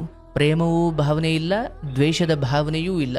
ಅದು ಹೆಂಗೆ ಹೋಗ್ತಾ ನಂಗೆ ಬರಲಿ. ಮನೇಲಿ ಒಬ್ಬ ಗಂಡಸು ಅಂತ ಸದ್ಯಕ್ಕೆ ಇರಲಿ, ಆದರೆ ಮಕ್ಕಳ ಕುರಿತು ಯಾಕೋ ಈತ ಅಂದರೆ ಈ ಮಕ್ಕಳನ್ನು ಈತನಿಗೆ ಆಟ ಆಡಿಸೋಕಾಗಲಿ ಇದಕ್ಕಾದ್ರೆ ನೀನು ಬಿಡಂಗಿಲ್ಲ. ಯಾಕಂದ್ರೆ ಆ ಗಾಳಿ ಈ ಕಡೆ ಬೀಸ್ಬಿಟ್ರೆ ಮುಗೀತು ಕತೆ ನಿಂದು. ಮಕ್ಕಳು ಗಮನಿಸು, ಅವ್ರು ಕೆಟ್ಟ ಮಾತಾಡ್ತಿರ್ತಾರೆ, ಫೋನ್ಗೆ ಅಡಿಕ್ಟ್ ಆಗಿರ್ತಾರೆ. ಇವೆಲ್ಲ ಆಗ್ತಿದೆ ಅಂದರೆ ಓಹೋ ನಾನು ಮನೇಲಿ ಒಬ್ಬ ಗಂಡಸು ಅಂತ ಇರಲಿ ಅಂದ್ಕೊಂಡು ತಡ್ಕೊಂಡೆ, ಇನ್ನಾಗಲ್ಲ ಅಂದ್ಕೊಂಡು ಆ ಮಕ್ಕಳು ದಾರಿ ತಪ್ಪಿದ್ದಾರೆ ಎಂದಾಗ ನೀನು ಒಬ್ಬನಿಂದ ಇಬ್ಬರ ಜೀವನ ಹಾಳಾಗ್ಲಿಕ್ಕೆ ಬಿಡಬಾರ್ದು. ಸೊ ಅಲ್ಲಿವರೆಗೂ ಸದ್ಯಕ್ಕೆ ಮೌನವಾಗಿರು, ಕಣ್ಣೀರು ಒರೆಸ್ಕೋ. ಭಗವಂತನೇ ನಿನ್ನ ಜೊತೆ ಇದ್ದಾನೆ, ದೇವರು ನಿನ್ನ ಜೊತೆ ಇದ್ದಾನೆ. ಆ ಮಕ್ಕಳು ಸಂತಾನದ ರೂಪದಲ್ಲಿ ಧರ್ಮ ನಿನ್ನ ಕಡೆ ಬಂದು ಸೇರಿದೆ. ಈತ ಕಾಲದ ಹೊಡೆತಕ್ಕೆ ಮಾತ್ರ ಮುಂದೆ ಬದಲಾಗಬಹುದು, ಅದರ ಹೊರತು ಮನುಷ್ಯ ಪ್ರಯತ್ನಗಳು ಇಲ್ಲಿ ವ್ಯರ್ಥ. ಎಲ್ಲವೂ ಮಾಡಾಯ್ತು ಆಲ್ರೆಡಿ. ಅದಕ್ಕೆ ಹೇಳ್ತೀನಿ, ನಿನ್ನ ಬದುಕಲ್ಲಿ ಈ ಕ್ಷಣ ಈ ಸಮಯದಲ್ಲಿ ನಿನ್ನ ನಿರ್ಧಾರವನ್ನು ತೆಗೆದುಕೊಳ್ತಕ್ಕಂಥ ಸಮಯ. ಇಲ್ಲ ನನಗಿದ್ದು ಬೇಡವೇ ಬೇಡ. ನನ್ನ ತಂಗಿನೂ ಹಂಗೆ ಬದುಕ್ತಾವಳಲ್ಲ, ಆದ್ರೆ ಅವಳಿಗೆ ಗೌರ್ಮೆಂಟ್ ಜಾಬ್ ಇಲ್ಲವಾ?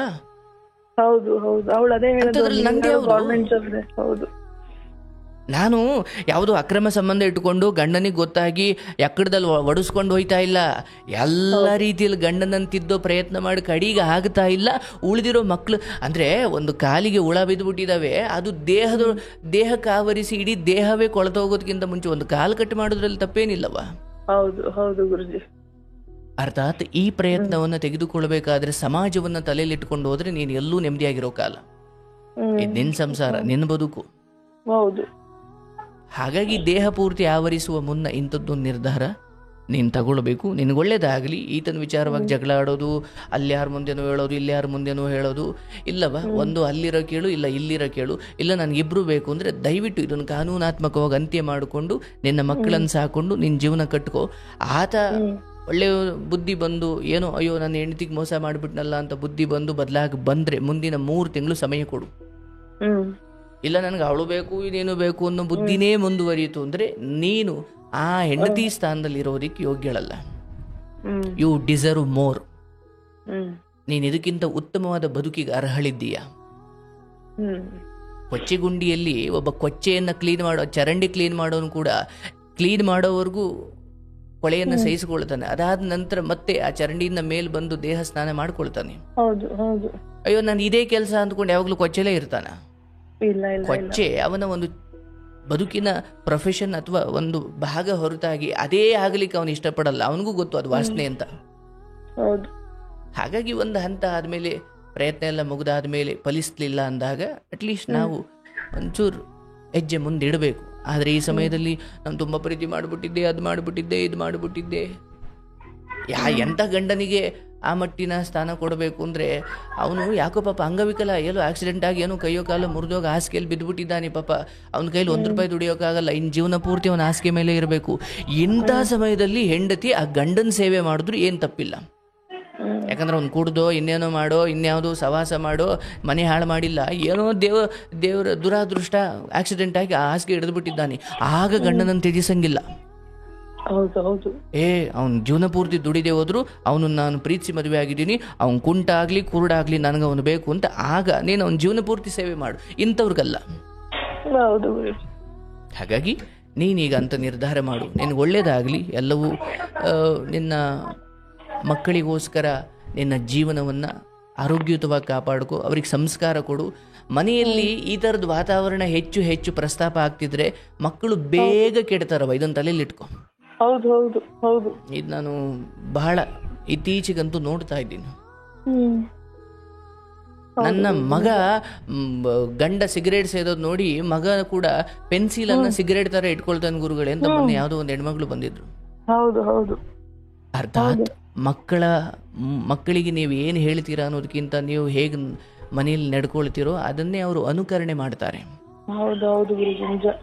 ನೀವೊಬ್ಳು ಟೀಚರ್ ಆಗಿ ಆ ಸರಸ್ವತಿಯ ಮಡ್ಲಲ್ಲಿರೋಳಾಗಿ ಅಪ್ಪ ಅಮ್ಮ ಬಂಧು ಬಳಗ ಗಂಡ ಮಕ್ಕಳು ಎಲ್ಲರೂ ಅವರವ್ರ ಪಾತ್ರ ನಿಭಾಯಿಸ್ತಿದ್ದಾರೆ. ಆದರೆ ಅವರಿಗೆ ನಿನ್ನನ್ನು ನೀನು ಮೆಚ್ಚಿಸುವ ಫಲವಾಗಿ ಅಥವಾ ಅವರನ್ನು ಕಾಪಾಡಿಕೊಳ್ಳೋ ಭರದಲ್ಲಿ ಧರ್ಮವನ್ನು ನೀನು ತ್ಯಜಿಸಿಬಿಟ್ರೆ ನಾಳೆ ದಿನ ಆ ಧರ್ಮ ನಿನ್ನನ್ನು ಬೇಡೋ ಹಂತಕ್ಕೆ ತಂದುಬಿಡುತ್ತೆ. ಕಣ್ಣೀರೋರ್ಸ್ಕೋ. ಯಾರೂ ಬರಲ್ಲ, ಯಾರು ನಿನಗೆ ಏನೋ ಹಿಂಗಾಗ್ಬಿಡ್ತು ಹಂಗಾಗ್ಬಿಡ್ತು, ಯಾರೋ ಬಂದರೂ ಕೂಡ ಕಾಮದ ಬಯಕೆ ಇಟ್ಕೊಂಡು ಬಂದಿರ್ತಾನಷ್ಟೇ. ನಿನ್ನ ದೇಹ ಸುಖವನ್ನು ಬಯಸಿ ಬಂದಿರ್ತಾನೆ. ಹಾಗಾಗಿ ಈ ಸಮಯದಲ್ಲಿ ಆತನ ಕುರಿತು ದ್ವೇಷ ಬೇಡ, ಪ್ರೇಮವೂ ಬೇಡ. ಹಳೆಯ ಫ್ಲ್ಯಾಶ್ ಬ್ಯಾಕನ್ನೇ ಪ್ರೇಮದ ನೆನಪುಗಳನ್ನೇ ಜೀವಂತವಾಗಿರಿಸ್ಕೊಂಡು ಆ ಕಾರಣಕ್ಕೆ ನೀನು ಈಗ ನಿರ್ಧಾರ ತೆಗೆದುಕೊಳ್ಳದೆ ಹೋದರೆ ಮುಂದೆ ಯಾವತ್ತೂ ನಿನಗೆ ಅವಕಾಶವೇ ಸಿಗೋದಿಲ್ಲ. 3 ತಿಂಗಳು ಸಮಯ ಕೊಡು. ಆಗಸ್ಟ್ವರೆಗೂ ಈತ ಇಲ್ಲ ಆಯ್ತು ತಪ್ಪಾಯ್ತು ನಾನು ನಿನ್ನ ಜೊತೆ ಇರ್ತೀನಿ ಇನ್ನೂ ದಿಟ್ಟ ನಿರ್ಧಾರ ಮಾಡಿದ್ರೆ ಸರಿ. ಇಲ್ಲ ಅಂದ್ರೆ ಆಗಸ್ಟಲ್ಲಿ ದೇಶಕ್ಕೆ ಸ್ವಾತಂತ್ರ್ಯ ಸಿಕ್ಕಂಗೆ ನಿನಗೂ ಸಿಗ್ಲಿ, ಏನು ತೊಂದರೆ ಇಲ್ಲ ಅಲ್ವಾ? ಆಗ್ಲವಾ? ಕ್ಷಮೆ ಮಾಡು. ಭಗವಂತ ಆತನ ಒಳ್ಳೆ ಬುದ್ಧಿ ಕೊಡಪ್ಪ. ನನ್ನ ಜೊತೆ ಅಲ್ಲದೆ ಹೋದ್ರು ಇನ್ಯಾವುದಾದ್ರೂ ಒಂದು ಹೆಣ್ಣಿಗೆ ನಿಯತ್ತಾಗಿರೋ ಬುದ್ಧಿ ಕೊಡಪ್ಪ ಅಂತ. ಆ ಹೆಣ್ಣು ಏನಿದಾಳೋ ಅದು ನಿನಗೆ ಬೇಡ. ನಿನ್ನನ್ನು ಬಂದು ಯಾರೋ ಇನ್ನೊಬ್ಬ ಕೇಳಿದ್ನಲ್ಲ ಹಂಗೆ ಇವನು ಇನ್ಯಾರೋ ಕೇಳಿರ್ತಾಳೆ. ಆದ್ರೆ ನಮಗೆ ಬುದ್ಧಿ ಇರ್ಬೇಕಲ್ಲ. ನಿನ್ ಗಂಡ ಇಲ್ಲ ನಾನು ನಿನ್ ಜೊತೆ ಚೆನ್ನಾಗಿರ್ತೀನಿ ಅಂತ ಹೇಳಿದ್ದು ಇವನು ಇದ್ದಾನಲ್ಲ. ಇದೇ ತರ ಯಾರೋ ನಿನ್ ಗಂಡಂಗೂ ಅಪ್ರೋಚ್ ಮಾಡಿದ್ರು, ಆದ್ರೆ ನೀನ್ ಬೇಡ ಅಂದ್ರೆ ಗಂಡ ಮದುವೆನೇ ಆಗದ ಅಷ್ಟೇ. ವ್ಯತ್ಯಾಸ ಇಷ್ಟೇ, ಸಂಸ್ಕಾರಗಳಲ್ಲಿ ವ್ಯತ್ಯಾಸ ಇದೆ. ಹೌದು ಆ ಆಗ್ಲವ, ಒಳ್ಳೇದಾಗ್ಲಿ. ಅಳೋದು ಬಿಡು, ದುಃಖ ಪಟ್ಕೊಂಡು ಮಾತ್ರ ನುಂಗ್ಕೊಂಡು ಆ ಕಡೆಗೆ ನಿದ್ದೆ ಮಾಡೋಕ್ಕೂ ಮಾತ್ರ, ನಿದ್ಗೆಡೋಕ್ಕೂ ಮಾತ್ರ, ಬದುಕೋಕ್ಕೂ ಮಾತ್ರ, ಸಾಯೋಕ್ಕೂ ಮಾತ್ರ, ಊಟ ಸೇರಲ್ಲ ಅನ್ನೋದಕ್ಕೆ ಮಾತ್ರ, ಊಟ ಸೇರ್ಲಿ ಅನ್ನೋದಕ್ಕೆ ಮಾತ್ರ, ಬರೀ ಮಾತ್ರಲ್ಲೇ ಆಗೋಗ್ಬಿಡುತ್ತೆ. ಡಿಪ್ರೆಷನ್ ಅನ್ನೋದು ಅಷ್ಟು ಕೆಟ್ಟದ್ದು. ಹೌದು ಗುರುಜಿ. ಬೇಡ. ಹಾಗಾಗಿ ಬಿಡು, ಆತನ ವಿಚಾರವನ್ನು ಬಿಡು. ನಿನಗೊಂದು ಕೆಲಸ ಇದೆ. ಸ್ವಾವಲಂಬಿಯಾಗಿ ಒಂದು ಹೆಣ್ಮಗಳು ಇವತ್ತು ಗಂಡ ಬಿಟ್ಟು ಹೋದ ಅಂತ ಎರಡೆರಡು ಮಕ್ಕಳನ್ನ ಗಾರ್ಮೆಂಟ್ಸ್ಗೆ ಹೋಗಿ ಸಾಕ್ತವ್ರೆ. ಆ ಮಟ್ಟಿಗೆ ದರಿದ್ರ ಸ್ಥಿತಿ ನಿನಗೇನು ಬಂದಿಲ್ಲ. ಹಾಗಾಗಿ ಈ ಸಮಯದಲ್ಲಿ ಮಕ್ಕಳಿಗೆ ಒಂದು ಏನು ನೆಮ್ಮದಿಯ ಮತ್ತೆ ಒಂದು ಸಂಸ್ಕಾರಯುತ, ಗಲಭೆ ಇಲ್ಲದ ಒಂದು ಮನೆಯ ವಾತಾವರಣ ಮಕ್ಕಳಿಗೆ ಬಹಳ ಮುಖ್ಯ. ಆಯ್ತಲ್ಲ? ನಿನ್ಗೆ ಒಳ್ಳೇದಾಗ್ಲಿ ತಾಯಿ, ಶುಭವಾಗ್ಲವ್ವ. ನನಗೆ ತುಂಬಾ ಧೈರ್ಯ ಬಂತು ಗುರುಜಿ. ಇರ್ಲಿ ಧೈರ್ಯ. ನೋಡಿ, ಅದನ್ನೇ ಹೇಳೋದವ ನಾನು. ಈ ನಿರ್ಧಾರ ತೆಗೆದುಕೊಳ್ಳೋವರೆಗೂ ಅದೊಂಥರ ತಣ್ಣೀರ್ ಸ್ನಾನ ಮಾಡ್ದಂಗೆ. ಮೊದ್ಲ ಒಂಚೂರು ಎರಡು ಚಂಪ್ ಬೀಳೋವರೆಗೂ ಗಡಗಡ ಅನ್ನುತ್ತೆ ದೇಹ. ಅದಾಮೇಲೆ ಆಗ್ಬಿಟ್ರೆ ಅಯ್ಯೋ ಇಷ್ಟೇನ, ನಾನು ಇದಕ್ಕೆ ಯಾಕೆ ಭಯಪಟ್ಟೆ, ಈಗ ನಾನು ಸ್ವಾವಲಂಬಿಯಾಗಿ ಬದುಕ್ತೀನಪ್ಪ ಅಂತ ಅನ್ಸುತ್ತ ಮೇಲೆ. ಹಾಗಾಗಿ ಯಾಕೆ ನಾನು ಈ ನಿರ್ಧಾರ ಹೇಳ್ತಿದ್ದೀನಿ ಅಂದ್ರೆ ಅಟ್ಲೀಸ್ಟ್ ಯಾವ್ದಾದ್ರು ಒಂದು ಹೆಣ್ಣಿಗಾದ್ರೂ ನಿಯತ್ತಾಗಿರ್ಲಿ ಮನುಷ್ಯ ಅಂತ. ಹೌದು. ಅಂಡ್ ಅವಳು ಇರ್ಲಿ ಬಿಡು, ನಾನು ಇರ್ತೀನಿ ಇನ್ನು ಹೇಳೋಷ್ಟು ಕೆಟ್ಟವಳು ನೀನಾಗಬಾರ್ದು. ಇರ್ಲಿ ಬಾ, ನೀನು ಒಳ್ಳೇದಾಗ್ಲಿ. ಮಕ್ಳನ್ನ ಚೆನ್ನಾಗಿ ನೋಡ್ಕೋ, ಅಳೋದು ಬಿಡು. ನಿನಗೆ ಶುಭವಾಗ್ಲಿ ತಾಯಿ. ತುಂಬಾ ಧನ್ಯವಾದ ಗುರುಜಿ. ಒಳ್ಳೇದಾಗ್ಲವ. ನೋಡಿ, ಹೆಣ್ಮಕ್ಳು ಮದುವೆ ಆಗೋ ಸಮಯದಲ್ಲಿ ಬಹಳ ಎಚ್ಚರವಾಗಿರಿ.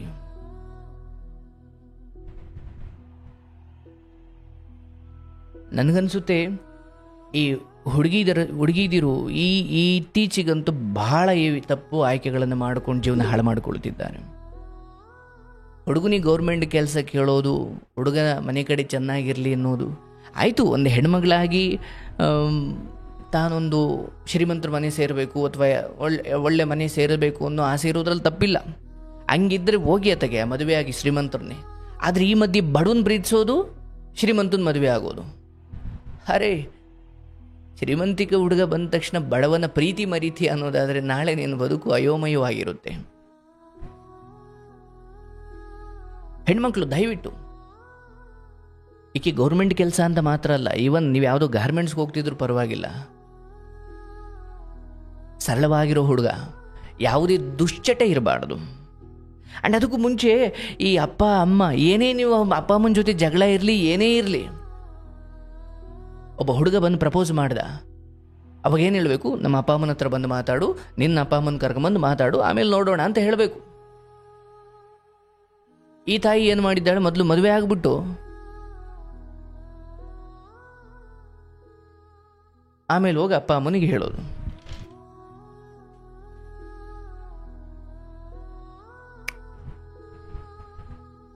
ಮಹಾಭಾರತದಲ್ಲಿ ಸ್ವಯಂವರದಲ್ಲಿ ದ್ರೌಪದಿಯನ್ನ ಗೆದ್ದಂತಹ ಅರ್ಜುನ ಗೆದ್ದಾದ್ಮೇಲೆ ಬಂದು ತಾಯಿಗೆ ಹೇಳ್ದ, ನಾನೊಂದು ಹಣ್ಣು ತಂದಿದ್ದೀವಿ ಅಂತ, ನಾನೊಂದು ಹುಡುಗಿ ಮದುವೆ ಆಗಿದ್ದೀನಿ ಅಂತ. ಅದು ಪರಿಸ್ಥಿತಿ ಬೇರೆ ಬಿಡಿ. ಅದು ರಾಜರ ಕಾಲ, ಇವರು ಬ್ರಾಹ್ಮಣರ ವೇಷದಲ್ಲಿ ಹೋಗಿರ್ತಾರೆ, ವೇಷ ಮರೆಸ್ಕೊಂಡಿರ್ತಾರೆ. ಪಾಂಡವರು ಅಂತ ಯಾರಿಗೂ ಗೊತ್ತಾಗಬಾರ್ದು ಅಂತ ಬ್ರಾಹ್ಮಣರ ವೇಷ ಧರಿಸ್ಕೊಂಡು ಹೋಗಿ ದ್ರುಪದ ರಾಜನ ಮಗಳಾದಂತಹ ದ್ರೌಪದಿಯನ್ನ ಗೆದ್ದು ತರ್ತಾರೆ. ಅಂದರೆ ಅದರ ಅರ್ಥ ಮದುವೆಯಾಗಿ ಕರ್ಕೊಂಡು ಬರ್ತಾರೆ ಅಂತ. ಅರ್ಜುನ್ ಮಾಡಿದ್ರೆ ಸರಿ, ನಾವು ಮಾಡಿದ್ರೆ ತಪ್ಪ ಅಂತ ಕೇಳ್ಬೇಡಿ. ಆಮೇಲೆ ಅವತ್ತು ರಾಜ ಎಷ್ಟು ಮದುವೆ ಆಗಿದ್ರೂ ನಡೀತಿತ್ತು. ದಯವಿಟ್ಟು ಇಂತಹ ಪ್ರೀತಿಯ ಅಪ್ರೋಚ್ಗಳು ಬಂದಾಗ, ಪ್ರಪೋಸಲ್ಗಳು ಬಂದಾಗ ಯಾರು ಕೂಡ ದಯವಿಟ್ಟು ತಂದೆ ತಾಯಿಯನ್ನು ನಿರ್ಲಕ್ಷ್ಯ ಮಾಡಿ ಈ ನಿರ್ಧಾರ ತಗೊಳ್ಬೇಡಿ. ಗೊತ್ತಾಯ್ತಲ್ಲ ಈ ಹೆಣ್ಮಗಳದು ಏನು ಪರಿಸ್ಥಿತಿ.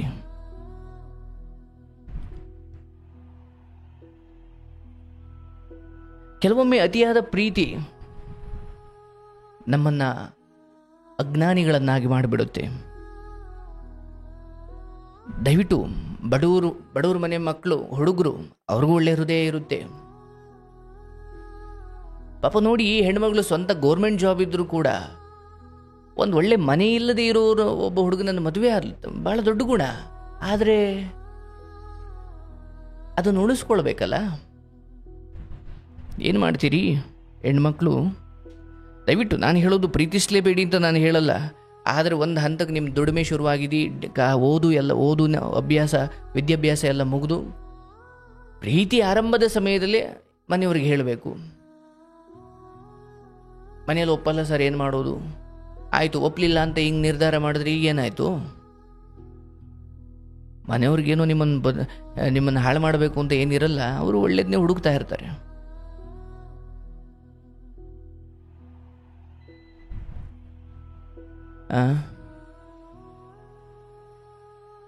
ಯೋಚನೆ ಮಾಡಿ, ಒಳ್ಳೇದಾಗ್ಲವ, ಮಕ್ಕಳಿಗೆ ಒಳ್ಳೇದಾಗಲಿ. ಪಾಪ ಆ ಹುಡುಗ ಯಾರು ಗಂಡ ಇದ್ದಾರೆ, ಈಕೆಯ ಗಂಡ, ಆತನಿಗೂ ದೇವರು ಒಳ್ಳೆ ಬುದ್ಧಿ ಕೊಡಲಿ. ಬೇಡಪ್ಪ, ಹೆಣ್ಣಿನ ವಿಚಾರದಲ್ಲಿ ತುಂಬ ಆಟ ಆಡ್ಲಿಕ್ಕೆ ಹೋಗ್ಬೇಡ, ಒಳ್ಳೇದಾಗಲ್ಲ. ದೊಡ್ಡವರೇ ಉದುರೋದು, ಇನ್ನೀನು ಯಾರಪ್ಪ?